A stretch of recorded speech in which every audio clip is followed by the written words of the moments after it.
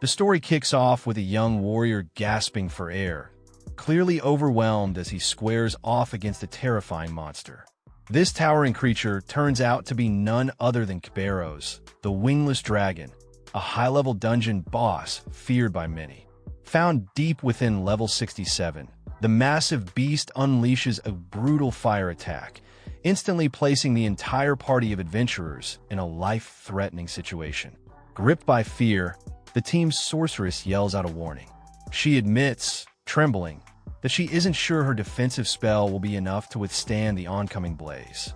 But before anyone can act, the group's armored elder suddenly freezes, eyes widening. He's seen something unexpected. Out of the searing flames, a small green figure bursts into view. It's a goblin, an odd sight in such a deadly zone. The dragon snarls again, gearing up for another lethal blast, while the rest of the team stares in disbelief. Whispers spread. What could a goblin possibly be doing in a place like this?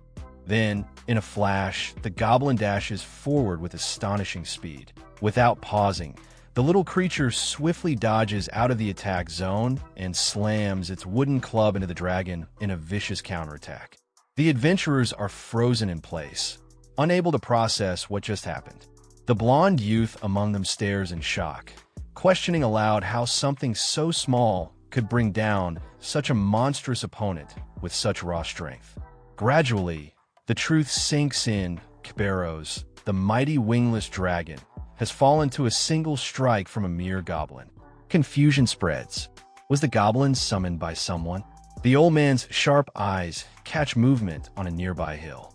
He raises his hand, pointing out a lone figure in the distance.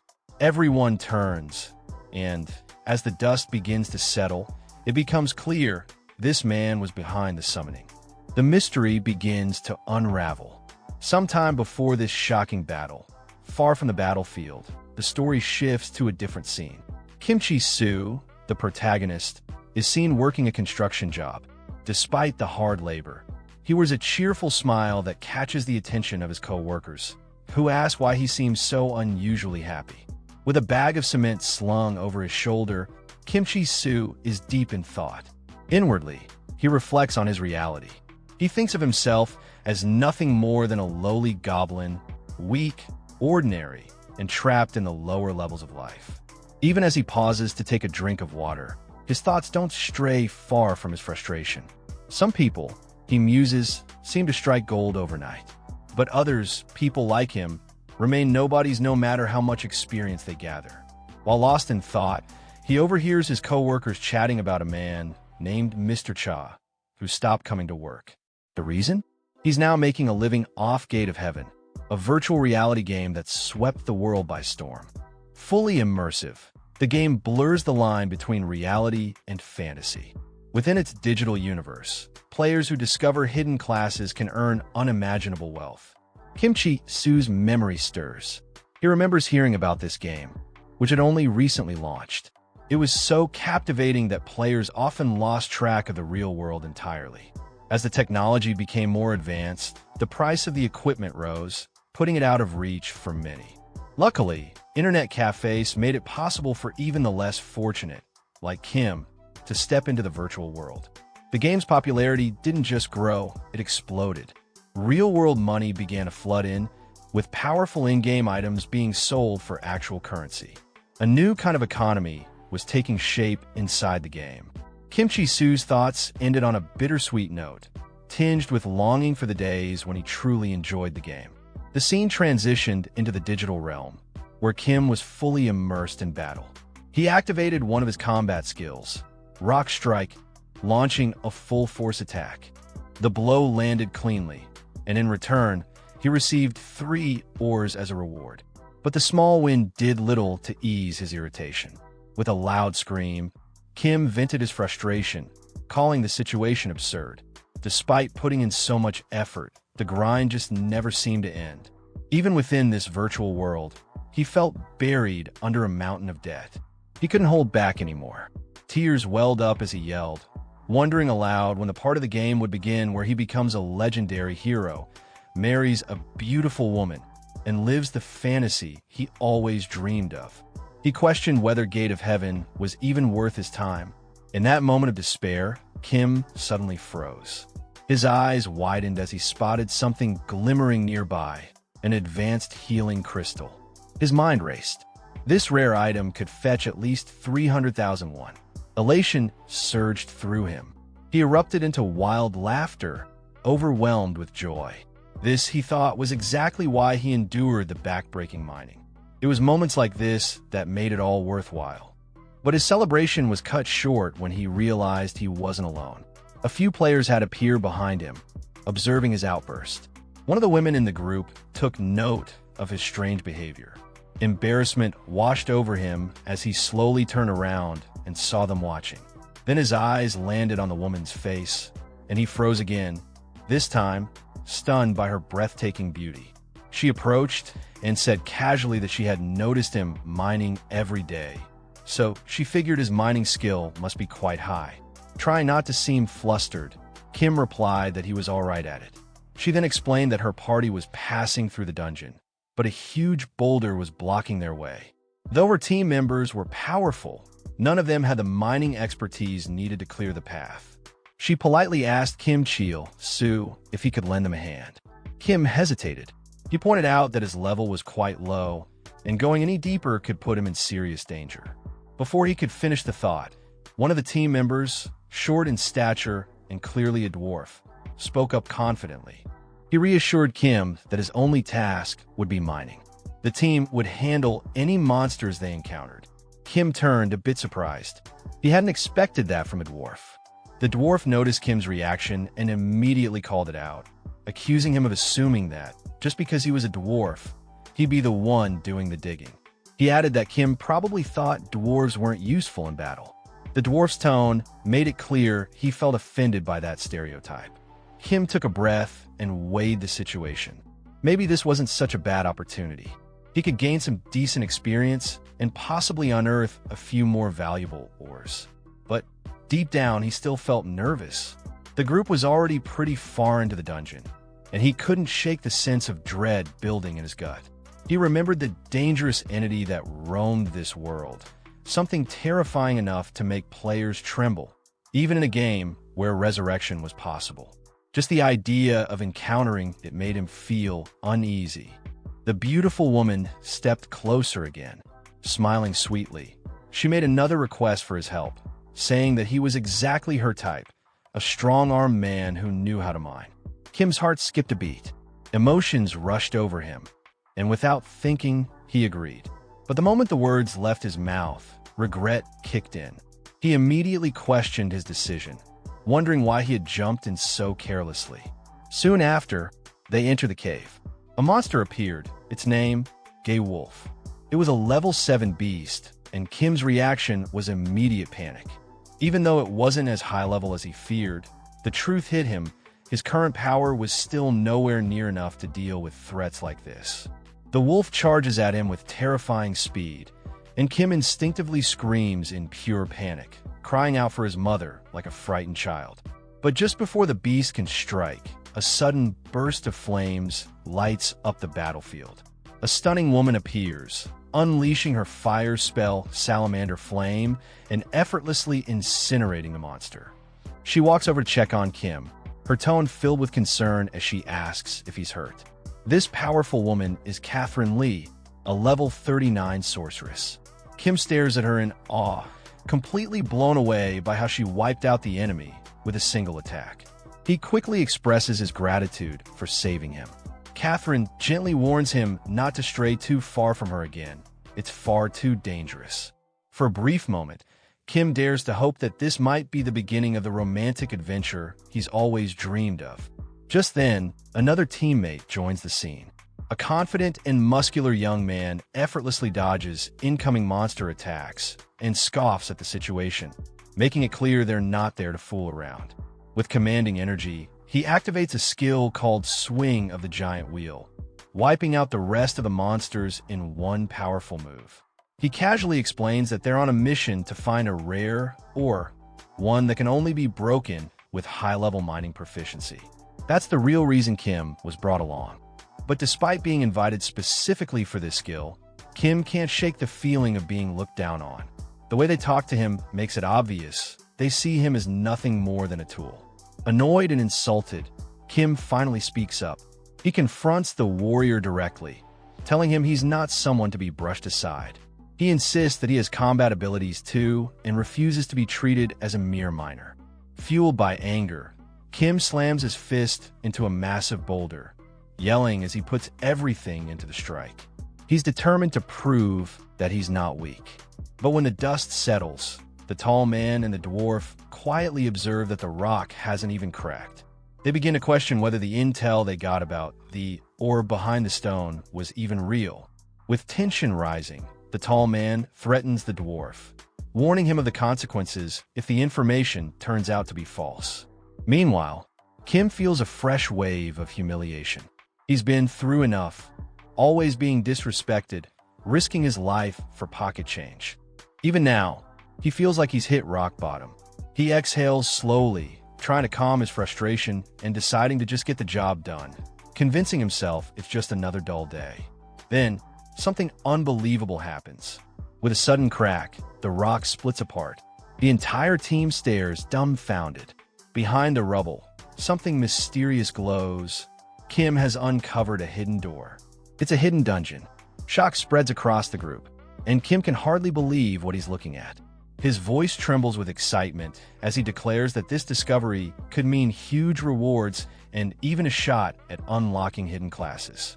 Overjoyed, Kim calls it the grand prize. Catherine smirks and sarcastically questions whether Kim is really part of the we. But Kim is too excited to care. For the first time, he feels like this might be his turning point, the moment he can escape his miserable routine and finally change his life, just like Mr. Cha. Then, without warning, everything shatters. The tall man suddenly activates PvP mode and attacks Kim violently. The blow sends him crashing to the ground, groaning in pain as 480 health points are ripped away. He struggles to breathe as the man mocks how hard it was just to find this hidden dungeon. Catherine joins in, mocking the situation too. She scoffs at the idea that all it took to reach this place was a low-level mining skill. Kim's eyes narrow as he listens to them. The words sting, especially when the tall man arrogantly claims that Kim had only been tagging along while they handled all the fighting. At that moment, the realization hits him like a second punch. They were the ones who turned on him. They knew about the hidden dungeon from the beginning. They used him. Grabbing Kim's head roughly, the tall man leans in close and laughs cruelly. Of course they knew, and since Kim helped them just a bit, they'll kill him quickly. Kim's eyes widen in shock, completely stunned by the betrayal. When he comes to, Kim finds himself still inside the dungeon. At first, Kim thinks maybe they didn't kill him after all. Maybe they spared him out of pity. But then his heart sinks. He notices the advanced healing crystal he kept shattered. It had activated automatically when his health dropped to 0, meaning he actually died, and was revived. The realization hits him hard. The crystal was worth 300,001, and now it's gone. He screams out in pure rage. But as he's still burning with fury, Kim notices something. The door to the hidden dungeon is still wide open. The dungeon hasn't been cleared, and after losing something so valuable, Kim knows there's no going back. He clenches his fists, swearing revenge on the party that mocked him. He's going to ruin everything for them. He's going to flip the table and turn his life upside down. He charges toward the glowing door at full force, shouting with all the fire in his chest that the hidden dungeon is waiting for him. But the moment he enters, chaos. The entrance isn't flat. Instead, there are stairs. Kim doesn't see them in time. He falls hard inside, crashing against the stone steps, his body taking another brutal hit. His health drops again, minus 80 points. In pain and frustration, he shouts angrily. They put stairs right after the entrance. When Kimchi Su finally regains consciousness, he finds himself lying on the cold dungeon floor. It's dark, silent. He groans as he sits up, and his heart skips. He's inside the hidden dungeon, but his health bar is barely hanging on. Only 20 points left. As he looks up, his eyes widen in disbelief. Sitting ahead of him is a massive, terrifying goblin, sitting like a king on a throne. Floating above, it is a glowing label, Temple of the Goblins. Kim frowns in confusion and mockery.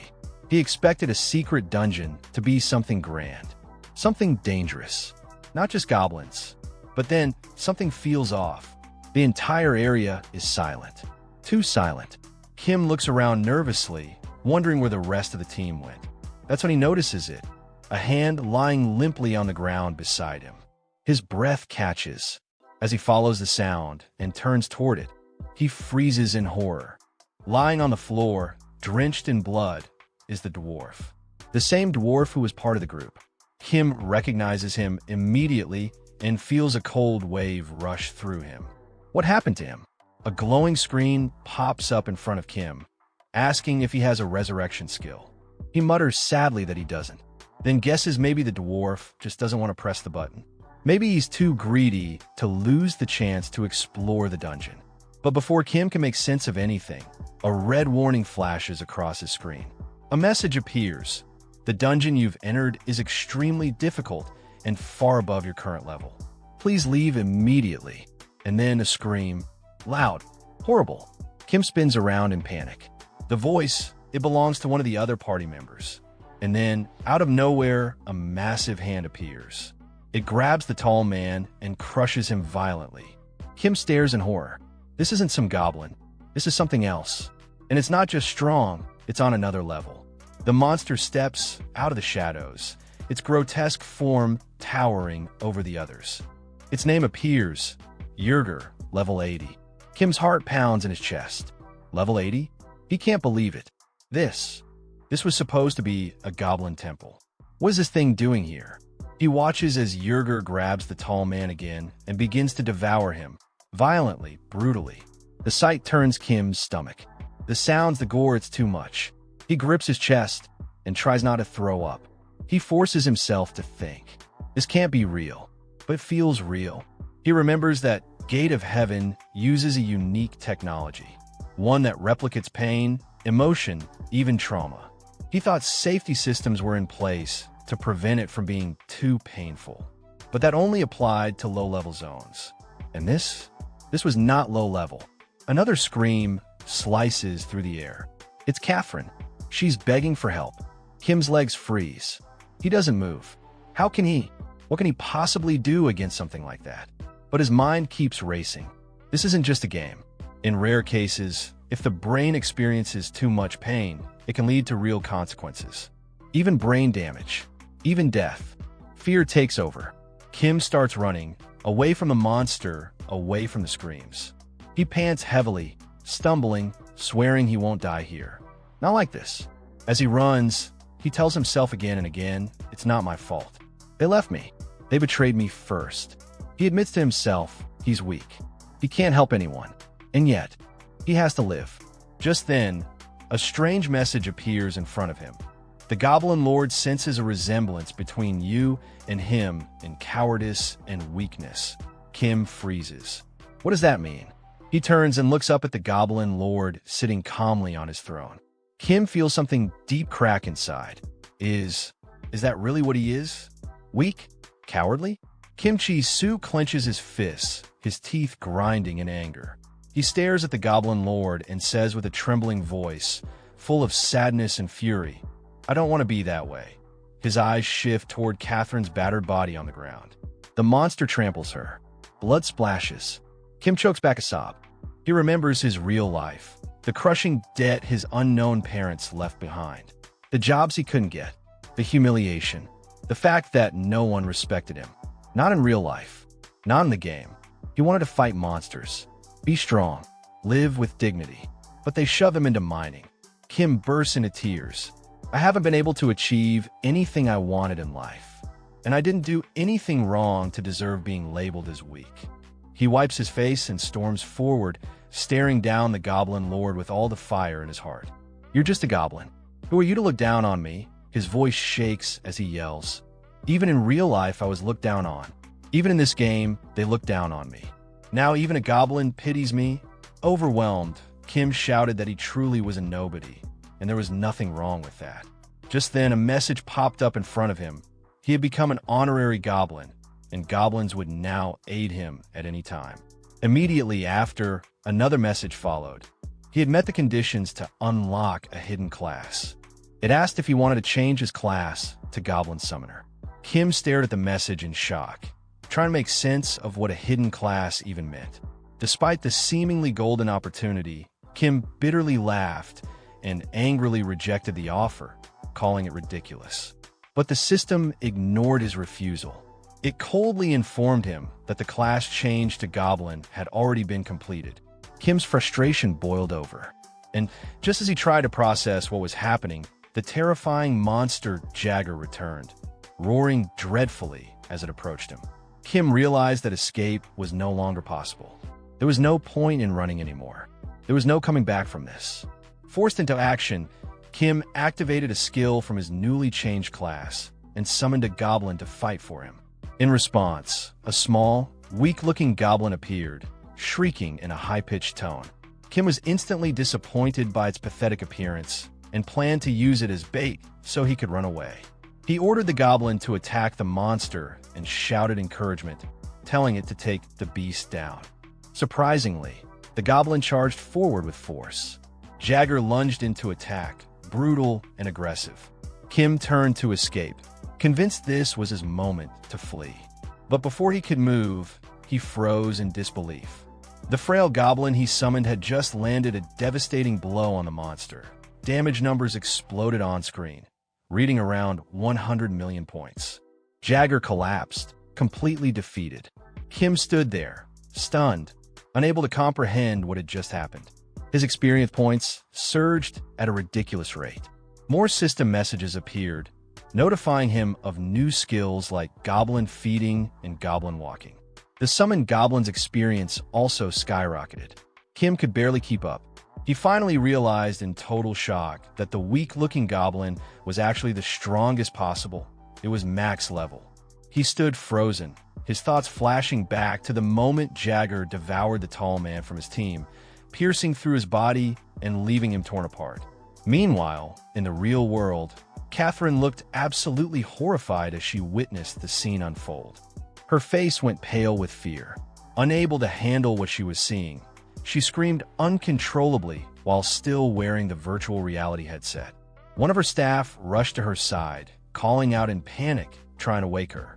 The staff member quickly pulled off the headset, realizing things had spiraled out of control. The man stared at her, heart sinking, as he realized Catherine had suffered a deep psychological shock, one so severe that she would never return to the game. She had entered a state of permanent retirement. Back in the game, the summoned goblin continued rampaging through monsters with terrifying ease, each strike causing millions in damage. Messages flooded Kim's screen as his level kept rising with every monster the goblin killed. Kim, overwhelmed by the notifications, eventually told the goblin to pause so he could gather the loot. He grinned as his bag filled with valuable drops, low-grade mana stones, wolf claws, until he could carry no more. He thought to himself that the moment Jagger fell, the hidden dungeon had been cleared. Yet everyone else in his team was dead. And now, the only exit was through death. He turned to look at the goblin that had solo cleared the entire dungeon and noticed something strange. Its level hadn't increased at all. Meanwhile, his own level had jumped to 31. Curious, Kim tried to view the goblin's stats, but the system denied access. The information was unavailable. Kim stared at the goblin in complete confusion, questioning how something that looked so weak could be this powerful. He began to suspect it might be a bug or glitch in the game. Suddenly, Kim shouted with excitement. None of it mattered. What mattered was that he could take advantage of this situation before anyone fixed it. Proudly, he declared that he didn't need to work in mining anymore. He would rise to the top of Gate of Heaven. The next day, Kim appeared at NAR Bank. His number 36 was called, and he sat in front of the clerk.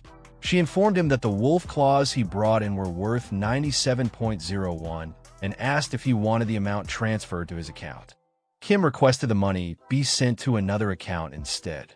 Then he remembered he had more items to sell and told the clerk about them. When Kim mentioned items like Jagger's membrane and heart, the clerk's eyes widened. The value of what he held stunned her. She couldn't believe what she was hearing. Immediately, She called for the bank manager. Kim sat there puzzled, wondering why she needed her manager when he was already sitting right in front of her. Kim sat with the manager of NAR Bank, who smiled warmly as he poured him a cup of tea. "How's the tea?" the manager asked politely. Kim stared at the cup, his tone cold as he replied, "It's cold." The manager awkwardly admitted he forgot to boil the water. Kim raised an eyebrow, curious. "Why did you want to talk to me?" he asked. The manager leaned forward with a friendly smile, explaining that he had better places for Kim to invest his money, suggesting that keeping it in a standard account would be a waste. He offered Kim an investment option with great returns. Kim, slightly confused, directly asked, "Does something like this really need your personal attention?" The manager's smile widened, and he casually remarked that he assumed Kim understood the value of what he was holding. He went on to explain that Yerger's membrane and heart were worth a massive sum based on current rates. Kim blinked in shock when a manager revealed their real value, $230 million. Kim stared blankly, his teacup frozen in his hand as he tried to process the news. Later, Kim was seen happily holding the goblin, excitedly telling it that thanks to it, he had managed to pay off 10% of his debts. He playfully joked with it like it was a little puppy, adding that he didn't find it ugly. But immediately, he took the words back, silently admitting to himself that he couldn't lie like that. As they walked through the city, Kim tried to keep the goblin out of sight, but to his surprise, he couldn't unsummon it. The goblin began screaming loudly, drawing attention from everyone around.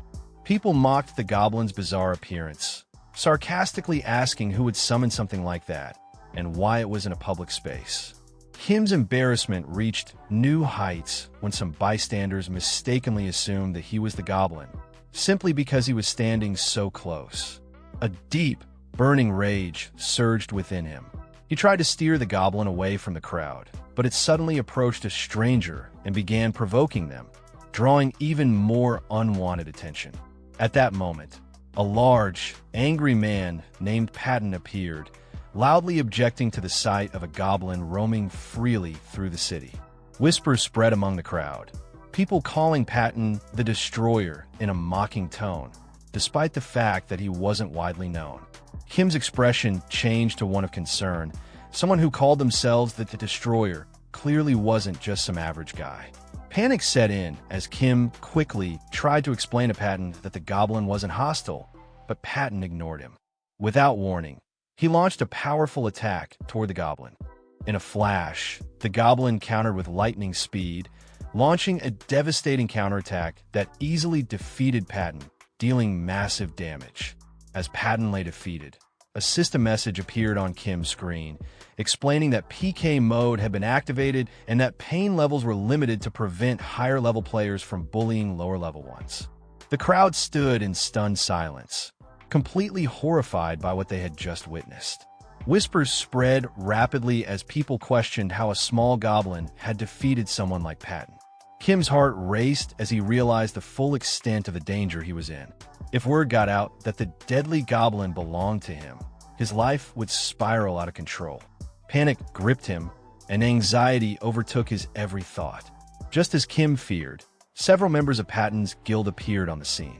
Their leader, Hyak, mocked Patton for being defeated by such a small goblin, calling it a disgrace. Then, Hyak turned to Kim, his tone dripping with disdain as he declared that the goblin was just a worthless monster. But still, he insisted that it had to be held accountable for the damage it had caused to their guild. Kim could feel the tension building as the situation rapidly spiraled out of control. While he knew his goblin could easily take them all down, he realized that doing so would bring nothing but trouble. His heart raced, and he quickly tried to intervene, shouting that he'd handle the goblin himself. But the guild members ignored him. Instead, they threatened to kill him if he tried to stop them. Out of options, Kim tried to reason with them, warning that ganging up on a tiny goblin wouldn't end well for them. But before he could say more, the goblin suddenly launched an attack, using the skill rock throw. With terrifying speed, the goblin struck one of the guild members, Minyoung, the master of speed, delivering a devastating blow that instantly brought him down. The guild members exploded in rage. Kim could hardly believe how quickly things were escalating. Feeling the weight of the situation, he He turned and ran as fast as he could, narrowly escaping the chaos that had unfolded. As he fled, Kim couldn't help but reflect on his earlier hope that life would become easier with such a powerful goblin by his side. Instead, he was filled with regret. He had been overly optimistic, thinking the goblin would make things better, but now everything was falling apart. As Kim ran through the streets, a mysterious old man suddenly appeared in front of him. Urgently, the man called out, telling Kim to follow him and that there was no time to explain. Kim hesitated for only a moment, then decided to follow, desperate for some direction. But to his horror, Kim soon realized that the man had tricked him, leading him straight into an ambush. The old man mockingly told Kim that this was his path to death. Suddenly, a system message appeared, congratulating Kim for his cleverness. It claimed the Goblin Lord was impressed by his cunning in using the enemy's weakness and distraction to his advantage. Kim's blood boiled as he read the message. "Cunning," he shouted in fury. How could the system label him like this? He remembered the Goblin Lord's cruel words, calling him weak and pathetic. Now, the system was calling him cunning. Kim couldn't understand why he was being labeled this way when he hadn't done anything wrong. Bitterly, Kim ranted to himself. It wasn't him who had caused all this trouble, it was the others. They had invited him to their party, betrayed him, and attacked him for no reason. After a deep breath, Kim turned to his goblin, his eyes filled with fiery determination. "I'm tired of being seen as weak," he muttered. "Things are going to change now. I'll take revenge. I'll destroy the Inten Guild." The goblin seemed to perk up at his words, its excitement palpable. Kim could feel a surge of energy, knowing he had a plan in motion. Meanwhile, two guild members were leaping across rooftops, tracking Kim and his goblin. Ji-Hoon turned to her companion, Inuk the Shadow, and asked, "Is it really necessary for you to come with me on such a simple mission? I can handle it on my own." But Inuk warned her not to underestimate the goblin. Even though Patton had been the weakest member of the guild, the goblin had taken him down with a single blow. There was something strange about the goblin's power, and Inuk knew that they couldn't take it lightly. Just as they were speaking, a loud scream echoed from below. Inuk and Ji-Hoon stopped in their tracks, concern flooding their faces. They looked down to see their guild mate, Sungreal the Cunning, being hurled violently from above. Horror gripped Inuk as he realized what was happening. Then, the goblin appeared behind them, sending a chill down Inuk's spine. Before Inuk could react, he attacked the goblin, launching a fierce strike. But to his shock, the attack had no effect. The goblin didn't even flinch. Inuk realized then that this goblin was no illusion. It truly possessed terrifying power. Fear surged through him as he understood that he was in a critical situation, one that could very well cost him his life. Inhuk's desperation was palpable. With a swift, quick strike, he attempted to save himself, but the goblin effortlessly dodged the attack. Fear and disbelief coursed through Inhuk's veins. Never in his wildest dreams did he think he'd encounter a creature capable of avoiding his strike so easily. His confidence crumbled, and his mind raced with confusion. From behind him, Ji-Hoon's furious voice rang out, scolding Inhuk for standing there frozen. She couldn't believe he was letting a mere goblin have the upper hand. Inhuk tried to shake off the panic and calm himself, telling himself it was just a small goblin, but his worry grew. How could such a weak-looking monster deal millions in damage? There had to be some trickery involved. The thought of the goblin's overwhelming strength haunted him, and he knew he had to do something drastic.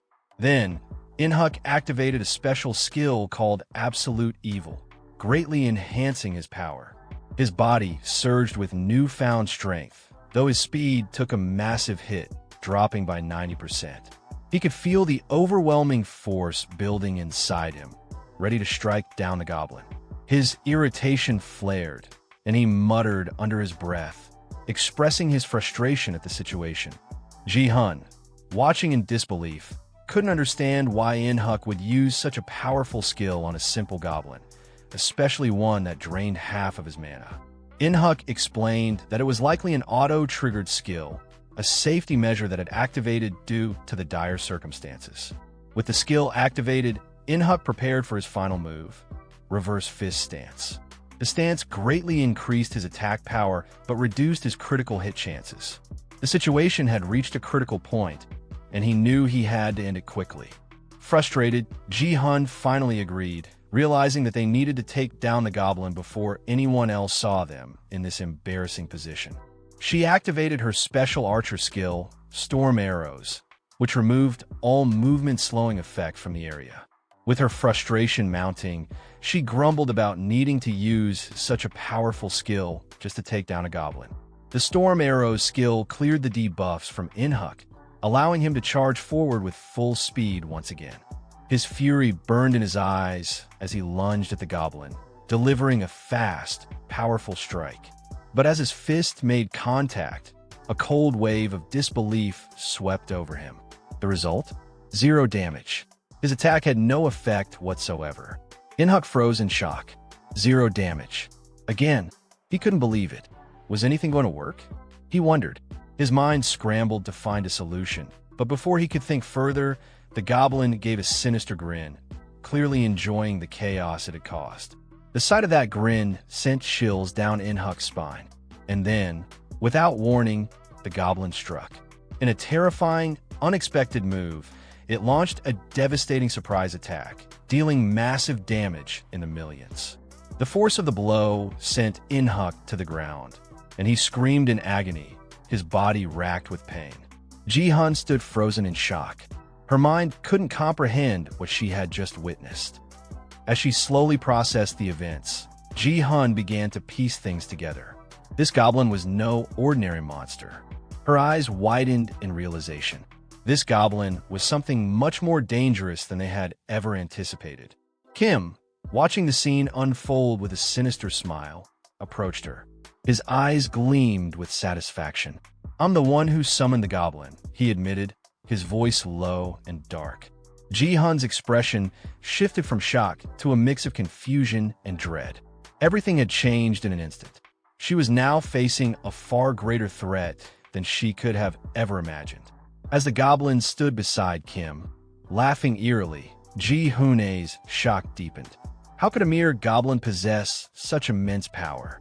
After all, Inhyuk, the Shadow, was one of the strongest members of the Everton Guild, and yet here he was, overwhelmed by this creature. Her mind raced, trying to comprehend the impossible. But Kim, now with a truly deranged look on his face, simply dismissed her thoughts with a cold, twisted smile. "It's none of your business," he said with terrifying intensity, his voice carrying an edge of anger. "And right now, I'm beyond pissed." Ji-hun's nerves were on edge, and she felt her heart race. With her voice trembling, she demanded to know what Kim wanted from her. "What have I done to deserve this?" she shouted, her fear giving way to a burst of anger. Kim grinned cruelly, the smile spreading unervingly wide. "It's all your fault," he sneered. "You started this." Her blood ran cold at the sinister words. She screamed, calling him insane, but Kim, realizing how his words had come across, tried to backtrack. His intentions were never to sound like this. No, you've misunderstood," he stammered, his voice shaky. "It's not what you think. You attacked me first. That's why my goblin and I are furious with you." But Ji-hun wasn't calming down. Her panic only escalated, her screams filling the air, and Kim felt the embarrassment sink deep into his gut. It wasn't supposed to be like this. He turned to the goblin, his face turning red from the heat of the awkwardness.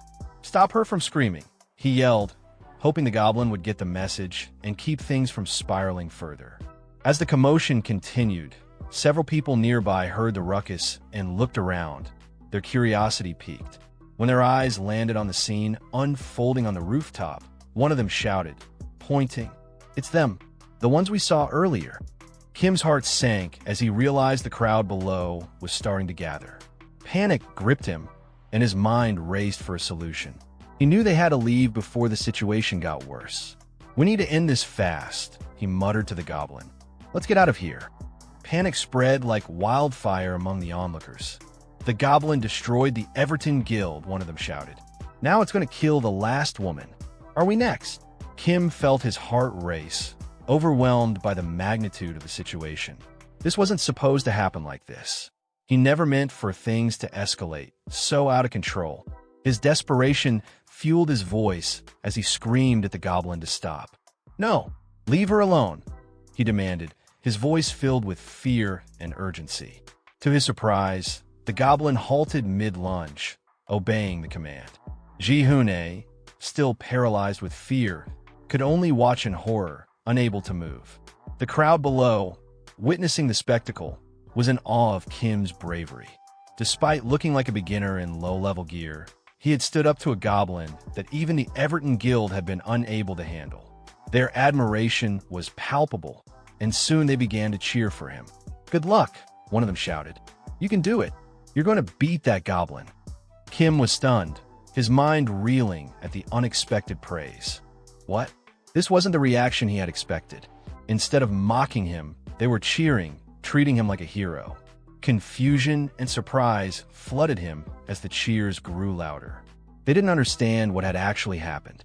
They didn't know that the goblin was summoned by him. Then it hit him. He was being misinterpreted. Kim was left speechless, staring at the jubilant crowd, unsure how to handle the realization. He had come here with vengeance in mind, but now he was caught in a web of misunderstanding. Kim couldn't shake off the image of himself heroically protecting Ji-hoon from the goblin, a figure of bravery in the eyes of the crowd. He pictured her looking at him with admiration, gratitude shining in her eyes as he commanded the goblin to back off. He imagined himself delivering a dramatic line like, "Your time is up," making him feel like a true hero. The idea of being the fearless savior, risking his life to protect her from the deadly monster, excited him to no end. His twisted imagination took over, and he laughed eerily at the thought. But that excitement grew even more intense when he considered how people would view him now. A true hero who had saved the woman from the goblin. He laughed louder, imagining the applause, the cheers. He could almost hear it. But his thoughts turned quickly as he walked toward Ji-hoon with a terrifying expression. He needed her to understand who was in control. "Do you want to die in pain, like your comrades?" he sneered, stepping closer. "Swear to remain silent and never tell anyone about me or the goblin, and I'll spare you." Terrified, Ji-hoon quickly agreed, promising to keep silent. Kim's smile was calm, almost serene, as he confirmed her promise. She wouldn't tell anyone about his connection to the goblin. But in a sudden shift, Kim's demeanor changed, turning into something far more intense. He shouted dramatically at the goblin, accusing it of attacking innocent villagers and causing chaos. The crowd watched in stunned silence as Kim declared, with righteous fury, that he would put an end to the farce. With a flair for the theatrical, Kim activated his skill, Goblin Walk. A chain materialized around the goblin's neck, binding it under his control. Kim dragged the creature forward by the chain, yelling that he wouldn't forgive it. His strength was undeniable, but the goblin's confused expression suggested it didn't understand what was happening. With a powerful motion, Kim slammed the goblin to the ground, continuing to drag it with a growl of confidence. The crowd gasped, stunned by what they were witnessing. Some whispered, awed by the chains of light, a skill capable of restraining monsters. They were astonished that a player in a beginner village had access to such advanced abilities. The praise was immediate, murmurs of admiration spreading through the crowd. Kim's confusion grew as he received a system message informing him that the goblin's mood had improved due to Goblin Walk. Was his skill somehow making the goblin like him? He barely had time to process it before he continued playing the role of the hero. He urged the crowd to back up, warning them that the situation was still dangerous, though he could barely contain the goblin. Ji-hoon, watching from a distance, came to an eye-opening realization. "I get it now," she murmured. "The Everton Guild couldn't defeat the goblin because your level is above 50. The onlookers gasped in disbelief. They had assumed Everton's failure was due to weakness, but now they understood. It wasn't the guild's fault. It was Kim's overwhelming strength. Kim pretended to struggle with the goblin, but used his skill again to push it away. Then, with a dramatic flourish, he summoned a piece of goblin-specific food with the goblin feeding skill and threw it far away. "This is your end," he shouted, as the goblin darted after the food, moving with lightning speed. The crowd watched in awe as the goblin chased after the food, and Kim seized the moment. He ordered the city gates closed quickly, ensuring the goblin couldn't return. The gates slammed shut just as the goblin exited, and the crowd breathed a collective sigh of relief. "Is it really over?" they asked each other, unsure of the outcome. Kim, exhausted but pleased with his performance, quietly asked, "Are you all okay?" The crowd erupted into cheers, clapping and shouting their thanks. Kim's heart swelled as he realized they truly believed he had saved them, driving away the goblin and protecting them from disaster. As the crowd continued their celebration, Kim couldn't help but smile, relieved. He had almost become known as the lunatic who destroyed an entire guild, but now he was a hero. Ji-hoon approached Kim, her face somber. She told him that all her guild mates had respawned at the Resurrection Temple in Pascal, and she was the only one who knew the full truth about his connection to the goblin. Kim immediately recognized her as the same woman from earlier, and she assured him that she would keep her promise. She wouldn't tell anyone about what had happened. Seeing an opportunity, Kim asked, "Is Pascal really a sacred zone where players have infinite HP and are protected from monsters and other players?" A frightening expression flashed across Kim's face as he suddenly threatened Ji-hoon. If she broke her promise, he warned, he would find a way to kill her repeatedly at the Resurrection Temple, inflicting endless damage. Ji-hoon, terrified, vehemently denied any intention of breaking her word. Her fear was palpable, her scream echoing through the city as the weight of Kim's threat crushed her spirit. Kim, finally feeling a sense of ease, lay down on, reflecting on how all this chaos had spiraled out of control. It never was meant to be like this, he thought to himself. Lying in bed, exhausted but content, Kim basked in the comfort of his new, beautiful room. He couldn't help but feel proud of himself, thinking how great it was that he had been rewarded for his actions. But then, his expression grew serious, and regret washed over him as he remembered someone. Catherine. He had failed to save her, and that thought still haunted him. Suddenly, something important crossed his mind. He had completely forgotten the goblin point he'd received from the Goblin Lord. A panel appeared in front of him, displaying his name and current class. Kim Su, Goblin Summoner. He had 1 goblin point. Kim scoffed. "Will the goblins start calling me their brother if I keep earning these points?" He mused, knowing he had gotten them through trickery rather than genuine strength. Curious, Kim decided to open the Goblin skill shop. But when he tried to access the advanced skills, he found them locked. His eyes scanned the screen, and with a sigh, he selected the only available skill, Goblin Gathering. What did it do? Before he could think further, a terrifying force slammed into his room. The goblin he had summoned earlier burst in, causing chaos as it tore through the space. Kim screamed in panic, realizing that Goblin Gathering was a summoning skill, not a regular one. The goblin's sudden appearance made him anxious, and he feared someone would discover the creature in his room. Frantically, he tried to calm the goblin down, panicking about what to do. Suddenly, there was a knock at the door. The innkeeper called out, "Are you all right?" Kim, caught off guard, responded awkwardly, "I'm fine. Just leave if you don't want to die." He quickly corrected himself. "Actually, just go away." As the panic intensified, Kim knew that keeping the goblin's presence a secret was his only option.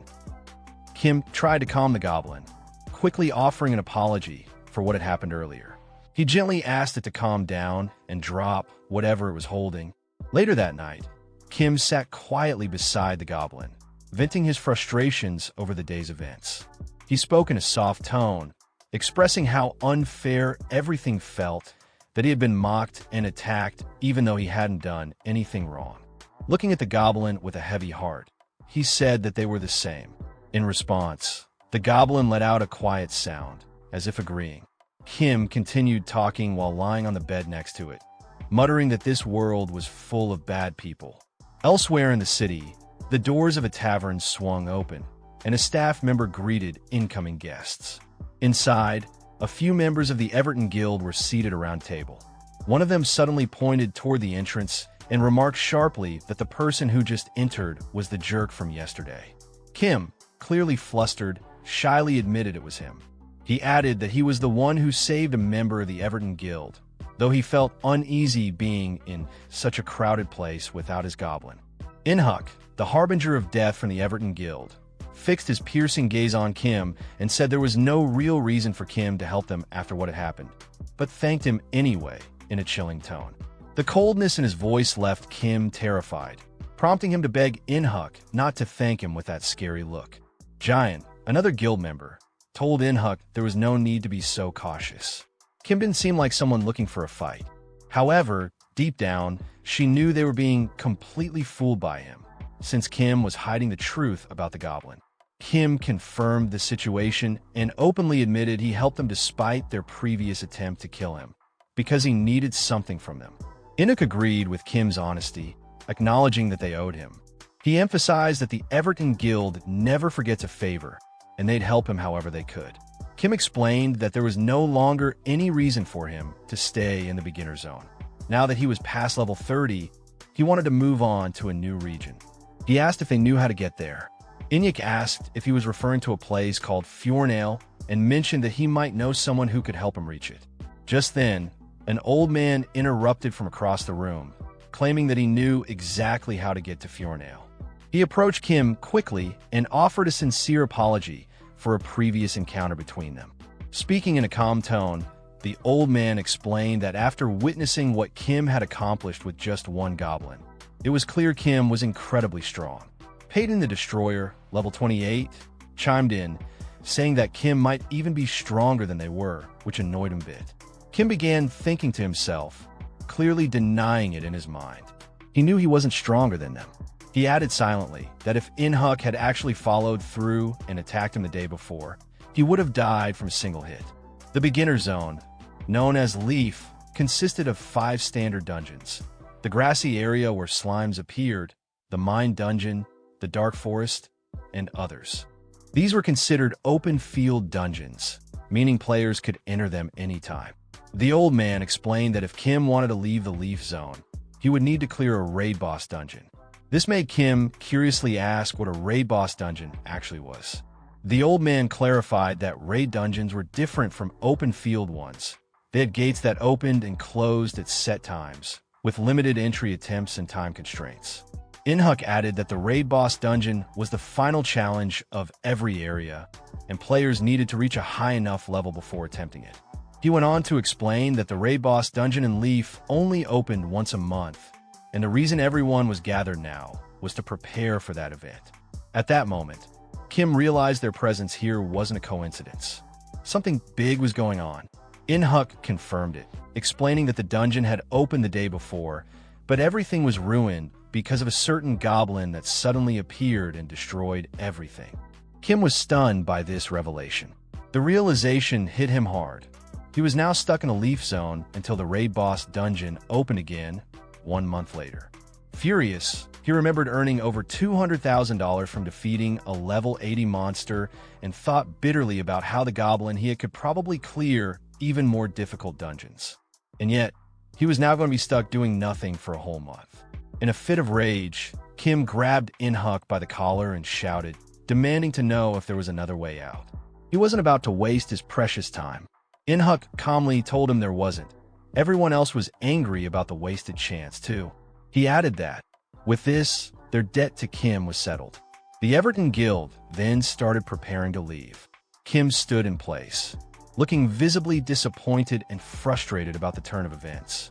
As they walked away, Giant glanced back at him with a sympathetic expression before following the others outside. Outside, under the cover of night, the Everton Guild members quietly left the area. Meanwhile, hidden behind a wooden crate, the goblin peeked out, laughing softly to itself. The goblin suddenly lifted its head, sensing something strange. The night sky above them remained clear and calm, but there was an unexpected shift in the air. The raid boss dungeon gate, which had been closed just the day before, suddenly creaked open again. A system message flashed in front of Kim. Raid Boss Dungeon has been opened. The shock rippled through everyone present. The old man, staring at the gate in disbelief, exclaimed that there should have been a 30-day wait before the next raid. Inhuck's eyes narrowed as he stared at the gate, repeating in his mind that the Raid Boss Dungeon was not supposed to open now. Before Kim could process what was happening, another system message appeared before him. Raid Boss Dungeon has reopened. Kim stood frozen in stunned disbelief. The room was filled with murmurs of surprise. Peyton, the Destroyer, shook his head in astonishment. The Raid Boss Dungeon has already reopened? The group stood before the open gate, their faces reflecting shock at the unexpected turn of events. Inhuck turned to the old man, asking how many people were currently inside the dungeon. The old man replied that no one was there at the moment since the team that had been prepared had already completed it yesterday and moved on to the next area. This means we're the only ones here now, Inhuck muttered, as he considered their position. Kim's eyes glinted with malicious intent. I knew something felt off, he sneered, looking directly at the guild members. You guys are trying to trick me into falling behind, so you could go ahead. You betrayed me. He was seething, fury rising in his chest. I should have known better than to trust you, he screamed, his voice breaking with frustration. I won't let you enjoy the rewards without me. Giant, visibly startled, quickly tried to deny the accusation. Kim, you're completely misunderstanding the situation. We didn't deceive you. Please, but Inhuck, calm as ever, cut her off. Do you want to join us or not, Kim? He asked, ignoring the tension. Kim's face twisted in anger, but he firmly stated, I'm not letting you go in alone. Inhuck nodded, accepting Kim's response, and prepared to explain the situation. Our intel suggests that the raid dungeon consists of a single room with the boss right at the start. We need to be fully prepared before we go in. It shouldn't be too dangerous, considering our levels are much higher than the dungeons, but we should still exercise caution. Peyton, ever the arrogant one, snorted. We don't need caution. The guild leader isn't even here, and we still have all of Everton's top members. We'll finish this in 10 seconds. Inhuck didn't flinch, his tone as confident as always. Let's get started. With the plan in place, everyone moved toward the gate. Kim turned to the Goblin, which was still hidden behind a crate, and whispered, It'll be a hassle if they find out about you. Stay hidden until I summon you. As he checked his inventory, Kim remembered the past betrayal that still stung, and he swore he wouldn't make the same mistake again. His eyes scanned his items, landing on an advanced healing stone, an item that revived him with 100 HP if he ever reached 0. He was surprised to still have it, considering it should have been used earlier. Doesn't matter now, he muttered under his breath, deciding to push the thought aside. Without another word, he rushed toward the gate, stepping through into the dungeon. The moment Kim crossed into the dungeon, his breath caught in awe. The environment was unlike anything he had seen before. So this is the Raid Boss Dungeon, he said, amazed at the surroundings. Suddenly, a massive steel giant, level 40, appeared before them. The air filled with panic as the team screamed in alarm. This isn't a regular dungeon, one of the members yelled.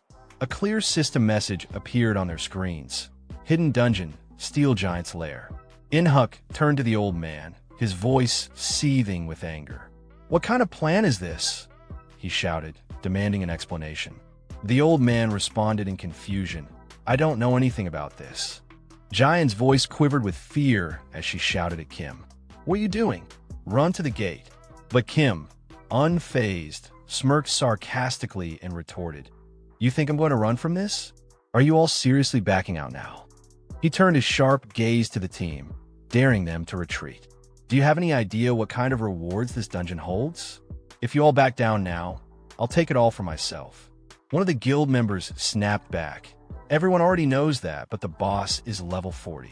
A single hit from it could be disastrous, not just a regular kill. It could have serious consequences. Kim grinned, unshaken. The level difference is only 10, he said confidently. At worst, we'll get some serious injuries. But no one's getting permanently wiped out. You think rewards like these come easily? With that, he activated his special Goblin Summoner skill.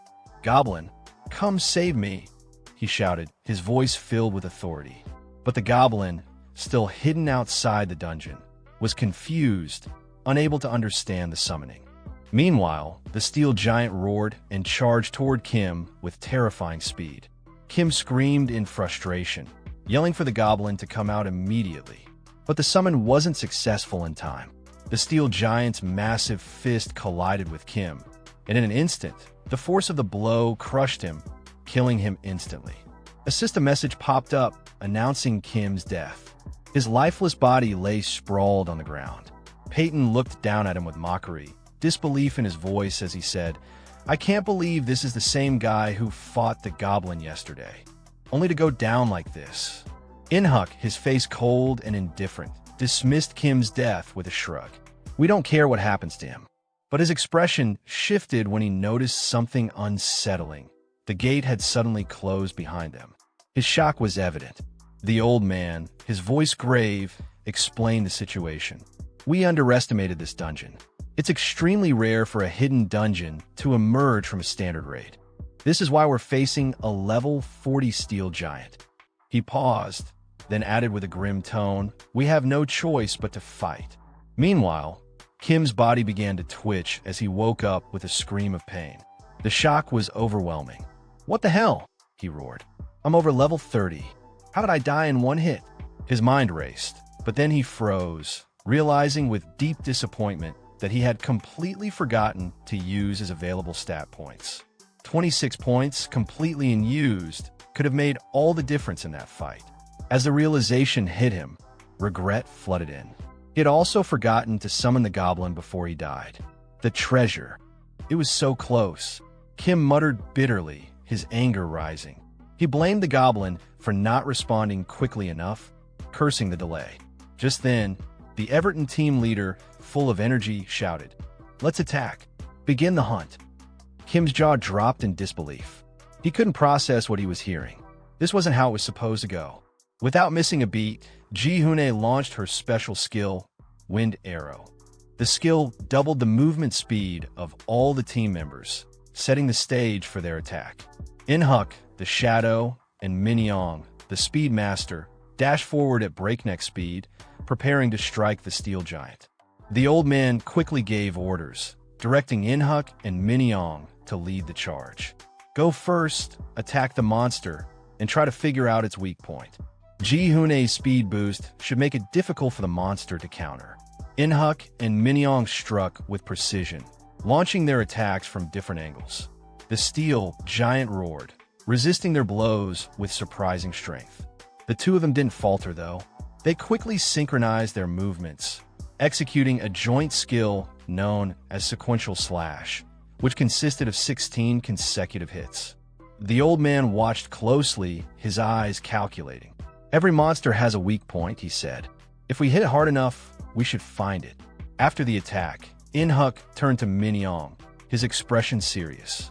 "Did you find his weak point?" Minyoung shook his head, confusion written across his face. "No." The total damage dealt was 0. Inhuk frowned, considering the possibilities. "There are 2 reasons this could have happened," he muttered. "Either its defense is off the charts, or there's something else we're missing." They glanced at the steel giant, which let out a furious roar, confirming that something wasn't right. Before they could process further, Inhuk, his black cloak swirling, leaped forward with a powerful strike using Peerless Blade. The impact shook the ground, but even after this strong attack, the leader was forced to admit, "Our weaker hits are useless." He clenched his fists in frustration. "It has a passive ability called Hatred of the Weak," he explained. "Any attack that deals less than 5% of the monster's total HP is nullified." Peyton, his voice growing louder, shouted at Inhuk, "You're the only one who can deal damage to this level 40 monster. Go all out." But the old man shook his head firmly, replying, "Inhuk isn't the one with the strongest attack here. There's someone else who could do far better, depending on the situation." At that moment, Ji-Hoon stepped forward, her expression resolute. She prepared her powerful skill, Final Death Arrow. As she readied herself, she thought to herself, "If the guild knew I had this skill, they want me to be the guild leader." Peyton, overhearing this, was taken aback. "What? "What is that?" he asked, his tone a mix of awe and disbelief. "I don't even know what it does, but I'll buy you enough time to use it, no matter what it costs." He then activated his skill, War Cry, roaring with intensity to draw the monster's attention toward himself. It worked. The monster roared back in rage and focused its attack entirely on Peyton. Meanwhile, Kim, still lying on the ground, watched the events unfold with tension and frustration, calling Peyton an idiot for drawing the monster's attention instead of running. The monster attacked with brutal force and dealt massive damage, but Peyton managed to withstand it without dying. Peyton mocked the monster after the blow, saying he expected it to be stronger, claiming the damage was minor. But the old man shouted at Peyton, warning him not to be careless, stressing that their success depended on not making any mistakes. At that point, the old man used the skill pain sharing, which splits incoming damage between him and Peyton. He explained that the one with higher HP would take more of the damage. Kim observed the situation carefully, noticing that their levels were relatively low and that none of them had hidden classes, which only increased his confusion about their true strength. At the same time, the leader of the assassination team declared that their plan relied on the two warriors distracting the monster, while the assassination team would reduce the monster's defense using their passive skills. He explained they had a passive skill called Weak Point Reduction, which decreased the enemy's defense by 2% with a 1% chance per attack, and it could stack up to 5 times. Kim was amazed by their impressive coordination and power. As he watched the battle between them and the monster, he began to wonder to himself if this was the true strength of a powerful, well-organized guild. Kim felt frustrated because he was dead and wouldn't gain any experience or rewards if the monster was defeated by someone else. He feared he might lose everything. At that moment, the monster suddenly focused its attention on Patton again, who was startled and felt uneasy by the monster's terrifying approach. Peyton shouted angrily at the monster, asking why it was looking elsewhere and reminding it that he was the enemy it should be attacking. But the monster slammed the ground with tremendous force, causing a powerful tremor that showed just how strong it truly was. At that moment, Kim stood up, having decided to use the advanced healing stone to revive himself. He sarcastically said he couldn't watch these losers fight anymore, and that he would help them since he had the highest level among them. A system message appeared confirming that the advanced healing stone revives the player with 100 horsepower when their health reaches 0. Kim smirked and said to himself that the hero always arrives late. Suddenly, the system announced that the Steel Giant had chosen Kimchil Su as its target. The Steel Giant used a wide area skill called Surface Destruction, instantly killing many team members. Kim screamed in anger, wishing he had revived earlier. Several team members were thrown back by the sheer force of the attack, severely injured by the impact. Peyton stood stunned as he saw his teammates lying injured around him, then shouted in fury at the monster, demanding to know how it dared hurt his allies. The old man yelled, warning Peyton not to lose focus now. But Peyton ignored the warning and unleashed his powerful skill, Giant Slash, charging at the monster with great force. Despite the strength of the attack, the damage Peyton inflicted was only 3,890 points, demonstrating how powerful and difficult this monster truly was. The old man continues using the skill pain distribution to share damage with Patton, but he takes a very heavy hit, 2,456 horsepower, and mutters in pain and regret that his plan didn't work. A system message then appears announcing the deaths of both Peyton the Destroyer and the cunning old man. Kim stands frozen in place, shocked and confused, wondering what he just did. Furious, Kim begins shouting defensively, saying it wasn't his fault, and all he did was simply revive himself. At that moment, Inhuk the Shadow reappears in a battle stance, ready to act. He recalls how monsters usually prefer targeting healers or ranged fighters before heavily armored tanks. Inyuk continues analyzing, pointing out that because of PTON's War Cry skill, which provoked the monster, it focused its attacks on Peyton instead of going after the healers. He concludes that Kim's unexpected resurrection disrupted the monster's target priority, causing it to suddenly refocus and wipe out the entire team before they could react. Meanwhile, Ji-hyun, the bringer of death, nervously asks In-huk what she should do. Should she release her arrow now or not? Her skill, one-shot death bow, consumes her own HP when used, and her current HP is only at 46%. But In-huk yells angrily, demanding that she not fire the arrow now, explaining that it could ruin their entire plan. He further clarifies that the assassination team's passive skill hasn't reached its full potential yet. It is only stacked 3 out of 5 times, which is not enough to defeat the monster in a single blow. In-huk decides to take responsibility for drawing the monster's attention and instructs Ji-hoon not to cancel her skill under any circumstances. He clearly states that if Ji-hoon fails to land her finishing blow, they will have no chance of victory.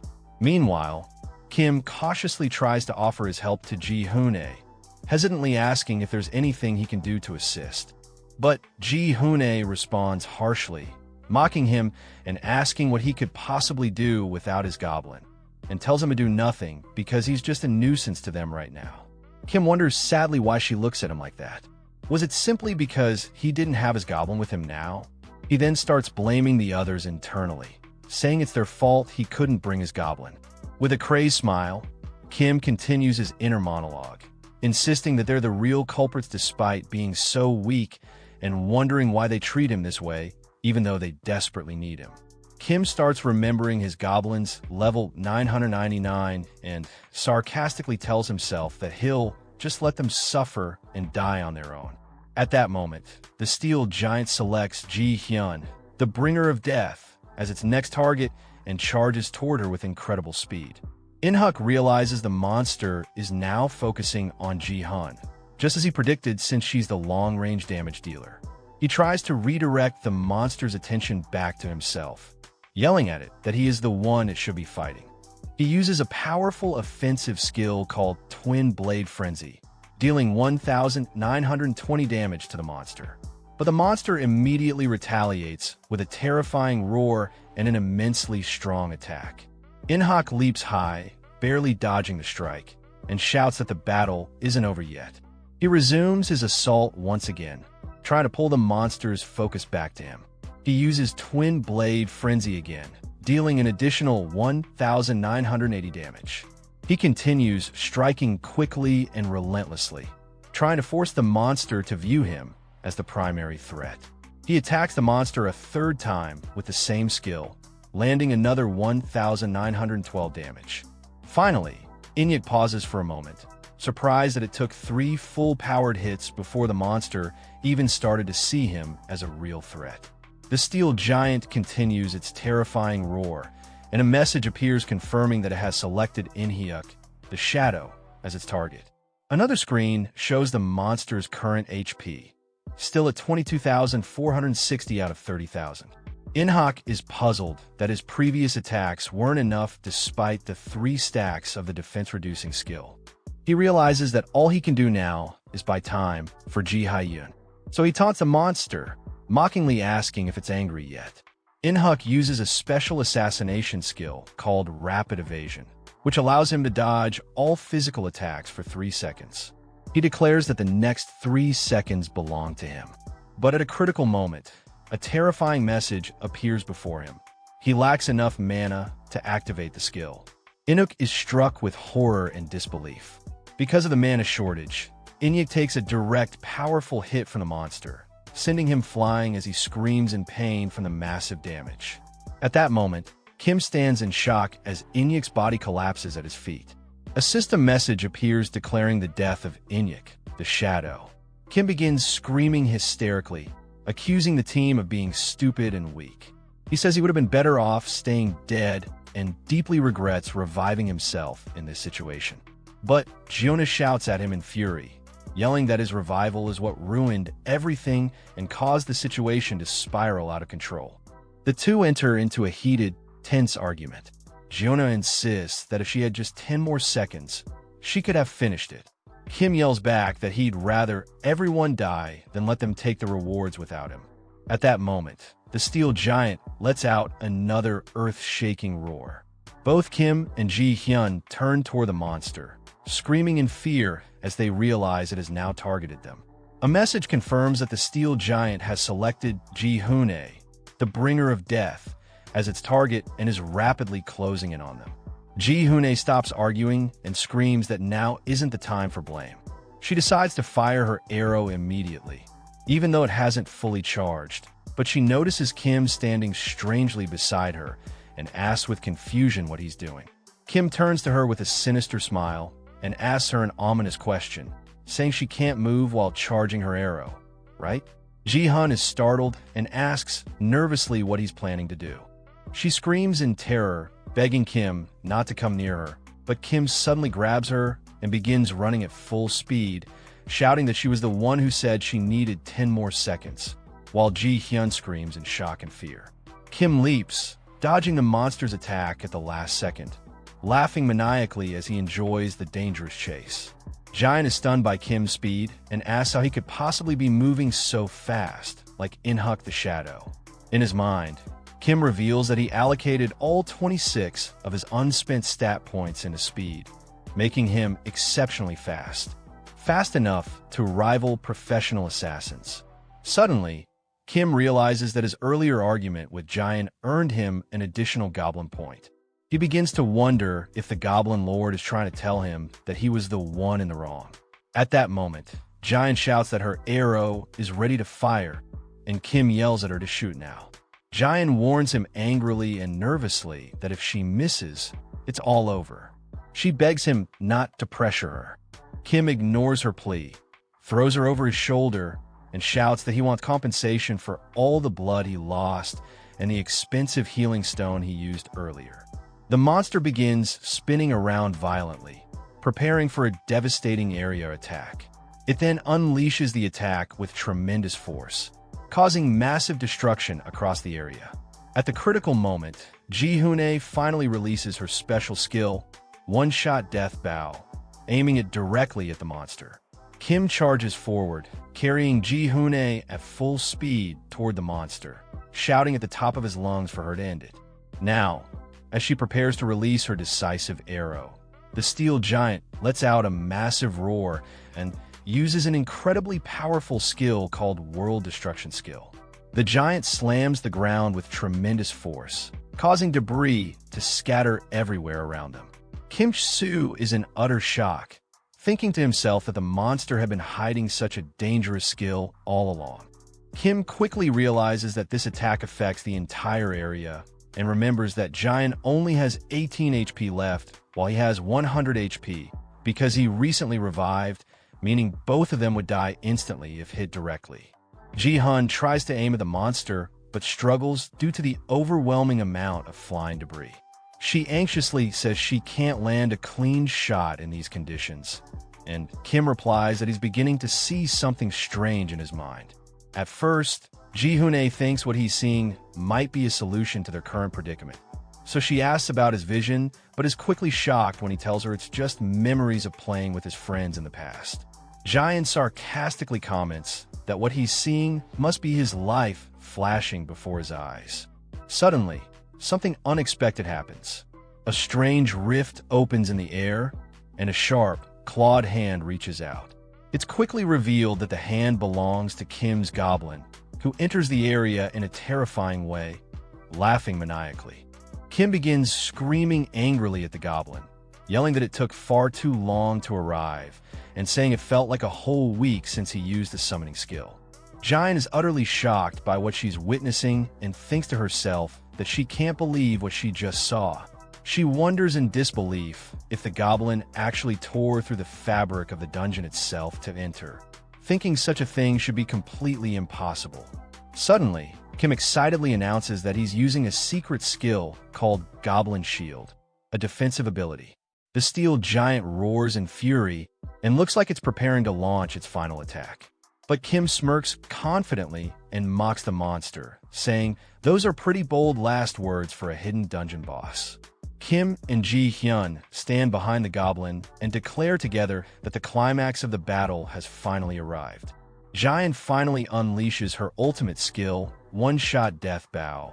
After fully charging it, dealing a massive 22,524 damage to the giant.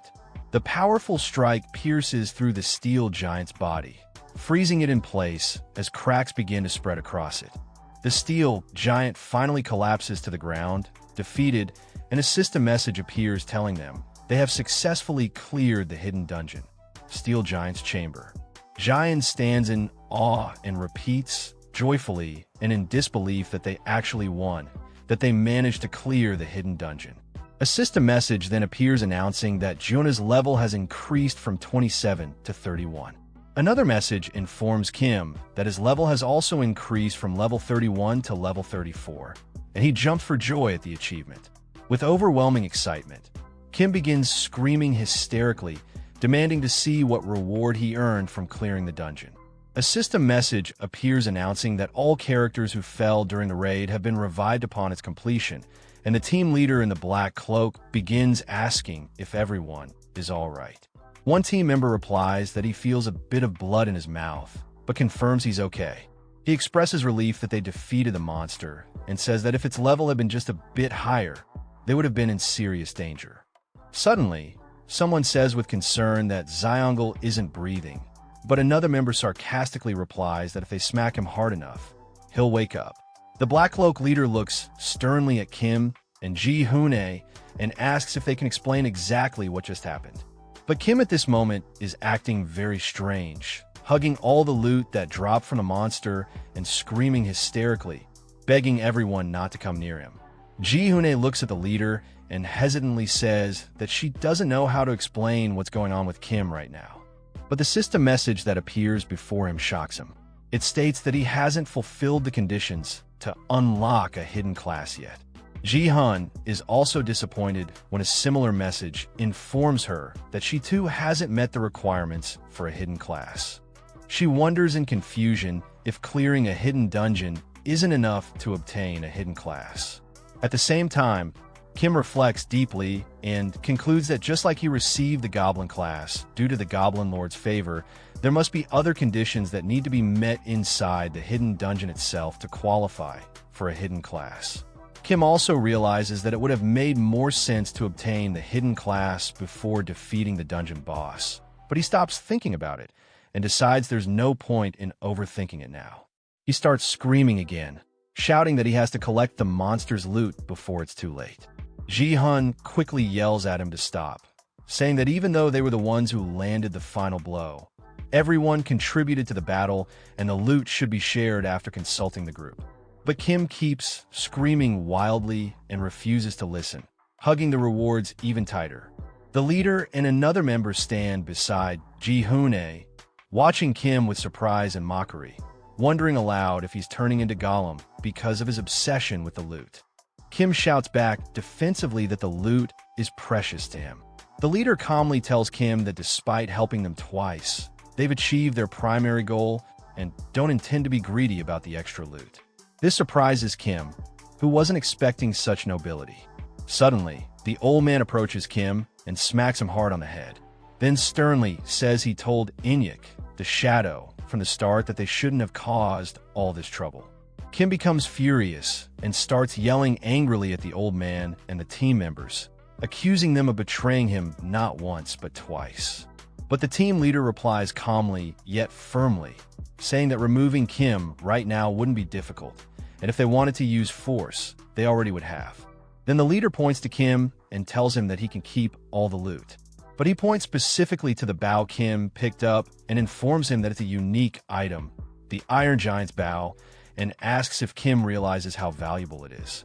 Kim is thrown into panic and nervously yells, asking what that means, especially since he's not an archer and doesn't know how to use it. Kim internally realizes that this is a unique item that can't be sold or used unless the player belongs to a specific class, archer. But Kim shouts stubbornly, declaring that he still wants to keep it, arguing that everyone else has unique items except for him.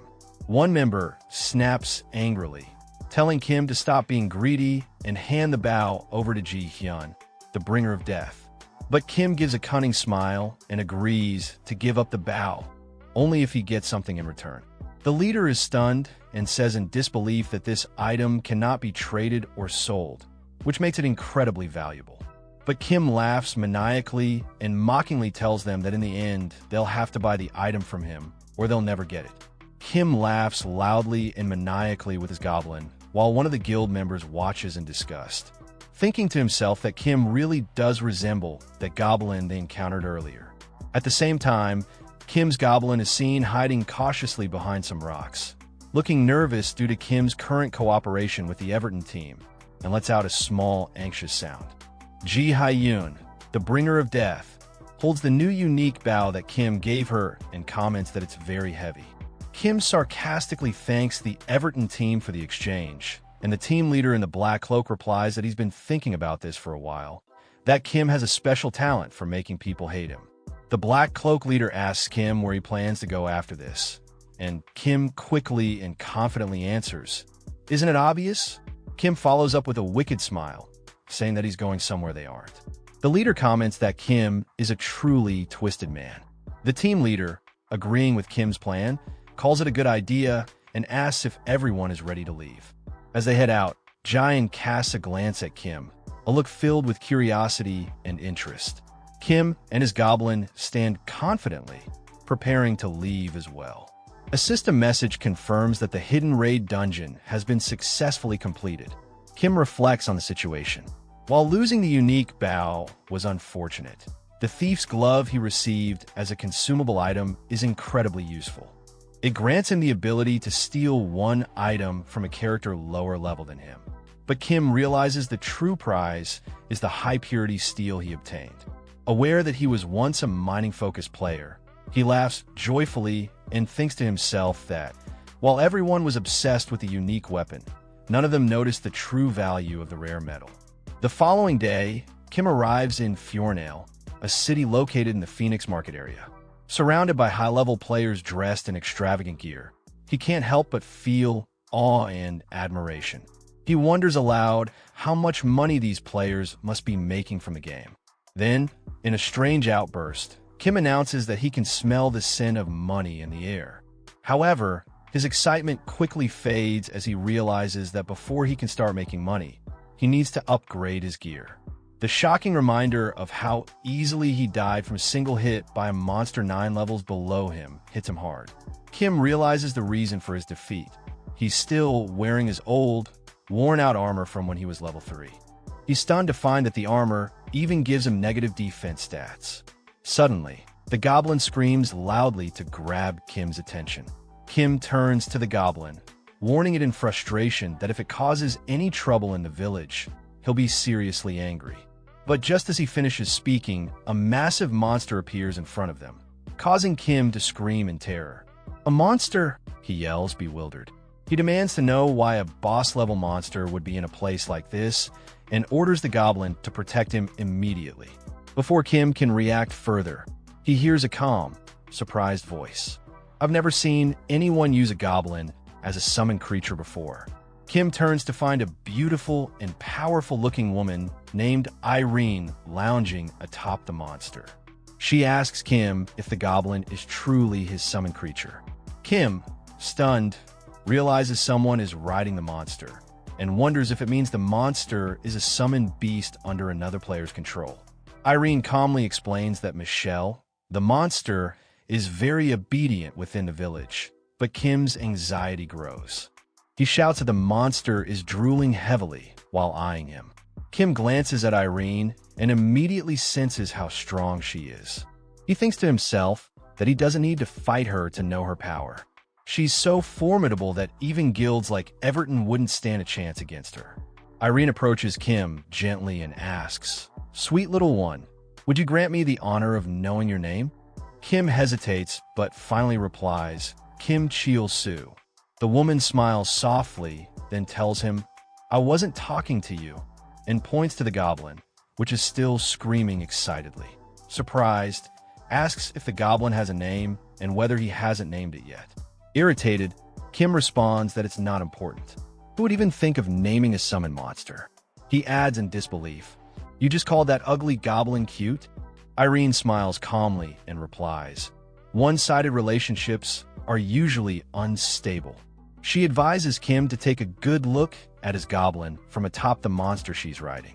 Irene continued, explaining that the goblin had immediately taken a defensive stance for Kim the moment it heard the command to protect him. Despite not even being given a name, this act showed just how loyal the goblin was. She looked at Kim again with a soft gaze and told him she hoped he wouldn't be too boring the next time they met. She then bid him farewell by name, Kim Ch-soo, and instructed her monster, Michelle, to move. Kim, still sarcastic, shouted after her, "Thanks so much for the advice," and added loudly, "I don't need your advice at all. My goblin and I don't have problems with each other." He then commanded the goblin to move. Later, while browsing a gear shop, Kim was met with a harsh stare from the shopkeeper, who criticized his outfit. The shopkeeper, an NPC named Humphrey the Sharp-Tongued, told Kim that his clothes were literal trash, and that wearing actual garbage would be an improvement. Flustered, Kim tried to defend himself, saying that was exactly why he came to buy better gear. Humphrey, mocking him, showed him a sturdy piece of metal armor and sarcastically declared it perfect for someone like him. Kim was shocked when he saw that the armor cost 350 gold, about 40 real-world dollars. As he thought deeply, Kim realized that even with a top-tier summon creature, if he died, he'd lose instantly. So, decent defense was a must. He decided to buy the armor. Humphrey acknowledged that Kim at least had good taste in gear, telling him to use it well since it had been crafted especially for idiots like him, using top-quality steel. Kim muttered himself that this guy really lived up to his name.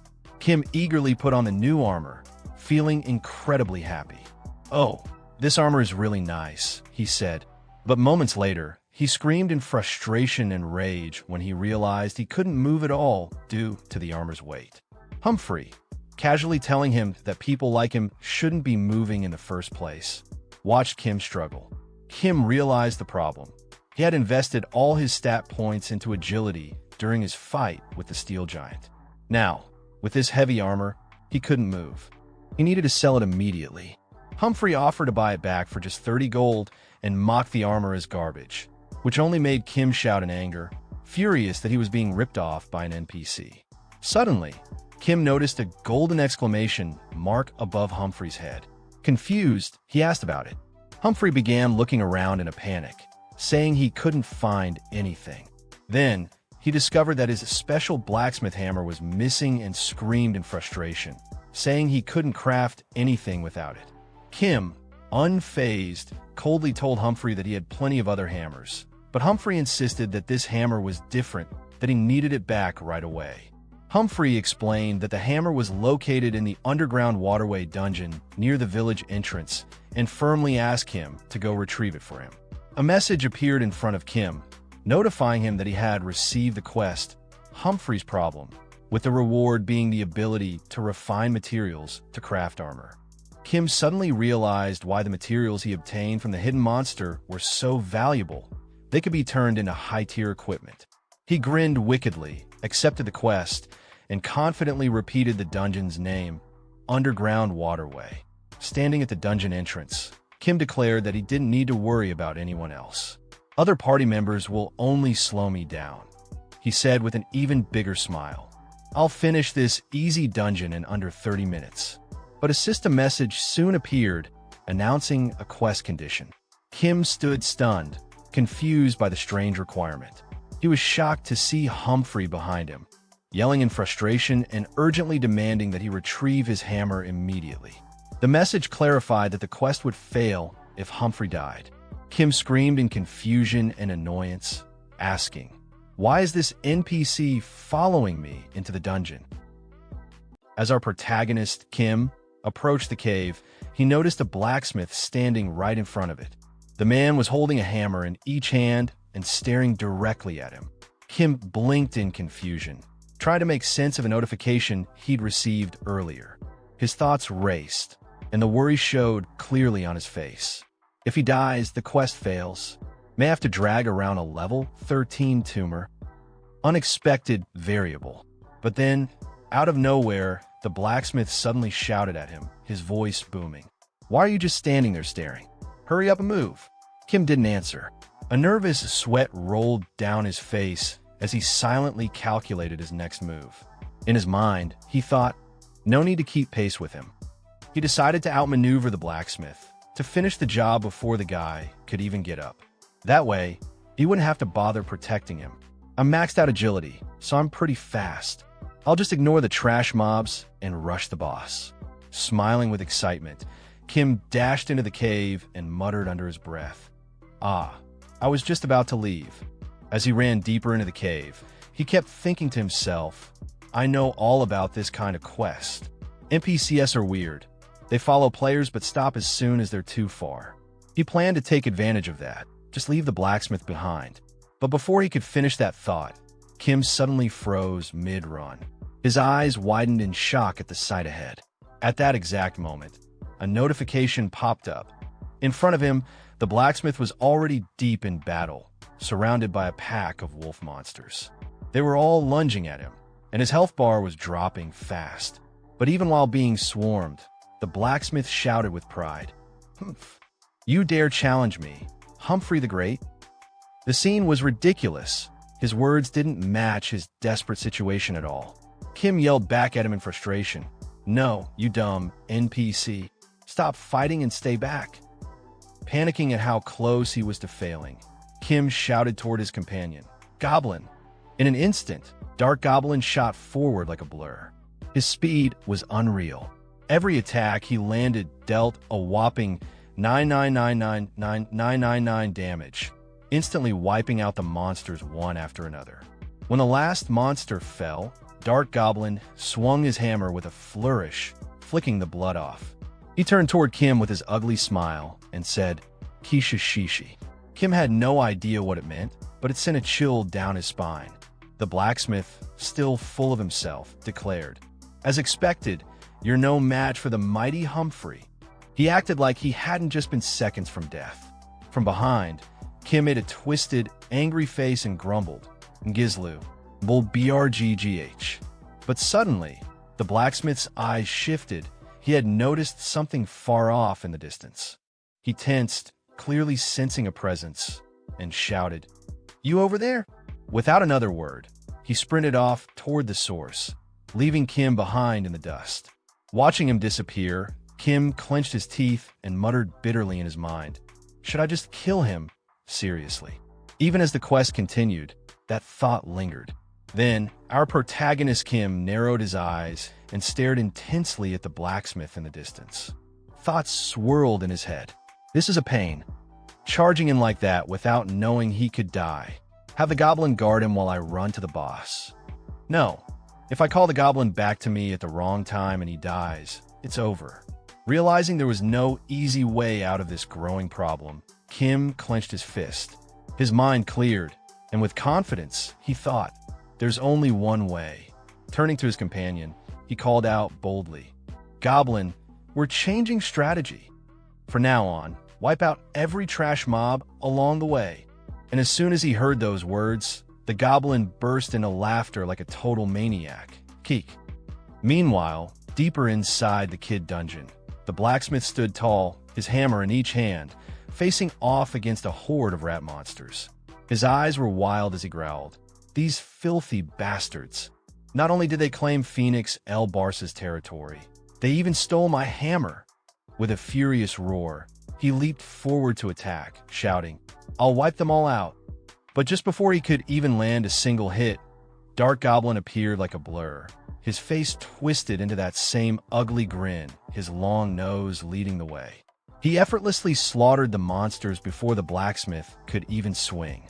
Still, the blacksmith kept charging in, blindly attacking empty air as if it were full of enemies. He bellowed, "Take my ultimate technique." In front of him, the goblin continued his rampage, killing every rat with max-level speed and overwhelming force. Back a little, Kim stood with his hands on his waist, grinning confidently. "All right, it's been a while since I've gone all out." "All right." He took a breath and nodded. "It'll take more time than expected, but it's definitely safer to clear everything on the way. That damn old man won't die either this way." But then, the blacksmith started to realize something. His eyes darted around, He hadn't killed a single monster. Frustrated, he turned and saw Kim glowing with confidence, a soft golden aura radiating from his body. The blacksmith clenched his jaw and shouted, "These bastards! Are they seriously ignoring me?" Kim tried to calm him gently, his voice soft. "No, they're not ignoring me." But the blacksmith seemed to pick up something in Kim's tone. His eyes lit up with rage, and he roared, "Before I'm a blacksmith." His whole body shook with fury as he finished. "I was a proud warrior." And right then, his rage boiled over. A burst of energy surged from him. Warcry skill activated, a loud system notification popped up in front of Kim. Seeing that, Kim immediately lost his cool. "You bull-headed bastard." Far deeper inside the dungeon, skeletons that had been resting in silence suddenly jolted awake from the skill's effect. One of them opened its jaw wide and let out a terrifying scream. Cool. In no time, undead skeleton soldiers appeared before Kim and the group, swords in hand, eyes glowing. These weren't weaklings. Their levels were above 30. But strangely, the blacksmith stood right at the front, ready to face them all. His eyes sparkled with excitement as he said, "Did even ancient spirits awaken from my shout? Now, this is finally getting interesting." Kim could hardly believe it. He glared at him and replied, "So what you're saying is that skill just now woke up monsters that wouldn't have attacked if we just walked past?" Frustration exploded from within Kim. His voice was sharp and loud. "You're telling me we're supposed to clear a quest like this now? I'm very pissed off right now. This better be your last trolling stunt, right?" Keek! Dark Goblin cackled wildly, picked up a nearby stone, and gripped it tightly in his hand. Then, with a powerful toss, he hurled it at the skeleton soldiers. The stone landed with a massive impact, instantly killing them all. But even after that impressive display, Kim's irritation didn't fade. He muttered coldly, "If you mess with me again like this, I'll kill everything, quest or not." Time passed. 3 exhausting hours later, our protagonist was staggering through the dungeon with his companions. His face dripped with sweat, completely out of stamina. Kim Kyolsu had now reached level 37, but with that came a price. His face, already far from handsome, had somehow become even uglier. Every step he took, he leaned against the rough stone walls of the dungeon for support, thinking bitterly to himself, "This insane bastard. He just won't stop trolling." Bringing him along makes this feel like hard difficulty dungeon mode. Suddenly, out of nowhere, the blacksmith spoke up. "I'm still Humphrey." But just then, click. Unknowingly, Kim stepped on something. A sharp noise echoed through the corridor. Startled, he looked down. What was that sound? Behind him, the blacksmith's eyes widened in panic. He screamed out, "Dodge it! It's a trap!" A golden flash erupted from the side of the room. In an instant, 3 glowing arrows launched through the air, headed straight for Kim. Without hesitation, Kim grabbed his overpowered goblin and yanked him up like a living shield, yelling as if casting a powerful skill.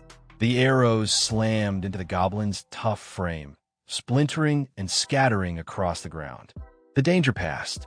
Kim stood there trembling slightly, sweat rolling down his face as he exhaled. That startled me. Why did a trap suddenly activate? I didn't even do anything. Then he glanced at the floor and spotted the skeletal head he had unknowingly stepped on. That was the trigger. Just as he started to calm down, his heart skipped. He turned his head and saw the blacksmith. An arrow had pierced directly into his chest. Blood was dripping slowly from the wound and from the corner of his mouth. The blacksmith gritted his teeth, staring ahead with a grimace. "Guh, you cowards. That garbage ditched me to save himself." Hearing those words, Kim's face tightened. He clenched his teeth, his body shaking with frustration. Then, a system notification blinked in front of him. He watched helplessly as Humphrey's health dropped, second by second, until it finally hit 0. A final notification appeared. The silence that followed was broken by a sudden, wild scream. Kim snapped. He charged out of the dungeon like a deranged beast and stormed into town, shouting at the top of his lungs, "I'm gonna kill him again! You crazy f***ing blacksmith! You're already dead, but I'll kill you anyway." As Kim tore through the city streets, a mysterious figure watched him from above, quiet, still, and intense. Eyes narrowed like blades, the man stared down at Kim and muttered in a low, threatening tone, "Finally found you." His gaze sharpened even further as he spoke the name. Scheme Kool-Soo. When the protagonist finally arrived at the blacksmith shop, he skidded to a dramatic stop, just like a hero from the movies, and shouted the blacksmith's name. Humphrey, the blacksmith, noticed him standing outside the shop and immediately reacted to the gear he was wearing with a sharp, critical glare. With a mix of shock and annoyance, he insulted the protagonist harshly. In response, the protagonist smiled devilishly, holding up the goblin in his hand like a toy, and replied with mocking confidence. But surprisingly, instead of continuing the argument, Humphrey abruptly changed the topic and thanked him for retrieving his hammer, as if he hadn't just insulted him seconds before. The protagonist, baffled by the sudden shift, reacted loudly in disbelief. At that moment, a system notification appeared in front of him, confirming the quest was complete and that Humphrey's forging hammer had been successfully returned. It also unlocked the ability for him to craft equipment using materials. Seeing the message, the protagonist looked confused, questioning how the hammer had already dropped. Humphrey, still as blunt as ever, explained that it had dropped right after they killed the rat. Hearing this, the protagonist erupted in anger, demanding to know why this information was being revealed only now. But Humphrey, unbothered, just repeated that the protagonist was trash, like always. Later inside the shop, Humphrey worked on the armor without even glancing at the protagonist. He explained that the quality of equipment was influenced by the blacksmith's sweat. As he hammered away, he instructed the protagonist to watch carefully, stating that high-quality materials in the hands of a skilled blacksmith are reborn into something greater. Once he finished, he stepped back, arms crossed, and declared that a fine piece of gear had been forged, then insulted the protagonist again, claiming it was wasted on someone like him. The protagonist looked at Humphrey's calm expression and pointed out that he hadn't even broken a sweat, questioning the earlier claim about sweat being important. Humphrey, dead serious, responded that's exactly why the quality was low. When the protagonist put on the armor, he looked at his hands, eyes wide with excitement, a bead of sweat sliding down his face. In his mind, he was overwhelmed by the thought that this was his very first rare armor, rarer even than loot from a hidden dungeon, and crafted from materials dropped by a hidden boss raid. As he admired the armor, players started gathering around him, clearly in awe, though he didn't even notice. He was too busy marveling at the armor. A system panel appeared, listing the item stats: rare blue steel light armor, with level and agility requirements, and a chance to activate skill. Just then, Humphrey reappeared and told the protagonist he wouldn't be taking money for this one, adding that he didn't want any disgusting gratitude. The protagonist, without missing a beat, retorted that he hadn't planned to pay anyway. Suddenly, a system notification popped up. PK mode had been activated. Though the protagonist hadn't done anything, his instincts kicked in and he immediately sensed danger. A sharp blade suddenly appeared from behind him. He dodged just in time, turning to see the same man who had been watching him run through the city earlier. Seeing that the attack had failed, the man paused. The protagonist, still trying to process what had just happened, questioned the sudden aggression. The man, with a confident air, acknowledged the dodge and accused the protagonist of being strong enough to have left a certain young woman half dead. A crowd started to gather as the man's accusations drew more attention. In a panic, the protagonist muttered to himself about his agility stat before snapping out of it and loudly questioning what was going on and who this young lady even was. The man ignored his confusion, calling out the protagonist's name and stating that he was the last person the young lady had partied with. Without finishing his sentence, he accused the protagonist again, this time more forcefully, of pretending not to know someone named Catherine, while launching another attack. The protagonist dodged again, now holding his head in confusion as he tried to recall who Catherine was. Then it hit him. He remembered the moment he met the girl who had tricked him into joining her party, only to betray him inside a hidden dungeon. Snapping back to the present, the protagonist shouted in frustration, insisting that he was actually the victim, that she had betrayed and backstabbed him first. But the man's expression darkened. He coldly reminded the protagonist that while he was alive and well, the young lady in question had ended up in a vegetative state. The accusation hit hard. The protagonist's eyes widened in shock, sweat rolling down his face, mouth agape, and with a trembling voice, he asked if she had really become a vegetable. As the protagonist stood frozen in place, the man's accusations rang in his ears. His mind suddenly flashed back to the moment at the shrine when Catherine had been attacked by the boss monster. He remembered vividly how the monstrous gauger had slammed its massive foot down on her. The image burned into his memory. In that instant, a horrifying thought struck him. Was it because of the damage she took from Gauger? He had known the shock of that attack would be devastating, but for her to end up in a coma, because of him? No, he couldn't accept that. Trying to justify himself, the protagonist shouted back at the man, panic written all over his face, sweat pouring down. He insisted it was Gauger's fault. He hadn't done anything wrong. He tried to explain, but the words caught in his throat.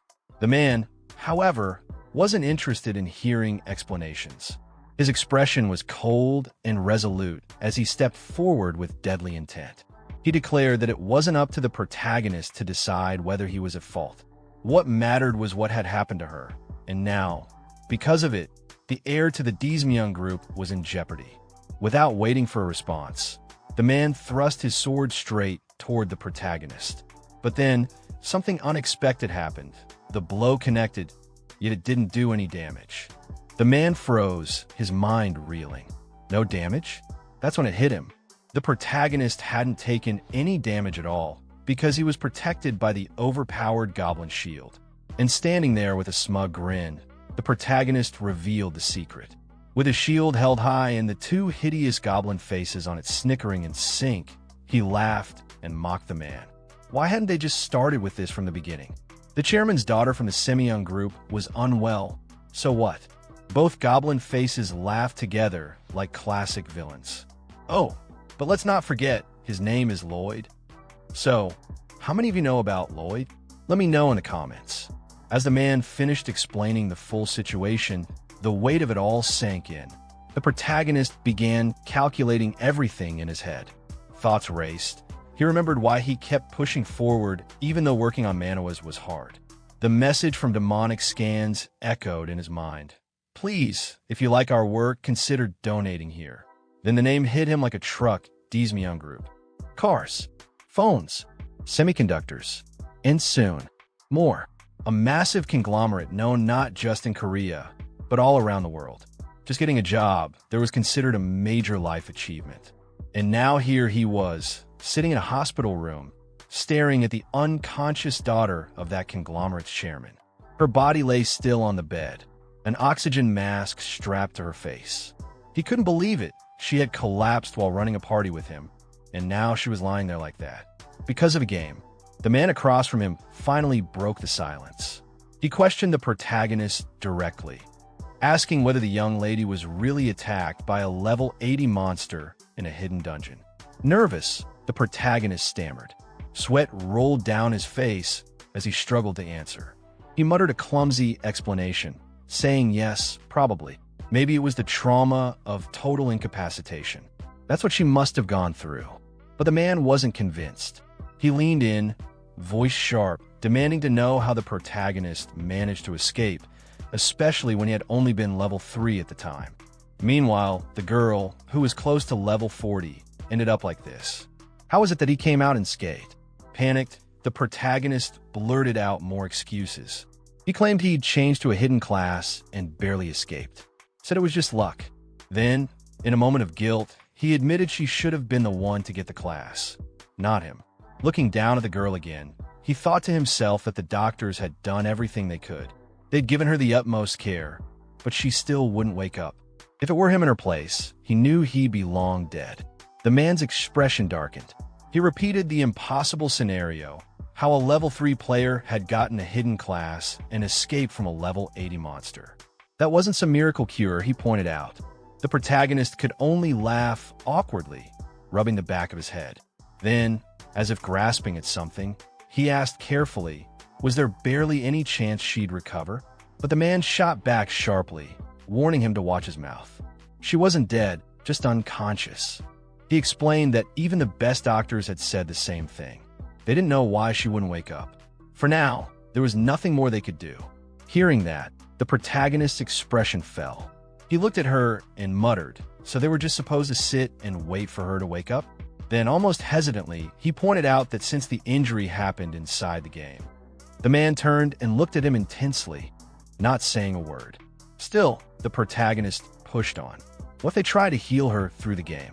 The man adjusted his glasses and told him to continue. So, the protagonist began explaining further, making a thoughtful pose and holding his chin. He claimed to have read an article once, something from the US, about a person who had lost consciousness and was about to be given up on by their family, but they regained consciousness while logged into Heaven's Gate. Something like that. But even as he spoke, he knew it was a lie. He said aloud it was a long shot like a 1 in 9. 9 million chance, and laughed it off. But inside, he admitted to himself, I'm lying to these desperate people right now. Then, with a shift in his tone, he put on a serious expression. He gently took the man's hand and, feigning concern, said with gravity, but instead of just sitting here doing nothing, shouldn't you at least try grabbing at straws? Because deep down, the protagonist thought bitterly. They lied to me too. And even though our protagonist's concerned expression was fake, he didn't realize just how convincing it looked. The man stared at him in silence for a moment, seemingly contemplating something deeply. Then the scene shifted. Next day, inside the game. The girl's avatar appeared, but her expression was completely blank. Her eyes were dull, her body unmoving like a lifeless puppet. She didn't say a word. A nearby goblin looked at her and got excited, his tongue sticking out as he started laughing like a pervert. Meanwhile, our protagonist stood frozen, panic washing over him. His eyes widened with a mix of shock and disbelief as he exclaimed, the chairman actually gave permission. They actually let her log in while unconscious. Then gritting his teeth and clutching his chin, he thought, these people must really be desperate. Still, as the weight of the situation sank in, a darker thought crept in his head. If they find out I lied to Dee's Myung group, I'll disappear without a trace. He began circling around the girl who stood silently in the middle of the city. His thoughts churned faster. Recovering lost consciousness through a game? That's bullshit. I've never heard of such a thing. But suddenly, a wicked grin formed across his face. At the very least, I'll be remembered as someone who tried to save her. And then, jumping up in the air like a lunatic in the middle of the town square, he shouted to himself, that big corporation, to save the #1 heir that everyone gave up on, could they really ignore someone who tried this hard? The goblin kept laughing behind him, unfazed, but our protagonist didn't care at all. He was fully immersed in the fantasy he was building for himself. If I get lucky and she actually wakes up, jackpot. Even if it doesn't work, I've got nothing to lose. He then stepped close to the girl and stared at her blank expression intensely. Gently, he held her chin with one hand and muttered with a mock serious tone, I pretend to be trying to save her for a while. Then mimicking a crying voice, he wailed dramatically that they should prepare for the worst. After that fake act, he hugged himself like a mad genius, spinning in place while laughing. Am I a genius or what? After calming down a little, he looked at her again and sighed. So anyway, I'll have to bring her around for a while. But how the hell do I drag around someone who can't walk? His eyes landed on the goblin. Taking a deep breath, he finally said, that's it. The goblin tilted his head and looked up at him curiously. Then, a short while later, the girl's avatar was seen walking stiffly behind our protagonist, being dragged along by a rope tied around her waist like a slave. The goblin, holding the robe, snickered gleefully. Our protagonist confirmed his theory. As expected, if I pull her physically, the system makes her follow. This will do.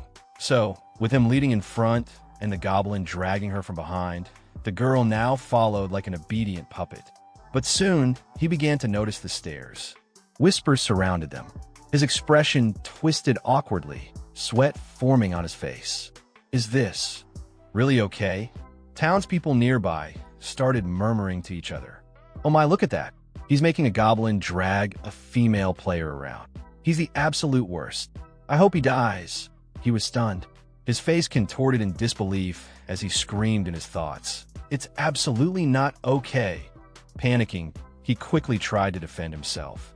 I swear I'm close with this, but a girl scoffed and replied coldly, treating someone you're close with like that.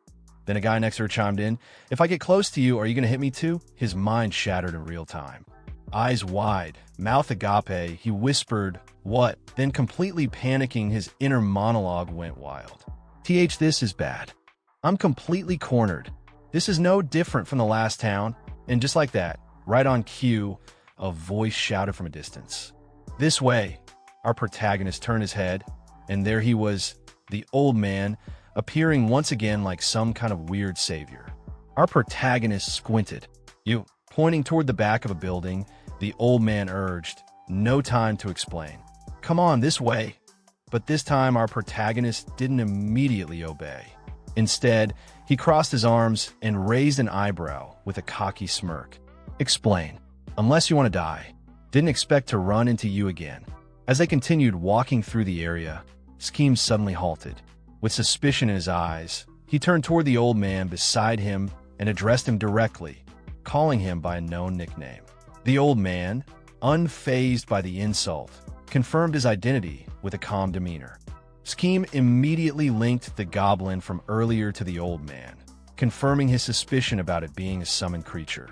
Ignoring any attempt from Sungryul to explain further, Scheme went straight to questioning his motives. He acknowledged the old man's assistance, but made it clear that he didn't trust him or his guild. He directly asked what the Evaton guild was scheming this time. Sungryul leaned against the wall, clearly annoyed by the assumption. He explained that the guild had only assembled for a raid and that they didn't stay together consistently. Scheme didn't press the point further and brushed off the topic altogether. Meanwhile, the goblin, who had been dragging the unconscious girl by her robe, looked towards Sungryul with a faint smile. Scheme turned back to the old man and questioned whether he acted as a scout for the Evaton guild. He asked for information about the region, admitting he was still unfamiliar with it. Sungryul, considering the request, suggested they move to a different location before beginning his explanation. He then walked ahead, passing through a laser-guarded pathway and gesturing for Scheme to follow. Sometime later, a system notification appeared in front of Scheme, stating that player kill mode had been activated. In the aftermath, Scheme stood with his hand bloodied, while the old man lay injured on the ground, his body scarred and battered. Despite his condition, Sungryul began explaining what little he knew about the Pyramidal region. He revealed that boss raids in this area didn't follow the usual monthly schedule. Like in the game Rev, instead, they required specific conditions to be met. He then questioned Scheme's obsession with dungeons, noting his intense behavior whenever a dungeon clear was delayed.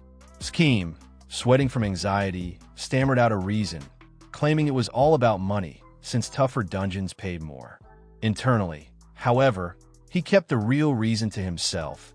He was exploiting a bug for profit. Despite the tension, Sungryul offered some genuine advice.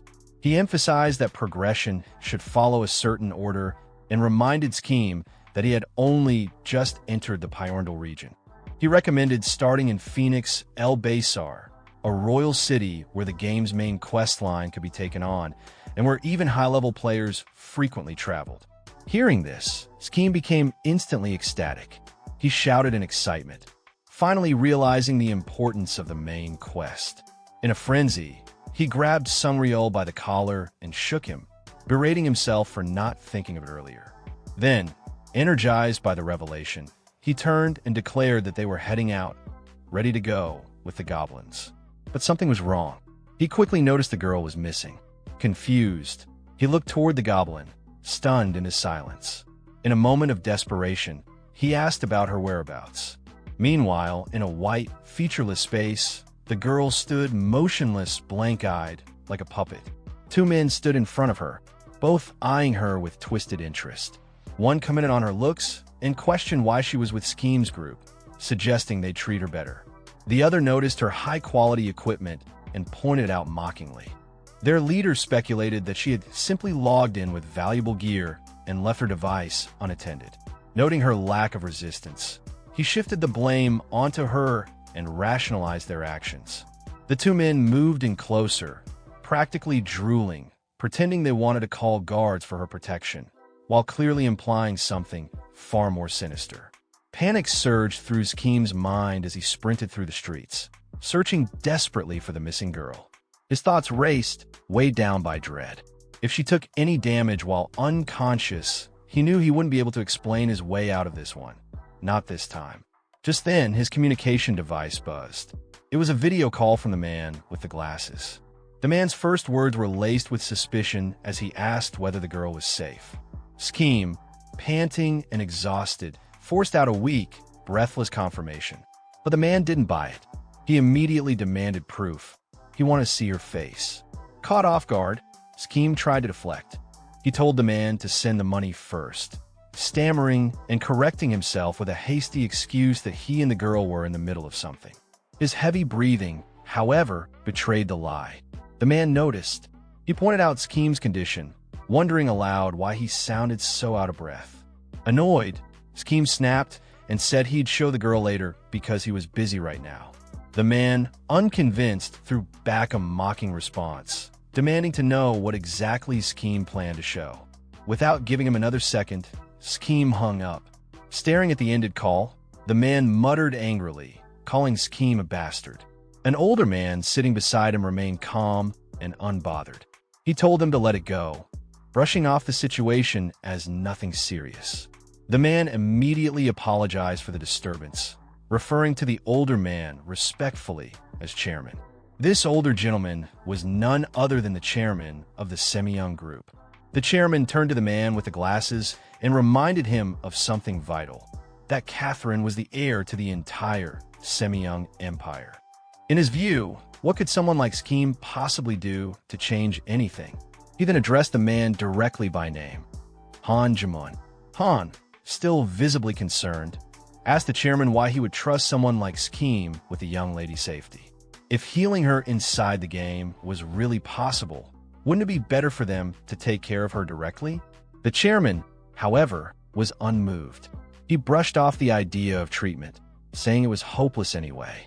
If Catherine were to die, he said, what difference would it really make? Han's eyes widened in shock at the cold response. Continuing, the chairman reflected on Catherine's life. She had lived bound by the expectations of the semi-young bloodline, never able to make her own choices. The only thing she had chosen freely was entering heaven's door. That virtual world was her escape. It gave her the freedom she never had in reality. To him, it was far better that her final sight be something of her choosing, rather than the ceiling of a hospital room. Back in the game, Schem kept running through the massive city, frustration bubbling up. The game's realism was overwhelming. Even the sensation of running out of breath was simulated. He cursed the size of the town, questioning how he was ever going to find her in a place this huge. Then, an idea sparked in his mind. He recalled something strange that had happened in the dungeon earlier. Even though he hadn't done anything wrong, he'd somehow earned a goblin point. That triggered the unlock of a new skill. His eyes widened as the system displayed the newly unlocked ability, Goblin HP Share. He read the description. Uses your HP to recover the goblin's HP by the same percentage. It didn't impress him. Why would he need to heal something that barely even got hit? He quickly moved on to check for other new skills, and one caught his attention, Goblin Throwing. The ability simply allowed him to throw the goblin in any direction. That one at least seemed useful. Without hesitation, Schem summoned his goblin companion. The creature appeared instantly, and Schem grabbed it, holding it like a paper plane. Looking up into the sky, he took aim and hurled the goblin with all his strength. The goblin soared through the air, shouting with excitement. Suddenly, mid-flight, it pointed toward a direction, signaling the girl's location. Schem followed the goblin's finger and, recognizing the direction, burst out in laughter and called her name.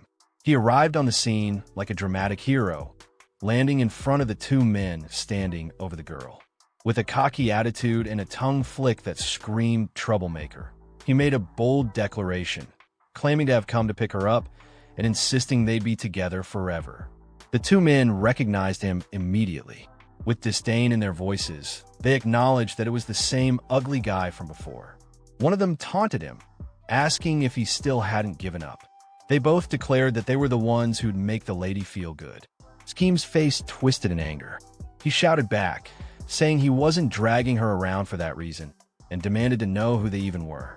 The men responded with arrogant flair. They called themselves the handsome duo who saved women in danger just for fun. That only pushed Scheme further into rage. He yelled that Catherine was in danger because of them in the first place. Offended, the two men lashed out, charging at him with threats. They called him an ugly bastard and told him to die. But before they could land a blow, Scheme's Goblin stepped in. With swift, brutal efficiency, the Goblin beat both of them down. In an instant, the arrogant duo was lying unconscious on the ground, covered in blood. After beating those two arrogant punks to a bloody pulp, our protagonist bursts into laughter, shouting out loud like a man possessed. "Wah! Serves you right, you dumb bastards. How does it feel to lose to an ugly guy?" I said, "How does it?" His hysterical laughter echoes through the streets like a villain's final monologue. It rings so loud, even the city guard station blocks away start perking up. What's that sound? Ha ha ha ha. Meanwhile, still giggling like a maniac, our protagonist grabbed Catherine's hand and starts dragging her along by the rope. But just as he rounds the corner, his eyes widen. He sees something up ahead. His laughter dies instantly. I'm fucked. Just as Scheme Chulsuz was leaving the area with his wife, thinking the trouble was behind him, a soldier suddenly appeared and blocked their path. His spear was raised with sharp intent, and he accused Scheme of murder and kidnapping, his voice loud and unwavering. Scheme, caught off guard, instinctively raised both hands in surrender. He tried to explain that it was all a misunderstanding, that he was only defending himself, but even to his own ears, the excuse sounded painfully weak. In his mind, Scheme was already weighing his options. The excuse wouldn't hold water, and he knew he didn't have the time to argue. There was only one soldier in front of him, and he seriously considered taking him down before reinforcements showed up. But just as that dangerous thought crept in, something unexpected happened. A goblin casually walked toward the soldier with a sly grin, almost as if it were part of some strange plan. And then, out of nowhere, an old bald man appeared and placed a hand on the soldier's shoulder, interrupting the tension with a cheerful voice. He acted like he'd been looking for Scheme everywhere, drawing the soldier's attention away. Scheme's eyes widened in disbelief. He recognized the old man, a smooth-talking liar he'd encountered before. Confused and suspicious, he asked what the man was doing here, but the old man leaned in and quietly warned him. Killing a god NPC, he explained, would trigger consequences far worse than Scheme could handle. If Scheme didn't want to be relentlessly hunted by NPCs, he needed to stay calm and play along. The old man promised to handle the situation. With surprising confidence, the old man then turned to the soldier and thanked him for his service. But the soldier wasn't convinced. He eyed the old man cautiously, questioning their connection and growing more suspicious by the second. When he noticed the pouch hidden behind the old man's back, he demanded to know what it was. In response, the old man activated a skill, NPC gifting. This ability was meant to improve relationships with NPCs through thoughtful presence. Holding out a pouch of gold, he placed a friendly hand on the soldier's shoulder and offered it as a silent bribe, hoping to settle things peacefully. At first, the soldier was stunned by the amount of gold, but the moment passed quickly and his expression twisted with rage. Grabbing the old man by the collar, he exploded in fury, shouting at him for trying to bribe an honest man. What was meant to raise goodwill had the exact opposite effect. Their relationship level dropped instantly. Scheme watched the whole thing unfold in stunned silence. The soldier arrested the old man on the spot, while leaving him completely untouched. For a brief moment, Scheme stared at the scene with a strange mix of confusion and gratitude. Somehow, that slippery old man had managed to get arrested in his place. And as the soldier dragged him away, Scheme couldn't help but wonder. Was he actually a good guy after all? Sometime later, Scheme Chulsuz found himself standing at the gates of the Grand Palace, frustration bubbling as he argued with one of the soldiers guarding the entrance. He asked, almost demanding, why he wasn't allowed inside. But the soldier didn't even flinch. His expression remained blank, and his answer was firm. No means no. Scheme tried again, insisting that the main quest was supposed to begin here, inside this palace. But he was met with the same unshakable silence. Then, from nearby, a relaxed voice cut through the tension. Leaning casually against a wall, a blonde-haired man watched Scheme with an amused smirk. He told him not to bother. That door wasn't going to open anytime soon. Scheme turned, a little annoyed and slightly curious. He asked who the guy was. The blonde simply pointed at himself with a laid-back smile and introduced himself as Shin. Scheme's eyes flicked to the icon floating above Shin's head. A blinking exclamation mark. His thoughts immediately clicked into place. This idiot was giving him a quest. Shin stared at Scheme with a strange intensity that didn't match his chill demeanor, then smiled gently and pointed out that Scheme must be new in town, judging by the racket he was making at the gate. He even went as far as to compliment Scheme's eyes. That alone made Scheme pull a face so strange. Even he didn't know what kind of expression it was. But Shin wasn't done. He explained that Scheme had the look of an adventurer, someone capable. And then, without warning, he pointed right at Scheme and suggested he help with something. Something about a lost ruin. Something about proving his worth. Scheme didn't wait for the rest. He immediately brought up his system panel and skipped the entire speech. Still smiling, Shin tried to continue, promising that if Scheme helped, he'd let him into the castle. Scheme skipped that too.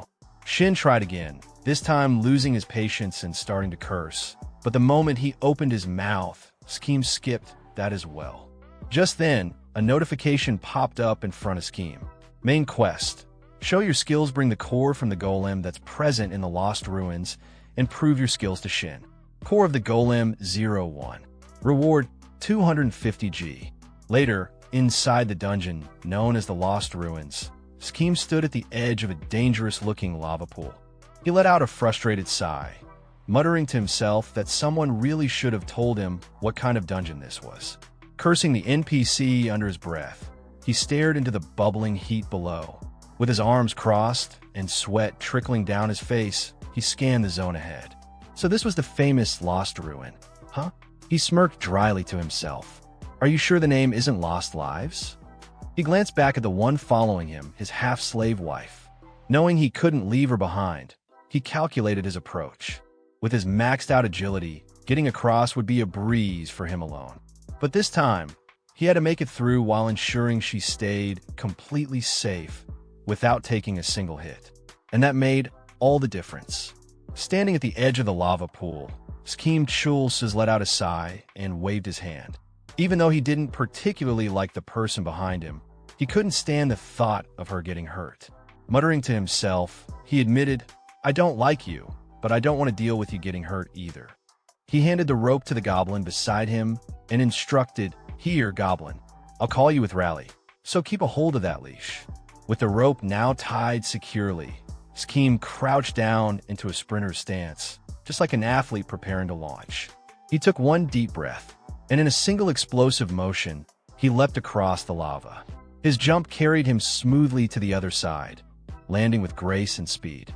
From his new position, he shouted, Now, Goblin, and activated his Goblin summoner skill, Rally. Responding instantly, the Goblin grinned that usual ugly grin and jumped with surprising energy. With one solid bounce, he made it across and landed clumsily but safely in front of Scheme. But the girl, his half-slave wife, was still stranded on the far side, with a rope still tied to the goblin. Scheme gave a small, satisfied smile as he watched the plan in action. Oh wow, this really is a useful skill, he thought, impressed. But then everything started going wrong. The goblin, noticing the rope was still connected, turned to look back. The sudden tautness of the rope, combined with the pull from the goblin's landing, caused the girl to get yanked forward, dangerously close to the edge of the lava. Her feet stumbled forward, nearly sliding straight into the molten pool. Schem's eyes went wide. "No, she's falling in," he shouted. Panic surged through his voice. "Goblin, do something, damn it." The goblin, confused but trying to follow orders, pulled hard on the rope. Too hard. The girl went flying through the air, flung across the lava like a rag doll. Scheme froze in disbelief, his hand over his face, peeking through the gaps in his fingers as she crash-landed on the ground in front of him, in a ridiculous, tangled-up position. He stared at her in horror. "Catherine," he called out. His expression shifted from stunned to pure panic as he dropped to his knees beside her. Her eyes were shut, and she wasn't moving. "Hey, wake up. You can't die in a place like this, or I'm completely screwed." His voice cracked with urgency. "Please, get a hold of yourself." But Catherine wasn't hearing him. Somewhere in her unconscious mind, she was reliving a dark, buried memory. She saw her home. Her father stood before her, holding a golf bat in his hand, anger twisting his face. "You came home late because you were out with your friends?" he said coldly. "I've told you many times, friends at your age are nothing but fleeting, worthless nobodies who were bound to be forgotten." Tears welled up in her eyes as he raised the bat. "With your shortened skirt and makeup that makes you look like some whore," he snarled, "have you decided to live the same way as those subhuman filth?" His voice echoed louder and harsher. "What will people think of me when they find out I have a daughter like this? I'll teach you a lesson today. You are my only flaw." Catherine had fallen to the floor, sobbing, hands clasped together as she begged. "I am sorry. I won't do it again. I'll never do it again."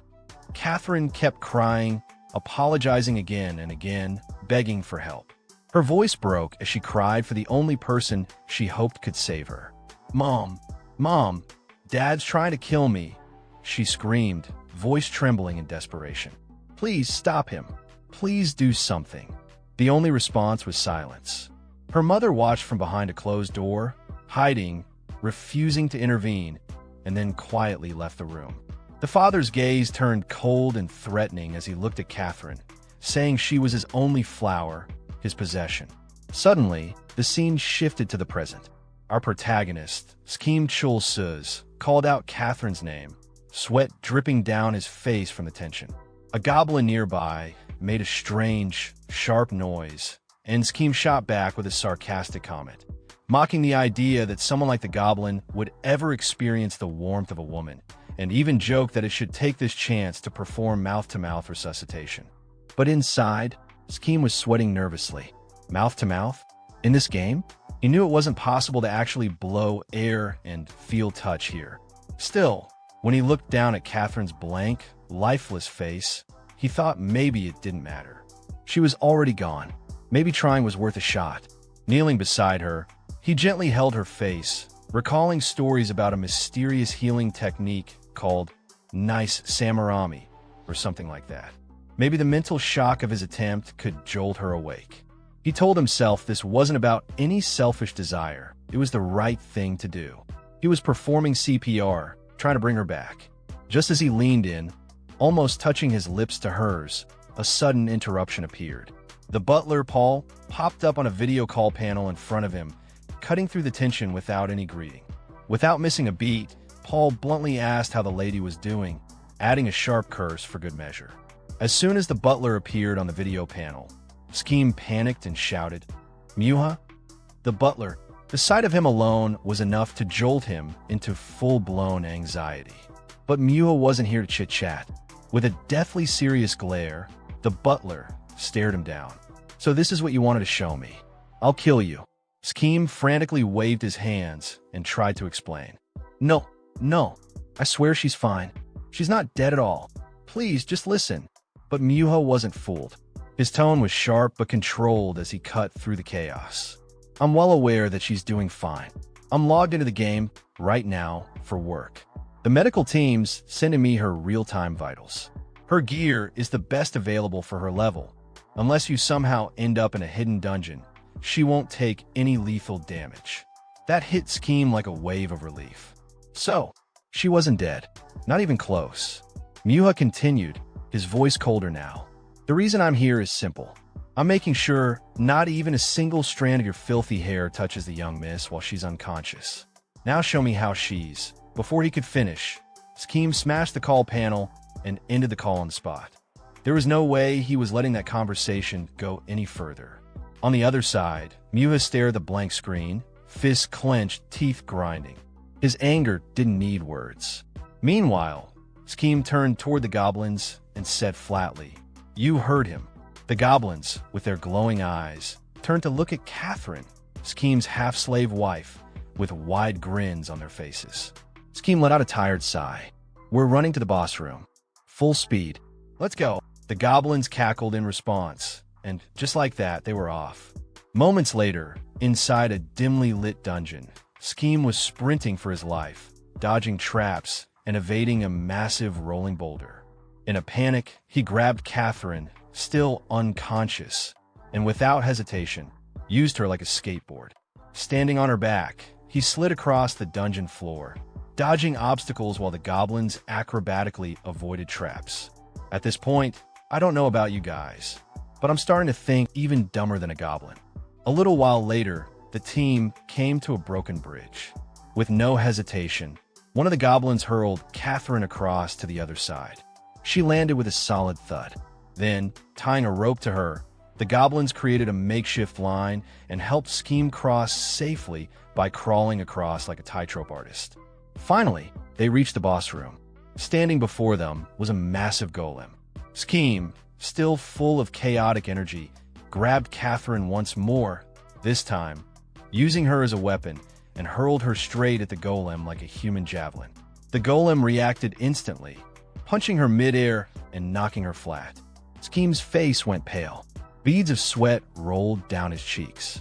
In his head, all he could think was, "Oh no. I got too excited and just tossed her like a projectile." Right then, a system notification appeared before his eyes. "You have gained a goblin point." He clenched his fists, rage bubbling inside him. Standing beside the goblins, he shouted, "How dare you attack my multi-purpose anti-trap diffuser?" Then, pointing at the golem like a war general, he barked, "Finish him in one hit, goblins." As the goblins charged ahead with crazed laughter, Catherine still sat slumped on the ground in the background, clearly having the roughest day of her in-game life. Just when it seemed like she was completely out, Catherine's hand twitched, barely noticeable, but it moved. Unconscious or not, something inside her was stirring. Back in the middle of the chaos, the golem launched a rocket punch straight at Scheme. The massive fist blasted forward with terrifying speed, and when it hit, an ear-shattering explosion followed. Smoke and dust filled the air, but from within it, one of the goblins emerged with a devilish grin. Without hesitation, the goblin leaped through the smoke and drove its weapon straight through the golem's body with a single, clean strike. Scheme stood with arms crossed, oozing confidence. I'm not even phased," he said coolly. "Now I just need to bring back the core of the golem." But before he could take a step, something unexpected happened. The golem's body, despite being pierced, started reforming. Bit by bit, it pulled itself back together, larger, fiercer than before. Its eyes glowed, and it stood tall, looming over Scheme like a nightmare. The confident smirk on Scheme's face vanished. What the fuck? Why did it get bigger? Panic set in, but so did excitement. He was sweating, but with a manic grin, he shouted, "Whatever, Goblin, just destroy it." At his command, the Goblin charged again, landing a devastating strike. This time, the system registered an insane number, 999 damage, and the golem crumbled to the ground. Scheme wiped the sweat off his brow, smiling in disbelief. "Good. Now we've finally..."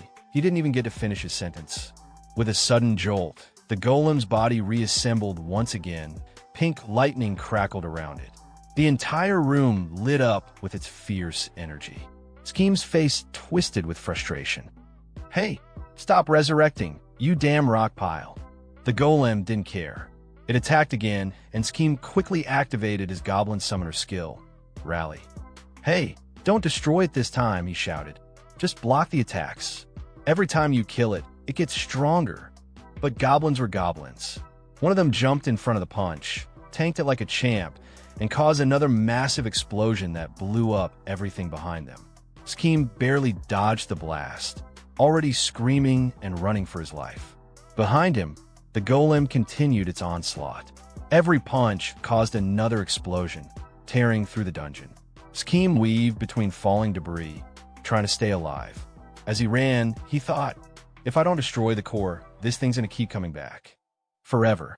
He suddenly remembered what the old man had said earlier about the golem's weakness being its core. But I don't have a special pointer system like the Evaton Guild. How the hell am I supposed to find it? Scheme glanced over his shoulder. The golem wasn't letting up. Should I just destroy every piece of it? What if it levels up again? What if it ends up stronger than even the goblins? Just then, Catherine, still lying on the ground, her usual blank expression was there. But then, everything changed. The golem's massive fist was coming right for her. And in that split second, her mind snapped back to that terrifying moment, back in the hidden dungeon where she had once faced a monster just like this. Her face twisted in horror as the memory overwhelmed her. Her eyes widened, her breath caught, and then, with a scream ripping from her throat, her consciousness fully returned, and she started shouting in panic, her entire body trembling with fear. The calm blank slate she once wore was gone, replaced with pure terror. A loud explosion erupts where the golem's foot slams into the ground, shaking the surroundings. Amid the chaos, our protagonist, Kimchul, catches sight of a girl. His expression shifts into something indescribable, almost otherworldly, and he shouts her name, Catherine. Seeing the golem going on a rampage, our protagonist begins to panic. The monster's destructive power shakes the ground and sends debris flying, creating a scene of utter chaos. Kimchul's heart races as he watches the devastation unfold. He tries to calm himself, muttering internally that for a like-off Catherine, this level of damage shouldn't be fatal. He clings to that hope, but as the golem's rampage intensifies, smashing everything in its path, his anxiety only worsens. The more violent the golem becomes, the more Kimchul's panic grows alongside it, his fear mounting with each explosive impact. Kimchul, who resembles a human goblin, instinctively puts his hand in his mouth out of pure shock. Right beside him, his pet goblin companion mimics him, shoving a wooden stick into its mouth in imitation. Meanwhile, Catherine stands unsteadily, breathing heavily and using her staff to support herself. She looks at Kimchul and demands in a panicked, bewildered voice, "What is this? What the hell? This is crazy." Kimchul stares back at her, surprised, and a thought crosses his mind. She's awake.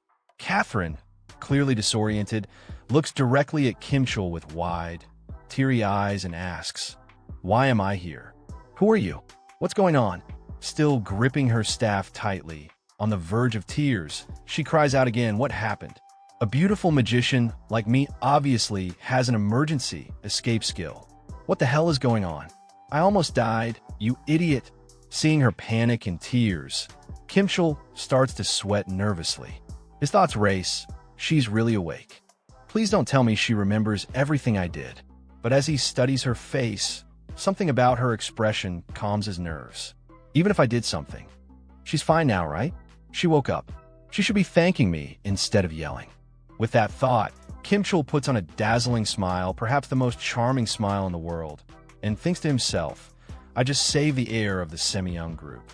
I'm going to get a massive reward. But Catherine isn't having it. She sees Kimchul completely ignoring her questions and yells again, furious. "Hey, wanna die? Didn't I ask you to explain everything?" Kimchul's expression suddenly changes, his smile turning sly and greedy, like a wolf sniffing money. He responds smoothly, yes, of course. "So here's what happened. After you lost consciousness from a monster attack in the hidden dungeon, I got permission from the chairman to take care of you with all my heart and soul. And then you woke up." Before he can finish, he's abruptly punched by the large standing nearby, sending him flying and crashing to the ground. As the dust settles, Kimchul gets up angrily and shouts, "Why didn't you tell me a punch was coming?" But Catherine doesn't respond. She's frozen, staring at the monster in shock before suddenly bolting in fear. Seeing her run, Kimchul mutters in disbelief, she ran off to save herself? What a scumbag. As Catherine flees, still clutching her staff, tears stream down her face. She repeats over and over, "I'm scared.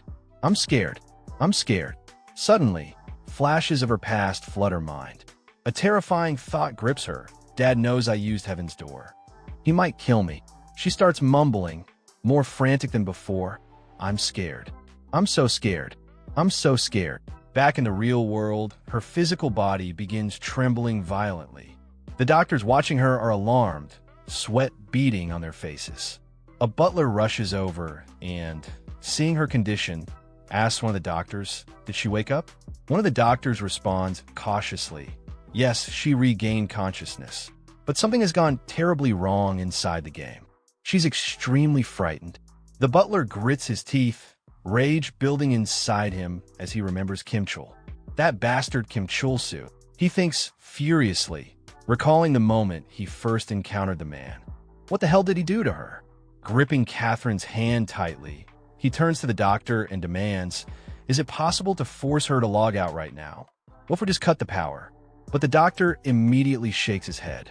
"No, she just regained consciousness. We can't waste this opportunity."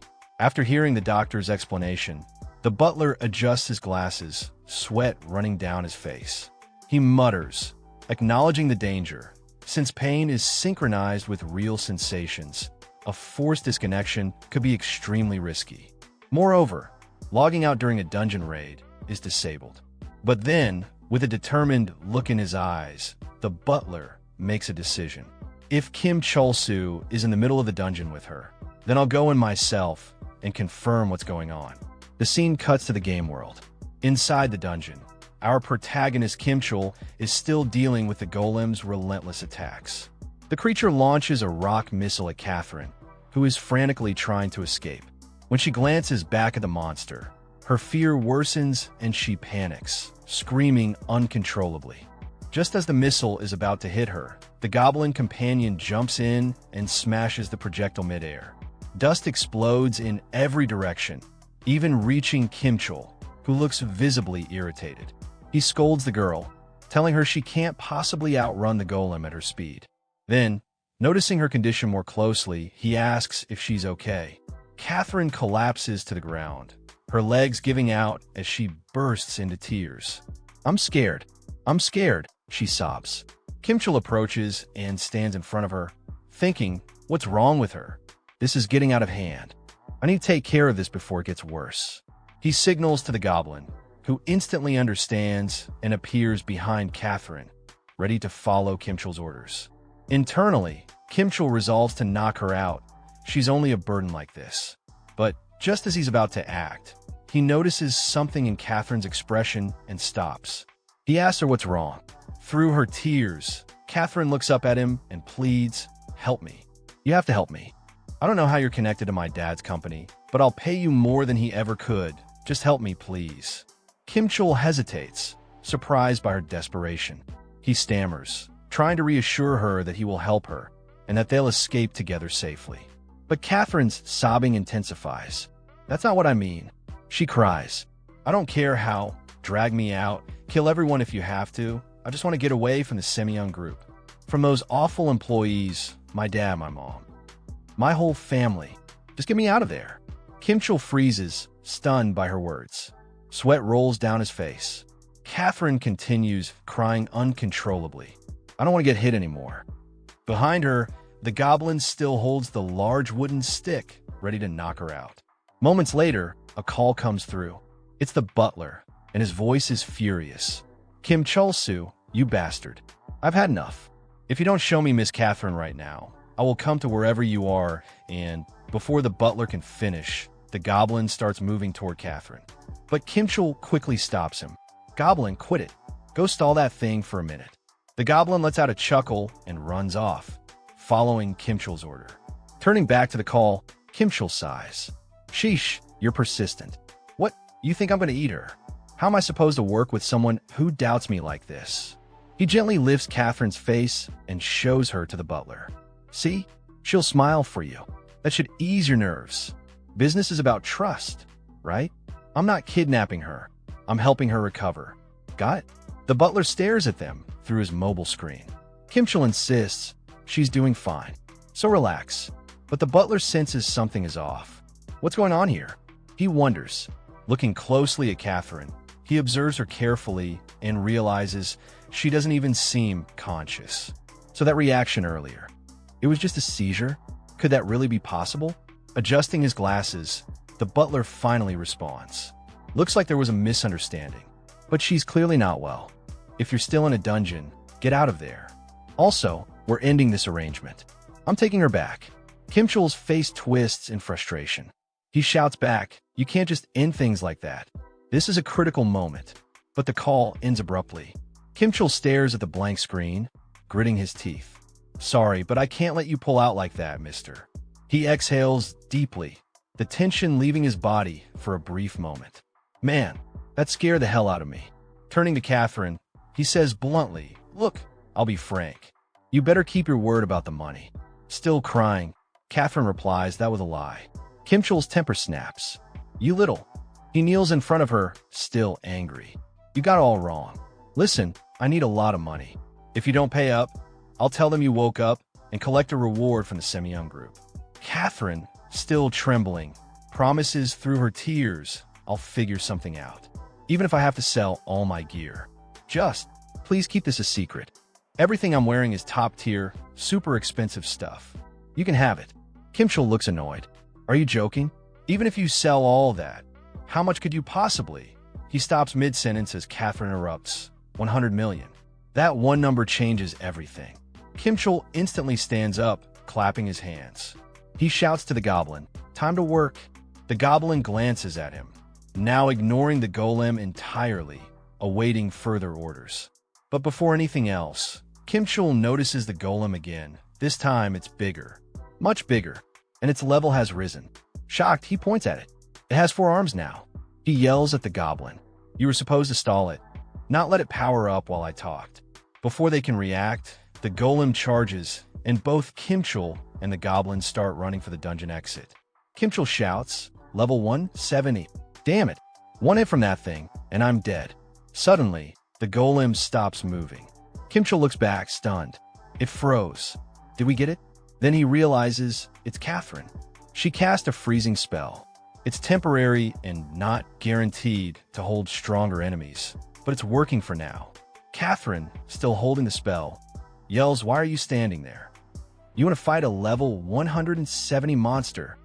She starts running. Run. It'll break free soon. Right on cue, the Golem shatters the ice and resumes its pursuit. Kimchul spots the exit. Over there. But just as they near it, Catherine's robe gets caught on a rock. She trips and falls. Kimchul doesn't notice at first, but when he finally looks back and sees her on the ground, the Golem is almost upon her. Catherine pleads for help. Sweat rolls down Kimchul's face. He remembers the first time she asked him for help. This time, it's different. I ran before because I was weak. He closes his eyes tightly, pain and resolve on his face. But now I have to save her. If she fainted from a level 80 monster, she'll definitely die from this.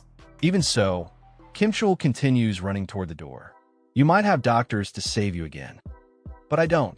Catherine watches him run, tears in her eyes. No matter how loud I scream, you won't come back. You're just like the rest. Lying there, helpless, she murmurs, no one ever saved me.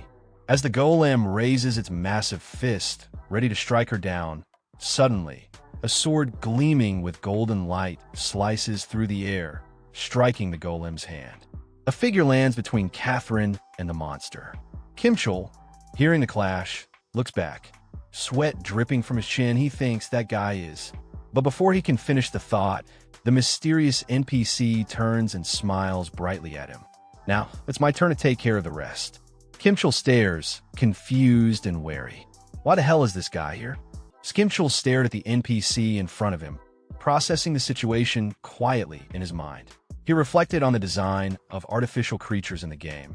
Some were intentionally made to lose under specific circumstances. He realized that if he had acted impulsively, the system would have simply reset the encounter, nullifying all his efforts. Understanding the mechanics better, he thought again. Rushing in blindly without knowing the enemy's pattern usually led to a scripted loss. That's when the game would smoothly transition into a cinematic cutscene, where the NPC would heroically overpower the enemy, perfectly showcasing their strength to move the narrative forward. Then, remembering how he had been struck earlier by the golem, he recalled something odd. It hadn't actually caused him any pain. He reasoned that it must have been a safety feature embedded in the system to prevent unintended injuries during these events. Right then, the NPC stepped up with determination, readying his sword as he barked out in anger at the golem for attacking his subordinate. Seeing this, Skimchul accepted the situation with a sigh. He wasn't exactly thrilled to leave the fight to the NPC, but for now, he decided it was best to let him handle it. The NPC lunged at the golem, warning it to brace itself. Watching him charge in, Skimchul pinned his hopes on the man, silently cheering him on. But the moment the golem landed a hit, the NPC was sent flying straight into a wall. Skimchul was thrown into confusion. However, the NPC quickly stood up, brushing off the hit, and claimed it wasn't even a proper warm-up. Skimchul was baffled by the NPC's confidence. The guy was talking like he had full control of the situation, even after being knocked around. But then again, the NPC went for another attack, and was immediately hit again, landing flat on the ground. Yet even while lying there, he repeated the same line, "It wasn't even worth a warm-up." Panic rising, Skimchul shouted out, reminding the NPC that he was level 70. Then he quickly did the mental math. Players who usually receive this quest were typically around level 30 to 40. The Ruins Golem started at level 40, and an average player could barely scrape by. Even if they managed to win, the Golem would come back stronger at level 46. And then, when it returned at level 50, most would be utterly defeated. That's when the story would introduce a high-level NPC who would easily dispatch the golem, creating a dramatic, satisfying moment for the player. But when Skimchul looked at the goblin casually lying on the ground, something didn't sit right. He realized no ordinary player could push the golem to level 170. It was never supposed to go this far. This entire scenario was already way beyond the usual conditions. Then, the NPC stood up again, holding his sword with confidence, repeating his favorite line about warm-ups. But something was wrong. He kept repeating it, as if stuck in a loop. The cutscene clearly couldn't continue properly. Skimchul's eyes widened. The NPC in front of him was the one who was supposed to end the quest, which meant, as long as the golem wasn't destroyed, the event wouldn't conclude. His thoughts raced, analyzing the situation. It could be that the moment the powerful NPC appeared, the golem core also became active or materialized within the story. While Skimchul was still piecing things together, the NPC was already back at it, charging the golem once again. Skimchul, still deep in thought, speculated what might trigger the conclusion. But just as the NPC shouted out his usual line and moved into strike, a rock came flying through the air and slammed into the golem, thrown by none other than the goblin. Skimchul followed the goblin's direction with his eyes, realizing that the rock had struck exactly where the NPC had been aiming. In an instant, the golem crumbled completely. The NPC, now standing beside Skimchul, repeated his boast once more, claiming the fight wasn't even a warm-up and reminding everyone that without him, they'd all be dead. Skimchul looked at the fallen golem and quietly wondered if this was really the end of it. The NPC turned to him with a more relaxed tone now, saying that what mattered most was that everyone was safe. But Skimchul's attention shifted toward Catherine. He repeated the word in his mind, safe, as if questioning whether that was really true. Sometime later, the group emerged from the dungeon. Skimchul was holding his head in embarrassment, overwhelmed by how awkward everything had become. He silently cursed the situation, feeling like he was going to die from secondhand shame. Right then, the same NPC marched confidently in front of them and proudly declared that he had judged Skimchul correctly. Surviving the dungeon alone, he said, was proof of his strength, and now things could get serious. Skimchul, still mortified, groaned internally. This just made him look even worse than before. And as if that wasn't enough, the NPC kept going. He announced that the vice-captain of the Royal Knights, Alphonse, was personally acquainted with them, though he warned not to ask questions since he had his own circumstances to deal with. Skimchul barely paid attention to the details. All he could think about was how unexpected it was for someone like this guy to say something even remotely helpful. But strangely enough, instead of skipping through the awkward moment, he felt oddly thankful. The NPC's loud, overconfident chatter had somehow softened the tension. Just then, the NPC suddenly turned to Skimchul's group with an enthusiastic smile. He cheerfully announced that they'd see each other again and warned them not to get carried away thinking they were equals, since, as he put it, he was above the clouds. With that eccentric statement, he confidently walked away and returned to his usual position, acting like nothing unusual had happened. Skimchul watched him go and muttered with a deadpan expression that the man was seriously not right in the head. Then, shifting his attention toward Catherine, Skimchul glanced at her awkwardly. Feeling the weight of the earlier moment, he nervously bowed his head and apologized for his behavior, admitting that it was his fault. But before she could respond, a confident voice rang out from behind them, addressing Catherine. The voice remarked that she had finally woken up. Skimchul turned toward the source and was instantly on alert. The man standing there wore gear he had never seen before, top-grade equipment, nothing like what ordinary players could afford or even acquire. Just by his presence alone, Skimchul could tell this person was on a completely different level. He couldn't help but wonder, was this man simply filthy rich, or was he a highly skilled player? Either way, this wasn't someone you could oppose casually. But then Catherine's expression shifted dramatically. Her eyes widened in horror as she looked at the man and called him her father. The man, Chairman Han Kamun, looked at her warmly.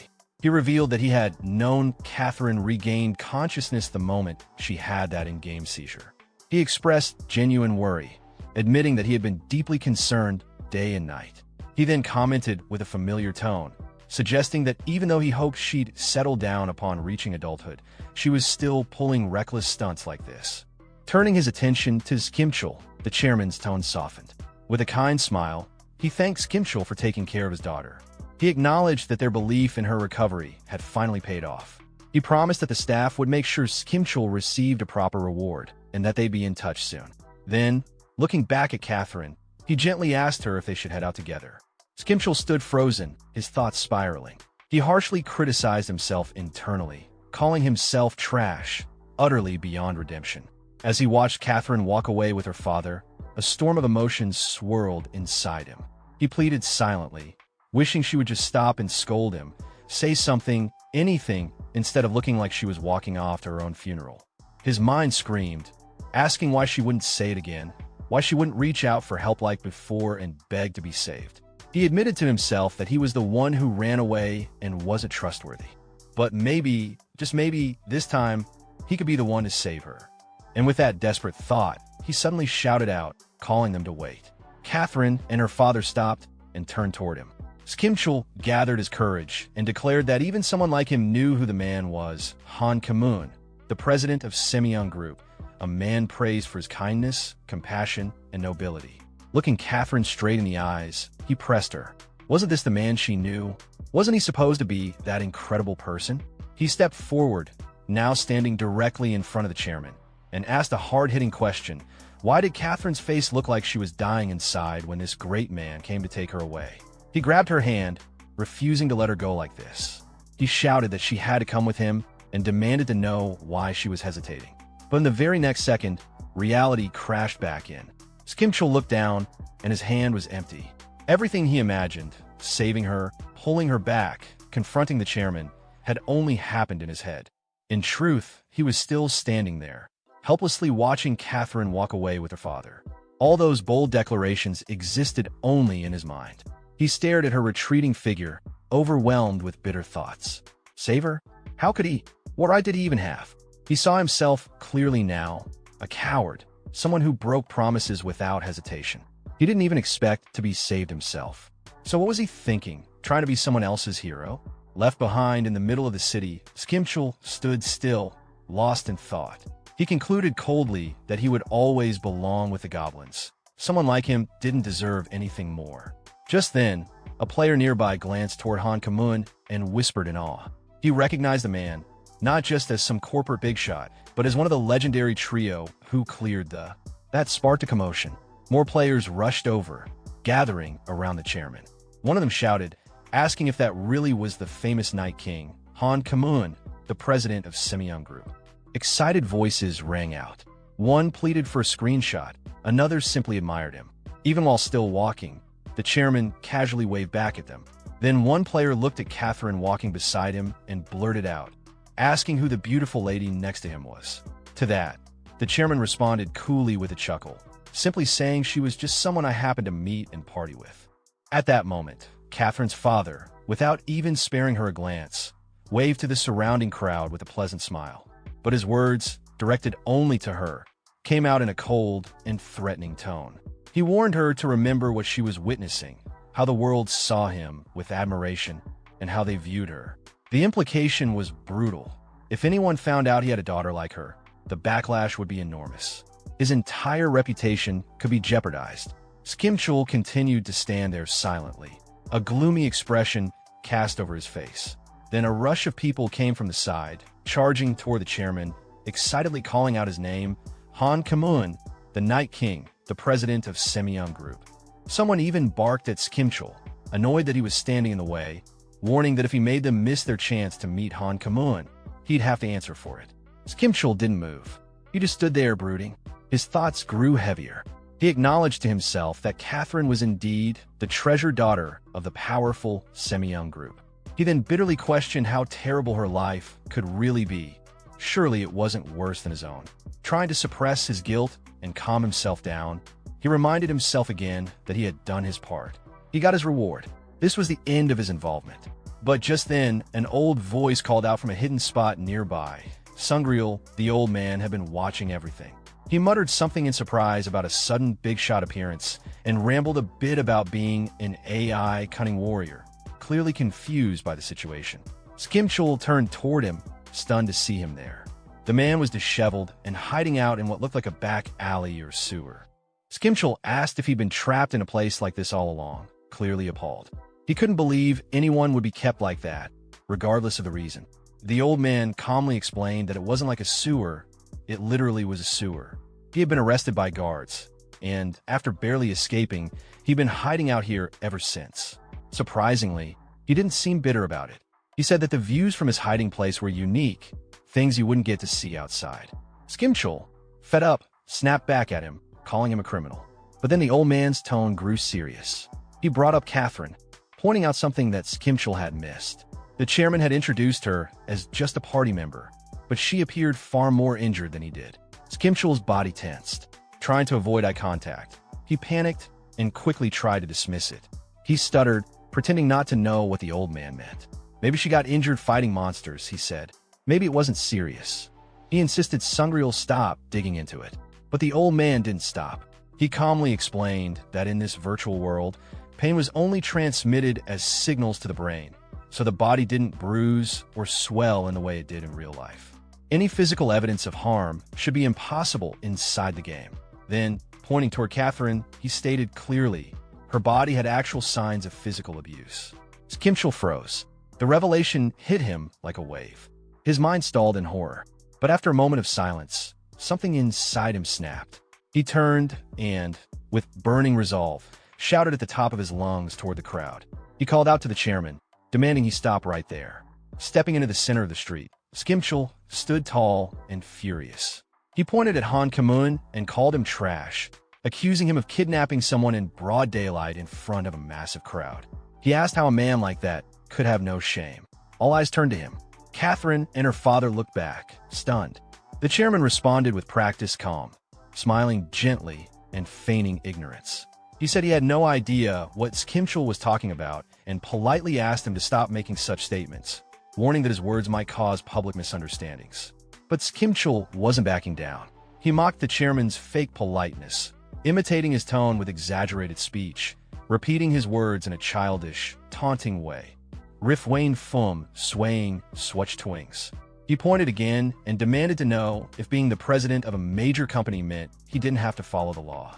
Then, turning to the crowd, he shouted loudly so everyone could hear, "She's my girlfriend." The crowd gasped. Skimchul, completely worked up, screamed again, saying they had already done everything together, even things better left censored. That bold declaration left everyone speechless. Even Catherine was in shock. She stood frozen, her hands covering her face, her mouth open in disbelief as she looked at Skimchul in utter horror. The crowd erupted into whispers. Some people wondered aloud if it could be true. If it was, it would be an explosive scandal. But others were skeptical, saying there was no proof, and that powerful corporations often faced fake accusations and slander anyway. The crowd looked closely at the chairman's face. Despite everything that had just been said, not even a flicker of emotion appeared. His expression remained calm, perfectly composed, still wearing that gentle smile. Han Kamun spoke to Skimchul as if none of this chaos mattered to him. He suggested that maybe Skimchul had simply mistaken Catherine for someone else. Then, with deliberate politeness, he excused himself, claiming he was in a rush. But Skimchul wasn't backing down. With his usual mix of arrogance and mockery, he pointed his finger directly at them and challenged the statement. If that woman wasn't his girlfriend, then who was she? He mocked the chairman even more harshly, pointing out how inappropriate it was for an old man to be walking around with a young woman dressed so revealingly. He called him out, branding him a perverted old man in front of everyone. The bystanders who were watching the scene unfold started to murmur among themselves. Skimchul's accusations were making them uncomfortable. They began questioning the situation out loud. Why was a young woman walking with someone so much older? Something about it didn't sit right. Wasn't this similar to cheating? They had thought Han Kamun was a respectable man, but now they were starting to doubt that image. Trying to maintain control, the chairman brushed off the growing suspicion with a forced laugh. He told Skimchul the comment wasn't even worth answering and tried again to leave. But just as he did, a figure in a sharp black suit appeared dramatically from the crowd. His sudden entrance caught everyone's attention. The man stepped forward, and when he turned, it was revealed to be the old man, Sungreal, now looking like a dignified elite. With an exaggerated flourish, he extended his arm toward Catherine and formally introduced himself in a booming voice. Declaring himself as Patrick Ungreil, a top executive of the Semyoung Group, he announced that the moment he heard Catherine, an heir candidate of the company, had awakened, he rushed to her side immediately. Dropping to one knee like a proper butler, he gently took her hand and dramatically proclaimed that the future of Semyoung Group was here, in this very place. Catherine, still caught in the center of everything, could barely process what was happening. Confused and panicked, she stared at the spectacle in disbelief, her thoughts spiraling. What on earth is going on? What am I supposed to do? The townspeople caught wind of the dramatic declarations and exploded into chatter again. Word spread quickly. Catherine, Han Kamun's daughter? That was major news. Some stared at her and scoffed, questioning how someone like her could possibly inherit a company like Semyoung Group. Others pointed out the chairman had just said she was only a temporary party member. There was uncertainty in the crowd, but one thing was clear: Han Kamun was no longer untouchable. Skimchul walked confidently up to the chairman again, a mocking smile tugging at his lips. He teased him playfully, asking if it wouldn't just be easier to admit that Catherine was his daughter. Then, dropping the smile but keeping the sarcasm, Skimchul suggested a better approach. Han Kamun could come clean to the public, say he failed in raising his child, and promise to guide her better from now on. Sure, it might cause a stir, but it would be a manageable scandal. Skimchul then raised the stakes, offering to help him out of this situation. He said he'd admit to being mistaken, that he must have confused Catherine for someone else, and had no connection with her whatsoever. But there was a catch. Skimchul added that he would also reveal the truth, that Han Kamun had been abusing his own daughter. Hearing that, the chairman's calm broke. His jaw clenched, and his expression twisted with rage. Gritting his teeth, he glared at Skimchul and shouted, demanding to know what weight the words of someone like him, a worthless mutt, could possibly hold. Who did he think he was to speak that way? Then, turning his fury to the crowd, the chairman raised his voice even louder. He urged everyone not to believe anything Skimchul was saying. He insisted that none of it was true. The sheer force of his voice was so intense that the people in the area instinctively covered their ears. Skimchul winced, struggling to process what kind of ability this was. Whatever the old man's status loophole was, it clearly let him unleash skills that didn't play by normal rules. Still trying to control the narrative, Han Kamun doubled down. He claimed that the so-called Semyoung Group butler and even the woman next to him, Catherine, were all part of a conspiracy. According to him, this was nothing more than an elaborate attempt to blackmail him. Then, declaring with conviction that he would never waver, he shouted his final words, "I am Semyoung Group." A golden aura erupted from his body, energy surging around him as he activated his skill. His sword materialized in his hand, and he prepared to attack, ready to strike down Skimchul, Catherine, and even the old man who dared to challenge his image. Just as tensions reached their peak, Catherine's father activated his PvP mode and made a move to strike. His rage was overflowing.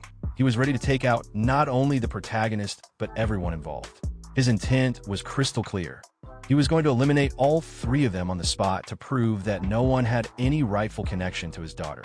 But before he could land a blow, a figure clad in armor suddenly appeared out of nowhere. Without hesitation, the armored warrior struck Catherine's father directly in the face with tremendous force, launching him like a ragdoll straight into a wall. The timing of the attack couldn't have been more perfect. The protagonist, witnessing the unexpected rescue, held his forehead and silently appreciated the save. It was Gob, his summoned goblin. But before he could even finish the thought, the goblin turned towards him and dashed at high speed in his direction.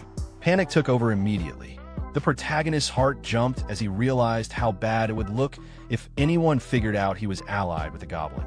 If the crowd found out they were on the same side, the situation could spiral into chaos. Thinking fast, he activated his goblin summoner ability and used it to launch Gob high into the air, pretending to push him away. As he threw Gob, he shouted dramatically, trying to make it seem like he was being attacked rather than helped. Internally, he was shaken, realizing just how close he'd come to being exposed. Trying to save face, he turned to the crowd and acted shocked, loudly playing the part of a clueless bystander. He feigned confusion, questioning who the mysterious armored attacker was and pretending to be just as baffled as everyone else. The audience, now thoroughly disoriented, whispered among themselves in disbelief. To them, it looked like the so-called King of Knights had been defeated in a single devastating blow and sent flying. It was surreal. As he heard their reactions, the protagonist muttered to himself about the irony. He was the one who had actually thrown Gob, yet now the entire crowd believed it was the goblin who had launched the knight. Meanwhile, Catherine was on her knees in the middle of the chaos, visibly devastated. The protagonist approached her, reached out, and tried to pull her up, urging her to pull herself together. But Catherine pulled back, overwhelmed and unable to contain her emotions. She clutched her head and cried, questioning why he was even helping her. From her perspective, there was no reason to believe he had any genuine intention to save her. But instead of offering comfort, the protagonist smirked with a dark expression, holding onto her chain with confidence. He made it clear whether he chose to care about her or abandon her was entirely up to him. He warned her to stop expecting heroes, because someone like him, someone she would never expect help from, was all she had now. Then, locking eyes with her, he demanded that she open her eyes and truly look at what was happening around her. Catherine, in tears and shaking, slowly turned her gaze and saw her father, bloody and beaten, collapsed on the ground. The sight broke something inside her. The protagonist used the moment to press further, pointing out that, whether it was fate or coincidence, her abusive father had finally paid the price for his crimes. And in that same moment, she was now offered a rare second chance at life. With an intense, almost threatening tone, he told her not to waste that chance. He reminded her that predators, figurative wolves, were already circling, drawn by the scent of blood. And since she had proven to be so good at betrayal, she better act quickly, like a goblin, before she gets devoured next. Then, without skipping a beat, the protagonist shifted gears and activated his acting skill. He suddenly shouted to the crowd that there had been a mistake. This girl wasn't his girlfriend after all. He exaggerated his embarrassment, acting as if the whole situation had been one huge misunderstanding. With a dramatic performance, he joked about needing to rush home because he left the stove on, and then took off running from the scene before anyone could question further. As he disappeared from sight, another figure entered the picture. An older, bald man in a sharp black suit stepped forward and extended a hand toward Catherine. Calmly and respectfully, he invited her to speak her truth if she had anything to say. Catherine stood up with his help, took a deep breath, and slowly turned toward the watching crowd. After steadying herself, she began to open up about her life. Time passed. Back at his home, the protagonist watched the news as the story exploded across the media. Catherine had stepped into the spotlight and revealed her true identity. She was Han Kamun's daughter. More than that, she'd gone public about the years of domestic abuse she had suffered at her father's hands. At first, some people doubted her story. Rumors spread that she might be lying about her lineage. But Catherine backed up every claim with irrefutable proof on her social media accounts. The moment those receipts were shared, all the skepticism vanished. Her story became undeniable truth, and support for her spread like wildfire. Sometime after the incident, the protagonist checked the stock prices of Semyoung Group, Catherine's father's company. Unsurprisingly, the damage was clear. The scandal had torched their public image, and their stock value plummeted. As he stared at the screen, he read reports stating that Chairman Han had suddenly fallen ill, but the protagonist wasn't buying it.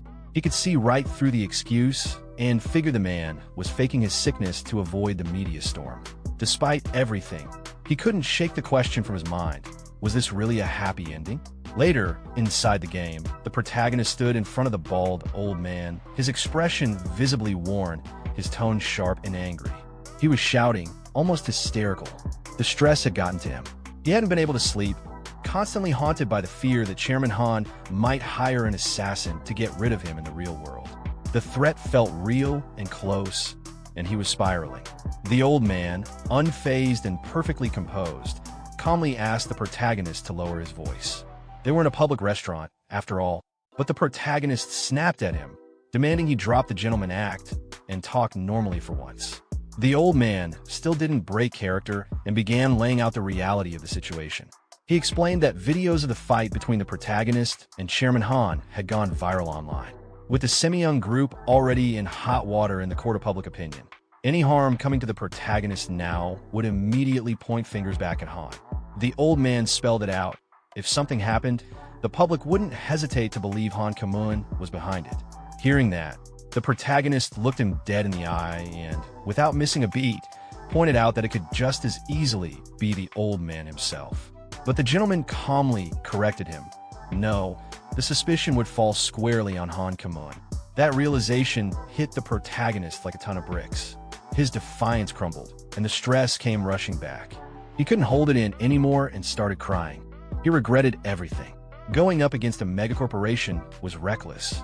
He hadn't even been paid for all this trouble. It felt like a monumental mistake. But the old man tried to reassure him. What he had done wasn't just about money.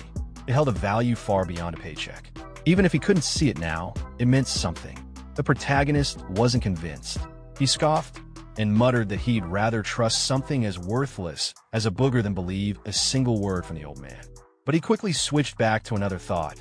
He noticed the old man was wearing a proper butler outfit and asked where he'd managed to find one on such short notice. Without any hint of shame, the old man admitted he'd stolen it. Immediately after, a soldier appeared, grabbed the old man, and dragged him to face the protagonist properly. Watching the scene unfold, the protagonist could only shake his head and mutter to himself that the old man was truly beyond saving. Then, seemingly out of nowhere, Catherine's butler showed up and called out to the protagonist. Instinctively, the protagonist referred to him as a lapdog of the Semyoung Group. But the butler, clearly annoyed by the label, adjusted his glasses with a stiff expression and warned the protagonist not to refer to people in that way. Suddenly, the butler's cold and stiff demeanor softened. His tone shifted into something more sincere and gentle as he addressed the protagonist. He expressed his heartfelt thanks, admitting that despite having served Catherine for years, he had no idea she had been suffering so much. He was genuinely grateful that the protagonist had helped her regain consciousness and come forward. But the protagonist wasn't moved by the butler's gratitude. With an arrogant expression, he responded with snark, wondering if all that praise came with a reward. After all, he believed he'd done something extraordinary and deserved more than just thanks. The butler, unbothered, replied with a touch of bitterness. He confessed that the chairman had always been stingy and that he himself had been dismissed from his position without a single payment, over nothing more than a misunderstanding. It was clear he didn't leave the company on good terms. He went on to explain that he was no longer affiliated with the Semyoung Group. After witnessing what the company had done, he couldn't stay in good conscience. It had crossed a line. The protagonist, still unimpressed, teased him about being unemployed now. But his tone quickly turned serious. He admitted he hadn't been sleeping well, clearly still anxious about Catherine's safety. If the butler had quit, who would be there to protect her now? The butler clenched his fist in response. He admitted that, just as the protagonist feared, there were many people, including Catherine herself, worried about what might happen next. With her having exposed the sins of such a powerful man, it wasn't out of the question that she might face retaliation. People were nervous about whether she'd be safe. But then the butler motioned toward the back of the room, revealing Catherine herself. She was seated comfortably, actively engaged in a live stream. The butler proudly explained that he had brought her there and set up everything himself, turning the moment into a public broadcast. Catherine was smiling and interacting with her viewers, even thanking a donor for a subscription in her usual bright tone. The protagonist looked on, confused by the sudden change in scene. The butler, beaming with pride, explained further. He had spent the last of his savings to build her a studio where she could stream safely. To him, it wasn't just a career pivot, it was a strategy, with the whole world watching her every move. Keeping her in the public was the best way to ensure she wouldn't be harmed again. As the stream continued, one of her viewers gifted her a huge donation, over 1,000 digital gifts, and Catherine immediately responded with enthusiasm, promising to perform a dance as a thank you gesture. The butler turned back to the protagonist, explaining how it worked. As long as Catherine continued streaming, those who might wish to silence her would be powerless to act. If, on any day, she failed to go live, people would instantly know something was wrong. The live stream had become both her shield and her signal. The butler glanced at Catherine on the live stream, acknowledging that while she didn't seem overly excited, it was clear she was putting in genuine effort. Watching her try her best in front of the camera, the protagonist couldn't believe it. He was dumbfounded that she hadn't been doing this all along. It felt like such a natural fit for her, and he couldn't wrap his head around how this hadn't happened sooner. Then, with a soft voice, the butler turned to the protagonist and explained that, even though it was a bit late, he now intended to help Catherine live the life she had been denied until now. And it was all possible thanks to Kim Chulsuim. Hearing those words, the protagonist's face immediately turned red from embarrassment. He tried to wave off the sincerity and jokingly told the butler to stop acting so weird. If he was really thankful, then how about sending some money? The butler calmly replied that while he hadn't sent any cash, he had already sent something to the protagonist's in-game mailbox, something Catherine had personally prepared. Then, without waiting for a response, the butler ended the call. The protagonist shouted after him, demanding real money instead, but it was too late. The call was already cut. On the other end, the butler smirked to himself with a sense of petty victory, claiming he knew how to hang up first. Meanwhile, on the live stream, Catherine reacted with surprise and joy at receiving a huge donation of 10,000 balloons from another user. She asked if there was any specific request for her to fulfill in return. When the request came, bike dance, she hesitated in confusion, unsure how to do it, but still gave a shot in front of the camera. Watching this unfold, the butler began to sweat nervously. Seeing her dancing awkwardly on the stream made him realize something unexpected. Maybe Catherine was never meant to take over a giant corporation. Maybe her true calling was to become a mega streamer. The thought echoed in his mind. This was her stage now. Sometime later, the protagonist visited the in-game mailbox, where Rachel, the mailkeeper NPC, greeted him cheerfully. When he mentioned expecting something valuable, maybe even solid gold armor, Rachel excitedly confirmed she'd been keeping his delivery safe. She went to retrieve the item, and, as she handed it over, her demeanor shifted dramatically. She informed him that the item was cursed. Touching it could mess with someone's sanity. Her cheerful tone turned into something more threatening as she glared at him, questioning his attitude and demanding to know who he thought he was to speak to her like that. The protagonist, taken aback, insisted that of course he was entitled to his mail. But when he looked at the item details, he realized what she meant. It was a rare cursed weapon, the Bloodworm Whip. Crafted from the leather of a bloodworm, it came with dangerous consequences. Using it without removing the curse would randomly affect the user and could even drive summoned minions into a rampage. Shocked, the protagonist stared at the description, horrified at what he'd just received. He couldn't help but wonder if wielding this thing would turn him into a lunatic like the NPC he just spoke to. Furious, he cursed Catherine's name, frustrated that even now, she was still managing to make his life more complicated. Later, the NPC who had previously given him the Golem quest appeared again and, with his usual smugness, assigned the next mission, wiping out a goblin village. Immediately, the protagonist activated his goblin summoner skill and rushed up to the NPC, closing the distance between them in a flash. With an intense glare, he challenged the NPC to repeat the request. Unbothered, the NPC calmly repeated the mission word for word: exterminate a goblin village. He then explained it was just a simple cleanup task, removing evil goblins who were harassing people. They were weak monsters, so there was no need for assistance. It was a quick job, and the NPC expected him to handle it without trouble. There was plenty more work waiting after. The protagonist turned to look at his goblin companion. He told him that this was the moment they couldn't avoid anymore, the inevitable confrontation. Fighting goblins was now part of their path. But as he looked at the goblin's face, he noticed something strange. Did that little guy just snort at him? Sometime later, the NPC was seen riding in a cart, which, oddly enough, was being pulled by a crane instead of a horse. The NPC, clearly annoyed, wondered aloud where his horse had gone. Inside the cart, the protagonist was sitting with the goblin, trying to talk things out. He reached for the goblin's hand, trying to reconnect, but the goblin refused to engage. He even slapped the protagonist's hand away and turned his head. Frustrated, the protagonist lashed out, demanding to know why the goblin was acting this way. He insisted that he hadn't had a choice back then. He had to throw him to protect their secret. What was he supposed to do? Let everyone know they were working together? But the goblin continued to ignore him, casually lying on the floor and cleaning his ear. It was like he couldn't care less.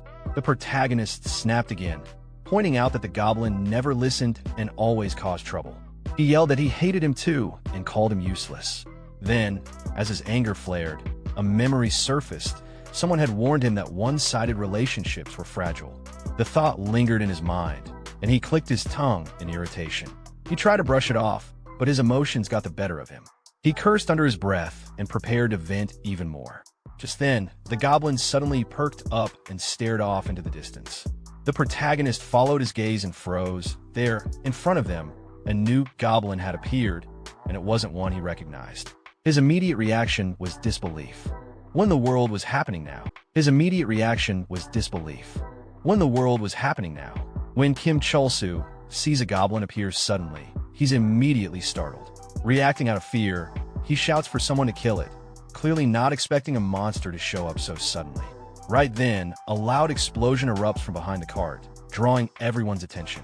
One of the NPCs on board is alarmed by the sound and asks what that noise was, clearly confused and concerned. Kim Chulsu, still focused on the goblin, watches his summoned companion goblin miss its attack. He yells at it, frustrated, pointing out that the enemy is still alive. Suddenly, the enemy goblin leaps at him and latches onto his face, attacking aggressively. Panicking, Chulsu shouts again for his summoned goblin to help. In the chaos, Chulsu manages to grab hold of the goblin and tries to pull it off, yelling angrily at it to get away from him. Just as he does this, his summoned goblin starts preparing a strong counterattack. Noticing that, Chulsu panics even more and warns the summon not to go overboard with the attack, worried about getting hit in the process. At the same time, an NPC behind them, now armed with a gun, demands to know what's happening. Kim Chulsu recognizes this man as one of the carriage NPCs and starts to explain that a monster got on board. Hearing that, the NPC confirms aloud that it really is a goblin, concluding that the ambush must be because they're near a goblin village. He calmly tells Chulsu to stay still and says he'll handle it in one shot. But Chulsu quickly corrects him in a panic, trying to point out which goblin to shoot, the one in front of them. The NPC acknowledges this and prepares to shoot. However, in a twist, the NPC mistakenly fires at Kim Chulsu instead of the goblin. Chulsu shouts in disbelief, calling him out for shooting the wrong target. Injured, he falls to the ground.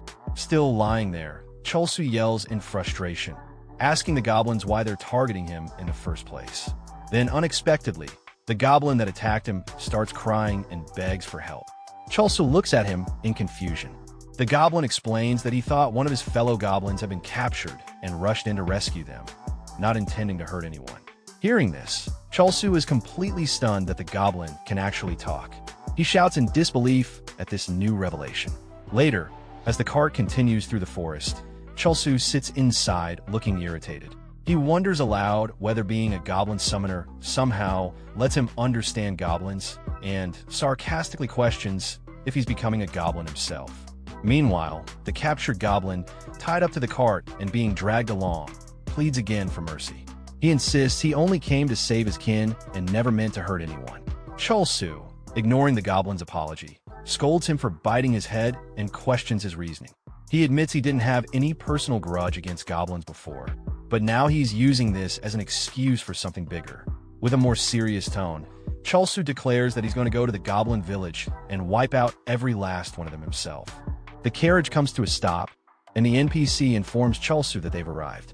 Chulsu looks ahead, puzzled by the location. Then a system notification appears before him, confirming the path leads to the goblin village. He reads it aloud and realizes he has to proceed on foot from here. The NPC casually tells him he could go farther, but doesn't want the trouble, then immediately runs off, leaving Chulsu confused by his abrupt exit. Now standing alone, Chulsu holds the captured goblin and considers that since this path leads to a monster village, it's likely filled with traps. He realizes it was a good idea to keep the talking goblin alive, as he might come in handy navigating those dangers. Hearing this, the goblin sweats nervously and asks if the only reason Chulsu spared him was to use him like a tool. Then, more desperate, the goblin pleads that if someone must die, let it be him. He insists that the other goblins did nothing wrong and takes responsibility for being the one who attacked first. He compares it to how any human would instinctively rush to save another human in danger, implying that he acted out of the same instinct. At one point, Kim Chulsu roughly pulls the goblin up close to his face. His expression shifts into something dark and devilish, similar to a character like Lloyd. He ominously hints at something, leaving the goblin in a state of panic. The goblin starts yelling, clearly terrified. He insists that goblins don't hate humans and claims their race is actually kind. He accuses humans of always being the ones to harass them. He demands to know why Chulsu came to the goblin village. Was it just to make their lives miserable? Hearing this outburst, Chulsu grips the goblin's chain tightly and starts to reflect. He realizes he had been attacking goblins simply because it was part of quest. He never had a personal grudge, nor had he seen them commit any evil acts. It dawns on him that he had just assumed goblins were inherently bad and that killing them was normal. But he quickly brushes off that self-reflection and thinks to himself that no one would really care if a goblin died anyway. At that moment, two more goblins suddenly appear ahead of him. One of them calls out affectionately, revealing that the goblin Chulsu is holding is their family member. Chulsu is momentarily confused by this, piecing things together. In response, the captured goblin shouts to his family to forget about him and run away. But Chulsu gives a quick command, pointing at the newcomers and ordering his summoned goblin to throw a rock in their direction. The summon immediately obeys, gripping a stone tightly and hurling it toward the two goblins. Right before the rock hits, Chulsu lets go of the captive goblin, who instantly dashes forward and throws himself in front of the incoming attack to shield his family. He takes the hit directly, putting himself at risk to protect them. Seeing this unfold, Chulsu stares at the goblin now on the ground, deeply affected. He mutters to himself in annoyance while rubbing his face, remarking on how some humans would beat their own children just to save themselves. But this goblin, without hesitation, threw his own body to protect his wife and child. Chulsu admits he can't see someone like that as evil. The goblin family embraces each other and starts to cry. One of them calls out "Daddy" emotionally. Chulsu stands there watching the scene, thinking to himself how ironic it is. The Goblin Lord had once called him a goblin, but seeing how loyal and selfless these creatures are, Chulsu thinks to himself that they're far better beings than he is. A little later, the group arrives at the goblin village. The goblin who had been with Chulsu announces their arrival and points toward the village with pride. The moment they step into view, the goblins inside the village become visibly tense. Chulsu can tell that his presence has made them wary of humans again. However, as more goblins surround him, he quickly notices something odd. Their expressions don't seem hostile, they actually seem relaxed. This makes him question what's really going on. Some goblins start talking among themselves, commenting on a new arrival. They ask where this goblin came from and make fun of his appearance, saying he looks particularly ugly. Chulsu is taken aback by these comments and thinks to himself in frustration that he's not a goblin at all. Then, the goblin who accompanied him, now acting a bit smug, reassures him. He explains that before boarding the carriage, he had gone through the same doubts. He casually tells Chol-soo not to worry, because with a face like his, no one's going to think he's human anyway. Chol-soo, now irritated and mentally exhausted, thinks to himself that he should have just killed that guy earlier. Despite everything, Chol-soo nervously asks if he can leave now, explaining that he's genuinely worried. The goblin replies with casual cheer, brushing it off and telling him once again not to worry so much. After everything that had happened, Kim Chol-soo replies with a straight face that he's not worried about the goblins. He's worried he might end up killing them all. The goblin sitting with him doesn't seem to take it too seriously. He just laughs and tells Chol-soo again that he can't leave yet. Since he was injured earlier, the goblin insists on at least offering him a meal, saying it would be shameful not to.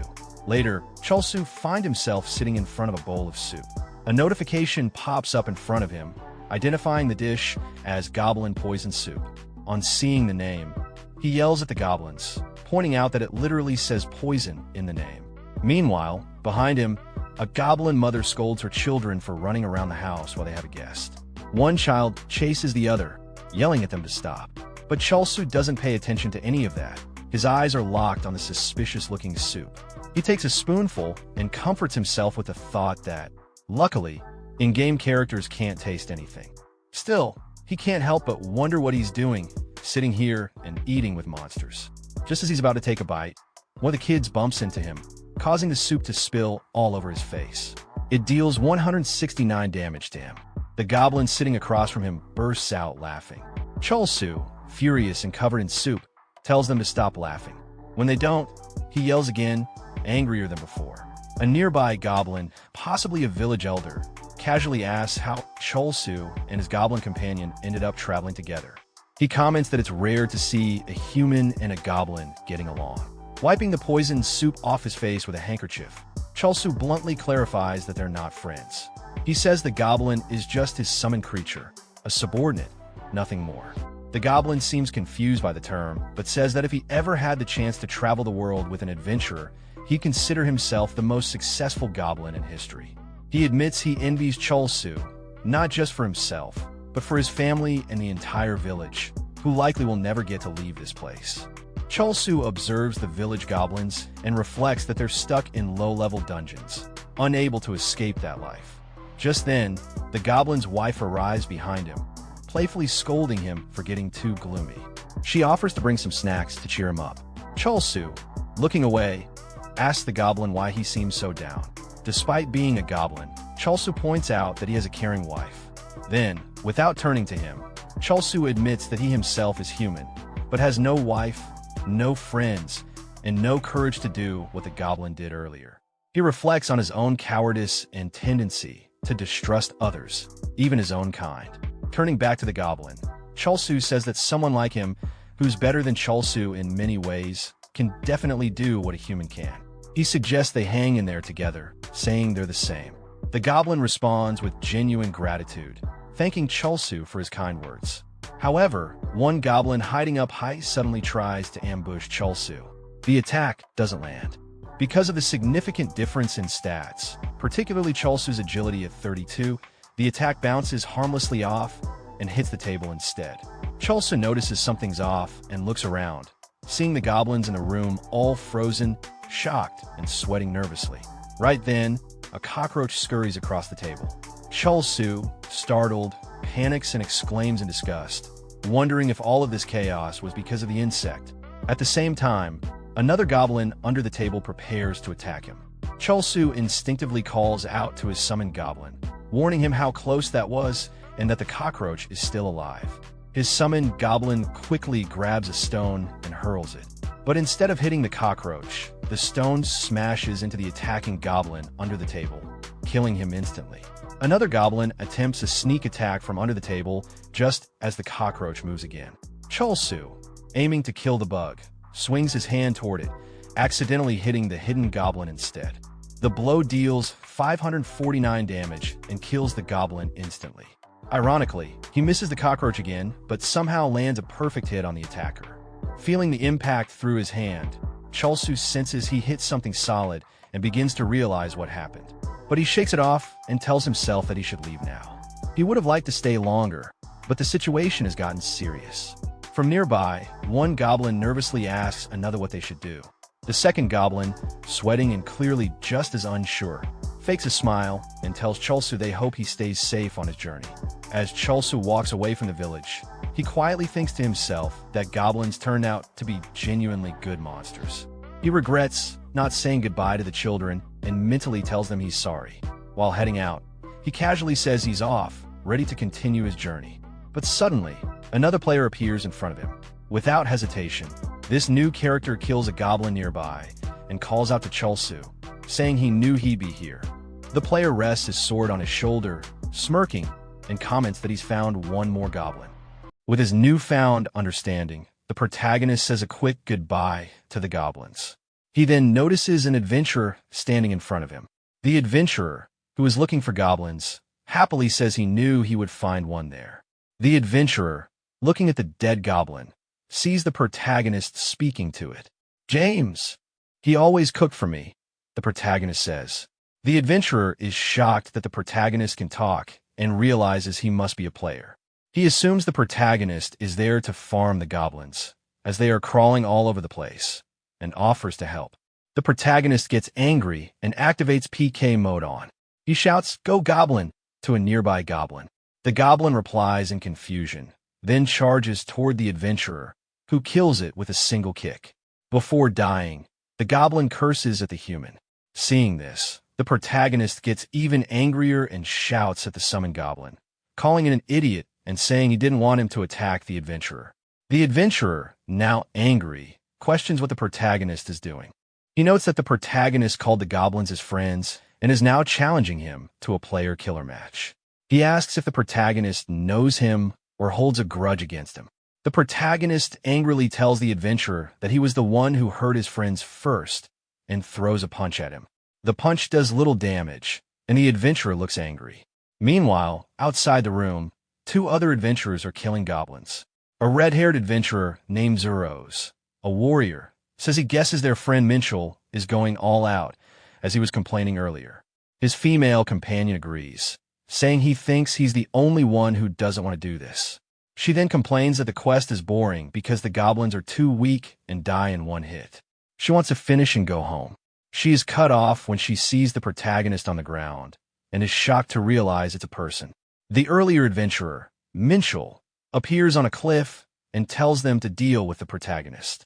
He explains that the protagonist called the goblins his friends and charged at him. The girl is shocked. He considers goblins as friends? She asks. She asks Minchel if he killed the protagonist because of that. Minchel replies that the protagonist initiated the player-killer fight and that he didn't even finish him off, as the protagonist had good gear and fell off the cliff by himself while running away. He tells him to take care of him while he finishes off the goblins inside. Minchel mutters to himself that he's not surprised the protagonist is friends with goblins. The girl says she wouldn't be surprised if they needed to kill the protagonist to complete their quest.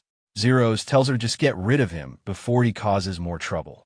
Minchel, looking at the goblins, expresses his desire to not waste any more time on this boring quest and continues killing them. At the same time, the summoned goblin laughs while watching the other goblins die.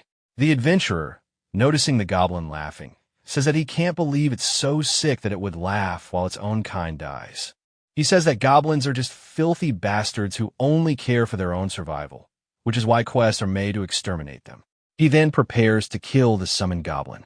Suddenly, a loud explosion erupts from inside the room. The girl shouts, "What the hell?" and Zeros yells for Minchel to stop messing around. The protagonist's laughter can be heard as he tells them they thought this was an easy quest. He tells them to try fighting his goblin. The summoned goblin appears on the cliff, dragging Minchel by his head. The protagonist shouts, "Face the strongest boss goblin in town." The girl charges the goblin and tries to kick it, but the goblin grabs her foot with its mouth. Just as it prepares to attack, the red-haired adventurer, Zeros, uses his explode, smash skill on the goblin. The girl stares at the dust cloud and says, "Did anyone see that? This goblin blocked my kick with its teeth." Zeros teases her, reminding her that she was complaining about the lack of strong goblins earlier, and asks if she's scared. Annoyed, the girl denies it, saying she's only surprised and that she wouldn't be scared because there's no way she would lose. Suddenly, the goblin reappears, completely unharmed. The protagonist, holding the body of the defeated adventurer Minchel, laughs. He taunts the girl, saying they think they can win. He then speaks to Minchel's unconscious body, telling him he'll be a laughingstock for losing to a goblin, and questions why it's always the goblins who are expected to lose. The girl angrily shouts at the protagonist to shut up, but he just smiles. He accuses humans of being traitors and says goblins would never betray anyone. He claims the girl and her friends kill goblins for no reason and probably hang their heads on walls to gloat. The girl instantly shouts back, denying that she's ever done such a thing. Zeros, the red-haired adventurer, tells her to stop talking to the protagonist and focus on the goblin. He readies his skill and thinks to himself that the goblin isn't listening to the protagonist, and that Minchel wouldn't have died if he had messed with him.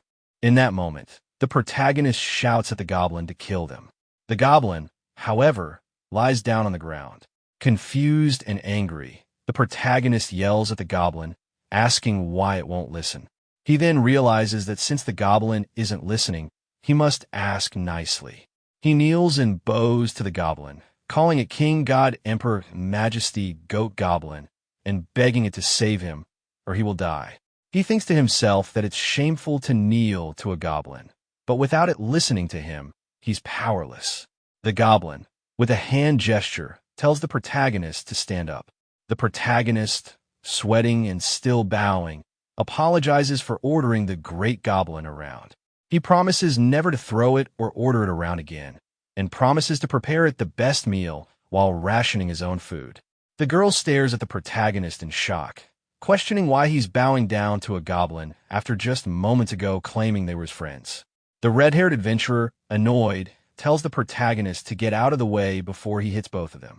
But before he can finish his sentence, the goblin attacks him, inflicting a massive amount of damage that instantly kills him. The girl is horrified. The protagonist, however, smiles and says that his prayers have been answered. A system notification appears in front of him, stating that the Goblin Lord is greatly satisfied at your lack of dignity. You have gained 1 goblin point. The girl, sweating with fear, she then yells at the protagonist to stop messing with her, realizing this isn't a joke. She looks at her fallen comrade and thinks, what's happening? Zhongmin died to a goblin in a single hit? No way.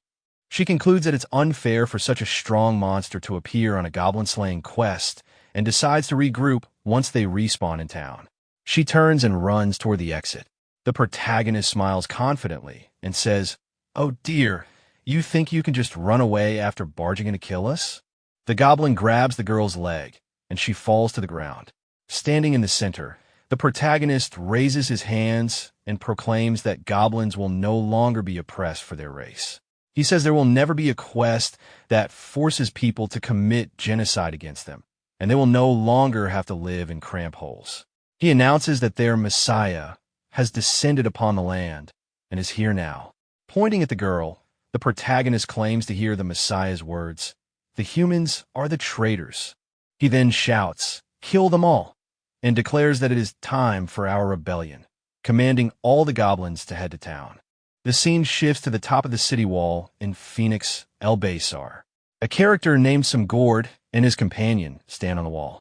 Samgord asks his companion for his thoughts on goblins.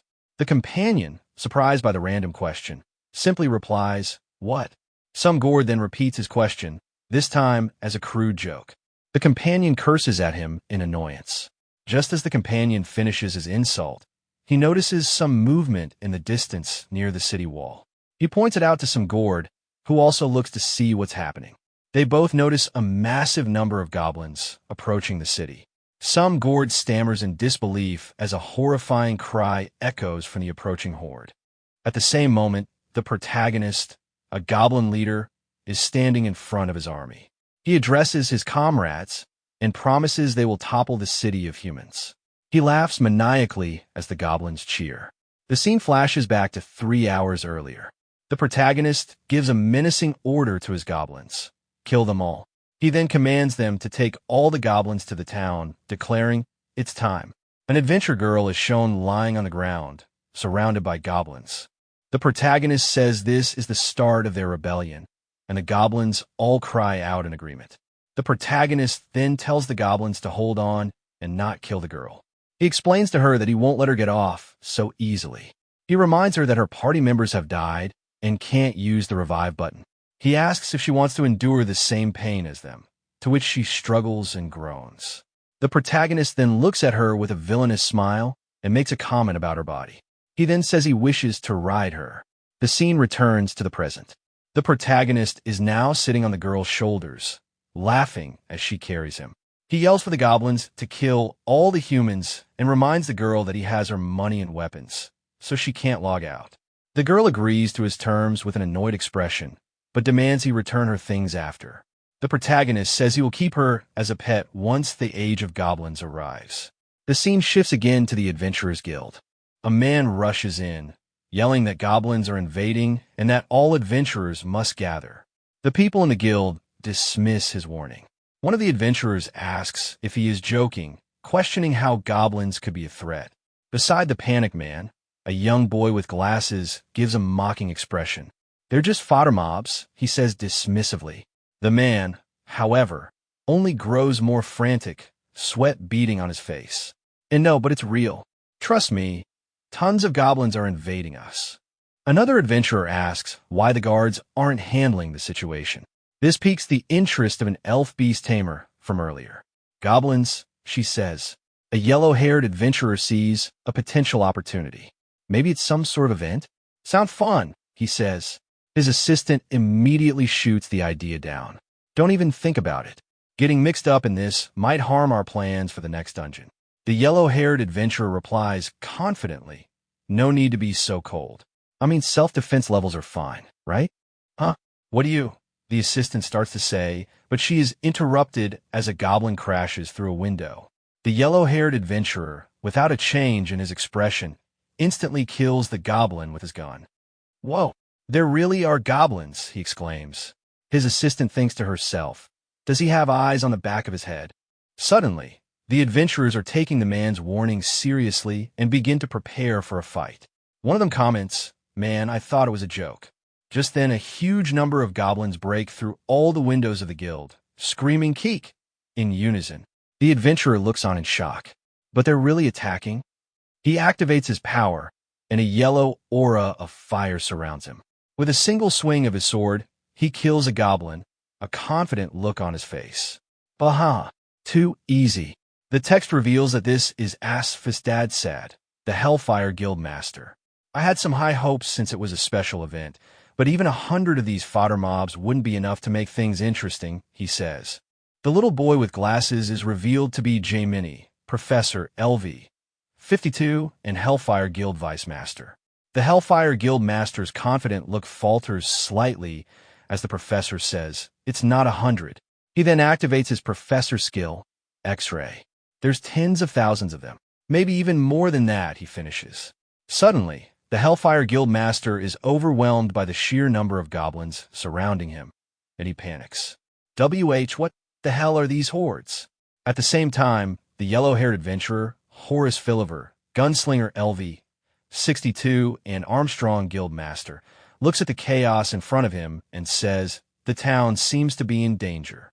Horace, the gunslinger, looks at his assistant, Charlotte Stone, the alchemist, who is also the vice master of the Armstrong Guild. He asks if she's going to tell him to sit back and watch. Charlotte adjusts her glasses and replies that's exactly what she wants him to do. Horace dismisses her immediately, saying, "Hell no. Damn it." The beast tamer stands up and says, "Unlike that child from last time, these goblins aren't very cute." She then summons a gust of wind and calls to her pet. A massive cat appears in the middle of the city and lets out a powerful roar. The protagonist, the goblin leader, sees the cat. He angrily points his finger at it and laughs maniacally, saying they will give the humans a taste of their own medicine. Meanwhile, inside the city, other adventurers are running from the goblins. A girl named Giusevelli, a magician, is crying out as a goblin gets close to her. She instinctively uses her magic and kills it, then looks at it in shock. "Huh," she says, "they're weak." Her companions agree, noting that while there are a lot of goblins, they're just weak mobs. As the adventurers prepare to attack with their skills, the goblins stop in their tracks. The adventurers shout insults at the goblins before unleashing a flurry of fireballs, killing several of them instantly. People inside the city begin shouting that the goblins are weak as shit, maybe only level 20 at most. Middle-level adventurers attack the goblins with excitement, yelling, "Just mow him down." The protagonist, seeing the chaos unfold, is shocked and panics, holding his face in his hands. "Whoa, damn it! How dare the humans counterattack?" he yells. In the next moment, the protagonist bows before his goblin summon. "Oh, great goblin," he pleads. "Our comrades' morale is falling. Please show us your power." While our protagonist begs his summoned goblin to lead them, the girl he's using as a mount thinks about quitting the game entirely. The summoned goblin, in response to the plea, lets out a confident, arrogant laugh and grabs its weapon. Meanwhile, a group of adventurers is making short work of the goblin army. One adventurer, celebrating how fun it is to mow down the mobs, is suddenly shocked into silence by the sight of the summoned goblin standing right in front of him. In a single blow, the summoned goblin defeats the adventurer. Our protagonist, still on the girl's shoulder, laughs triumphantly at the foolish humans for underestimating the goblins. The girl, in turn, looks at the summoned goblin and questions whether it can truly be called a goblin. Suddenly, the goblin army's behavior changes. They charge forward, attacking relentlessly and without pause. They ignore the dead and attack anyone they see. The protagonist, sweating, tries to rein them in, telling them to stop and focus on other humans, but they don't listen. He then sees some goblins dragging a dead girl into a dark alley. He jumps off the mount, shouting at them to stop and asking where they are taking her. He grabs one of the goblins by the shoulder, but the goblin simply bites his hand. In pain, the protagonist realizes that these goblins are completely insane as he watches them surround the dead girl, glaring at him. Looking at the dead goblins, the NPC god, Shin, questions why they have come to this place. He then turns to the protagonist with an awkward expression and asks if he knows anything about it. The protagonist mumbles incoherently, denying any knowledge. Ignoring the protagonist, Shin looks toward the city. He notes that while the adventurers are holding their own, the goblins' numbers are overwhelming. He decides the fight will only get worse and declares he will end it in a single blow. The protagonist stops him. He argues that the goblins may have simply been pushed to their breaking point. He explains that Shin's quest to kill goblins, including a new one to wipe out an entire village, have unfairly labeled them as evil monsters. He asks if Shin can understand how the goblins feel when they are hunted by people they've never met. Shin replies, "Goblins must die because they're evil, though." Angered, the protagonist yells that Shin has never even talked to them. Shin looks at the protagonist with a shocked and angry expression, saying that talking to goblins is a waste of time, as their heads are filled with nothing but greed. The protagonist gets even angrier, shouting that Shin doesn't know anything. He claims that goblins have families and children and live more humanely than humans. Shin, without changing his expression, calmly replies that they are only pretending. He explains that goblins are monsters born in the abyss with no families or children. Every action is a lie to trick adventurers. He clarifies that he doesn't want them to go extinct, but their numbers must be controlled to maintain the balance of the world. The protagonist, enraged by the NPC's explanation, tells him not to be so dismissive.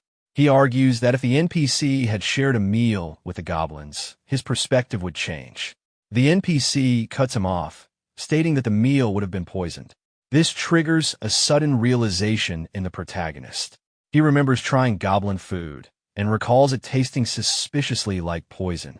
He also remembers other strange things and realizes that the goblin's supposed family and human-like behavior were all a ruse to trick him. He angrily thinks to himself that monsters in games don't have families or children. They just spawn. As the protagonist's anger boils over, the NPC starts to tell him what he should do now that he understands the truth. But before he can finish, the protagonist runs off. The NPC shouts after him, asking where he's going. Meanwhile, the girl who is used as a mount by the protagonist finds herself in the middle of the city, confused and considering whether to run. But the protagonist suddenly reappears and sits on her shoulder again. He yells, change of plans, and activates his Goblin Summoner skill. A goblin appears in his hand. He holds it up and shouts to the entire goblin army to stop fighting, claiming that the Messiah has just spoken. However, before he can finish his sentence, the goblin's attention shifts back to attacking the citizens. The protagonist tries to shout at them again, but they completely ignore him. He thinks to himself, shit, what the hell is wrong with them? I can't control them, unlike earlier. Despite the goblins ignoring him, our protagonist holds up the goblin in his hand and shouts again, demanding they stop fighting and listen to the Messiah. At that moment, another adventurer appears beside him and questions what he's doing with the goblin. Sweating nervously, the protagonist thinks to himself that this is the worst possible timing. He awkwardly tries to explain, and no, you must be mistaken, I'm just making preparations for this move. With that, he slams the goblin onto the ground. The adventurer, impressed, praises his excellent suplex and says he almost thought the protagonist was responsible for the entire goblin incident. The protagonist is astonished that an extra character could guess so perfectly. As the adventurer walks away, our protagonist shouts to his back, "Go kill tons of goblins," and lets out a sigh of relief. He then turns to the goblin he slammed, which has now stood up, looking at him with anger and frustration. The protagonist thinks he's in trouble and nervously tells the goblin he didn't actually suplex it, but simply tripped. The goblin ignores him, picks up a rock, and prepares to attack. Panicked, the protagonist shouts, fuck it." As the goblin throws the rock, he quickly grabs the girl in front of him and uses her as a shield. The girl is knocked out from the impact. The protagonist apologizes to the unconscious girl, calling her Goblin number 2, and then throws her to the ground. He then angrily confronts the goblin for throwing a rock at him. "How dare, minion," he says. His tone turns serious and threatening as he declares that the goblin needs to be taught a lesson. At the same time, the beast tamer notices the rock flying through the air. She looks at the protagonist and recognizes the dropping ear goblin. She wonders what he's doing. The beast tamer sees the protagonist holding a red whip and is shocked. She realizes he's trying to use a bloodworm whip without dispelling its curse, which will cause his minion to become crazed. The protagonist, unaware of her thoughts, hides the whip behind his back from a goblin. The item description reveals that using the cursed whip will give the user a random status effect and make the minion crazed. The protagonist yells at the goblin, saying he now knows why he was given the whip. It was meant for giving the goblin a beating. Seeing this, the beast tamer tries to stop him. Meanwhile, the Flame Knight is on a killing spree, happily mowing down goblins and declaring that even trash mobs are fun to kill when they're all bunched up. The glasses-wearing boy warns him to stop having fun and tells him that their healing is at its limits and other adventurers are being killed. The Flame Knight angrily replies that if they died, they deserved it and will be kicked from a guild. At the same time, the gunslinger is firing at goblins. After killing a group of them, he proudly says he's landed his 100th headshot. His assistant, however, corrects him, saying he only killed 99 monsters with 100 shots. The gunslinger playfully asks if she's sure she didn't forget to count one. Before she can reply, a bullet flies past her, hitting another goblin. The gunslinger grins and says, "Ta-da, Charlotte, this fountain of blood is for you." The assistant realizes he shot a bullet into the sky to create the effect. Elsewhere, other adventurers are fighting the goblins. The Flame Knight tells them to stop killing the goblins one by one and activates his power to show them how farming is properly done. Suddenly, the goblins in front of the adventurers stop, scared and sweating. The glasses-wearing boy notices a strange presence among the goblins and shouts to the Flame Knight that something's off. The protagonist's summoned goblin appears, looking angry and ready to attack. Ignoring the boy's warning, the Flame Knight leaps into the sky, activating his meteor blaster skill.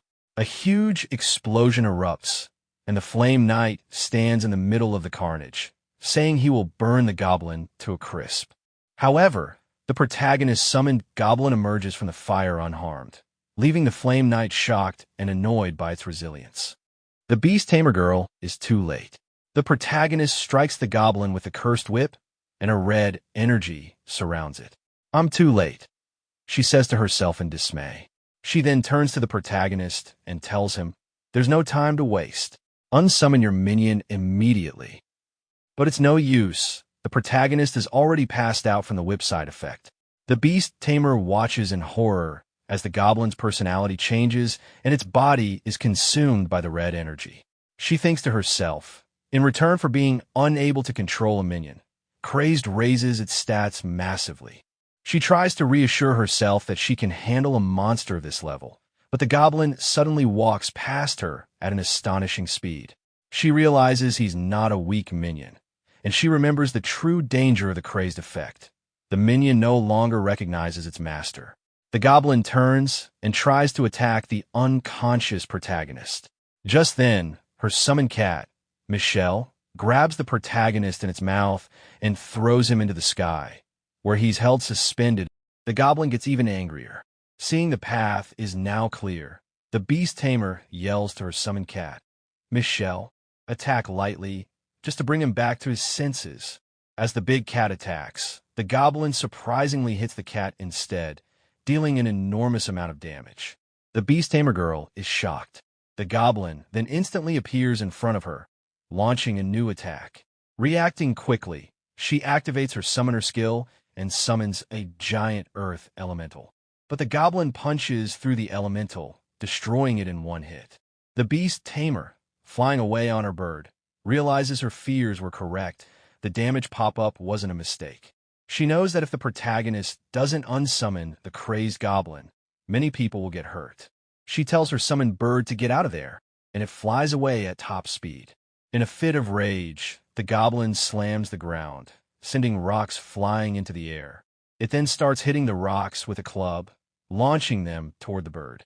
The beast tamer screams at the bird to fly faster, but one of the rocks hits it, causing it to lose consciousness and drop the protagonist and the girl. Falling to the ground, the beast tamer grabs the protagonist, using her body to shield him from the impact. She looks at him and says she had hoped he wouldn't be as boring as a man the next time they met. The goblin, having lost its targets, simply walks away. The scene returns to the Flame Knight facing the crazed goblin. The Flame Knight grunts in annoyance and activates his Eternal Flame skill.